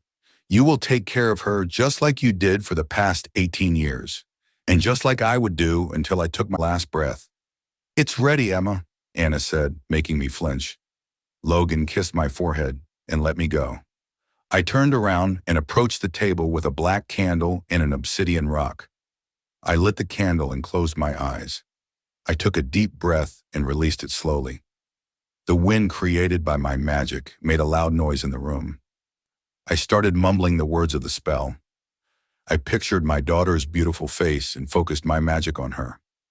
By the power of the light and the strength of my will, I bind you and hold you still. With salt and with stone, with candle and flame, your magic is stripped and your power is tamed. Contained within this circle, contained within this room, your magic is powerless, trapped in a magical tomb. The room was filled with the sound of strong winds as the ground shook beneath me. The force was so powerful that the windows began to slam open, causing a deafening noise. I felt the wind swirl around me, howling as it got stronger by the second. The temperature in the room increased.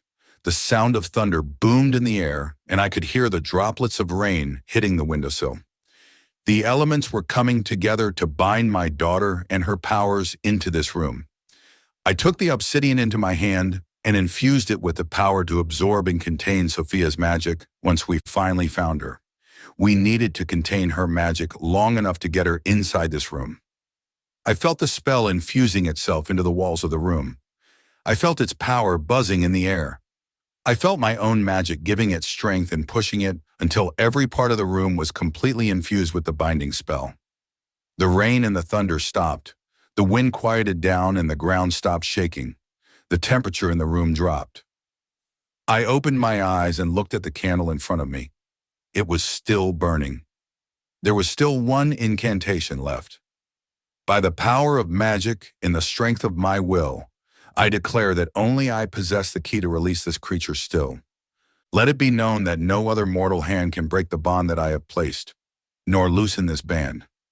Everything around me quieted down as I spoke the last word. I opened my hand and looked at the obsidian. Its center was glowing red. "Is it done?" I heard my son's quiet voice. I didn't even hear him come. "It is done," I mumbled quietly as I closed my hand around the rock and pressed it to my chest. I swallowed the lump in my throat and tried to take a deep breath. The room was ready to bind her and her magic until we found another way to set her free. Sophia's POV. I was finally in full control of my powers. The chains around my body felt like strings. The magic that was used to keep mine bound felt like a soft breeze on my skin. I had my full power, and I would get my revenge against those who kept me locked up in here. I broke one of the chains around my waist, making the witch in the corner flinch. I laughed and turned my head to look at her. "Don't be scared," I said, smiling at her. "It is just one of many chains keeping me your prisoner." She glanced at the broken chain and approached me. I could see her trembling, and I reveled in it. Her fear only fueled my magic. Another chain broke, but this time I didn't do it on purpose. It was only an accident. I got a bit too excited when I smelled the fear on her skin. She ran toward the door and I knew that she was going to call him. If I didn't want him in here, I would be annoyed. Every time I did something, the witches would call him. Every time a chain broke or every time I threatened them, they would call him. It was pathetic, really. They were witches and they were afraid of me. They relied on a mere werewolf to save them. I had to stifle a laugh. They had more chances against me than him. But it worked for me. I wanted him to come this time. I wanted him to see the mistake he made. He was nothing compared to me. He was a pathetic little wolf who thought he could control the pure darkness that was inside me. He got lucky because I didn't know how to control the magic and the sudden rush of power. He was lucky that the witches found a spell to slow me down. But that was all it did. It slowed me down. It didn't stop me. Nothing could stop me. "Sir," she screamed, "she broke them again." I smiled and looked at the ceiling. I couldn't wait for him to walk through those doors. I couldn't wait to see life leave his pathetic body. The door opened and he walked inside. I turned my head to my left and smiled at him. "Will you stop?" he sighed. "You are not getting out of these chains." Oh, if he only knew. "Did you find my weakness yet?" I asked mockingly. I saw him smirk and the anger inside me grew. "It's got to be that weak grandson of mine," he said, smirking at me like he just discovered my biggest secret. "A wolf's mate is their biggest strength and their biggest weakness." I laughed. Did he really think that I cared about some mate I saw a few times? I didn't even feel the bond anymore. I couldn't care less about what happened to him. "Oh, please, Richard," I said as I stopped laughing. "I don't even have a connection with my wolf anymore. Why would I care about some imaginary bond some deity created?" His eyes widened, and this time I smirked at him. It was getting harder and harder to control my magic. I wanted to kill him now. I wanted to kill them all now. On the other hand, I wanted to see him sweat a little bit before I ended his life. He gulped and clenched his fists. "Fine," he said, shrugging like he didn't care. "You do have a twin brother, don't you? Maybe you don't care about your mate bond, but you do care about the man you grew up with." He was wrong again. I smiled at him and shook my head. "I really don't," I said. "And even if he was my weakness, you wouldn't be able to get to him. He is powerful and my mother wouldn't let you hurt him." A quiet growl escaped him. I enjoyed hearing it. It meant that I was getting under his skin. Too bad I wouldn't stay there long. After the fire I would create, there wouldn't be a skin to be under anymore. "She let us hurt you," he said, and forced a smile on his face. "She loves him more, doesn't she?" Did he really think it would work? The only thing his words did was make me want to laugh at his stupid face. "You really enjoy being wrong, don't you, Richard?" I asked, holding back a chuckle. "You were wrong when you thought that you could control me. You were wrong when you thought that I had a weakness. You were wrong when you thought that these chains would hold me captive until you set me free." I broke 3 more, making him jump back and look at the chains on my body. I broke 2 more, making his eyes widen. "Samantha!" he screamed, making me laugh loudly. I heard footsteps rushing toward the cell I was in. I knew who that bitch was. She was their freaking leader and the strongest witch they had. She wasn't strong enough to take me down, though. No one was strong enough to take me down. The door opened and she ran inside. Her eyes found mine and she started mumbling incantations. I laughed. Her magic was nothing compared to mine. I couldn't even feel it. I broke all of the chains on my body and sat up for the first time in days, maybe even weeks. I lost track of time being trapped in this hellhole. I looked at Richard and almost squealed with happiness when I saw pure terror in his eyes. "I told you that nothing can stop me," I said, smirking at him. "I told you that you were wrong." He looked at Samantha and growled loudly. "Do something!" he screamed at her. "I am trying!" the bitch shouted, making me look at her. "It isn't working." They were terrified and I wasn't even doing anything yet. Oh, how it made me happy. I enjoyed their fear. They didn't realize it, but it only made me stronger. "Sir!" I heard someone scream outside. "Her family is here!" Richard's eyes widened. He looked at me and clenched his fists. "How the fuck did they found us?" Samantha yelled at him. "I have no fucking idea," Richard growled. "Knock her out. I will deal with them." I smirked as I watched him walk away. He kept glancing at me, terrified that I would do something. Oh, and I would. I used my magic to slam the door shut. "Where are you going, Richard?" I asked, tilting my head to the side. "We just started having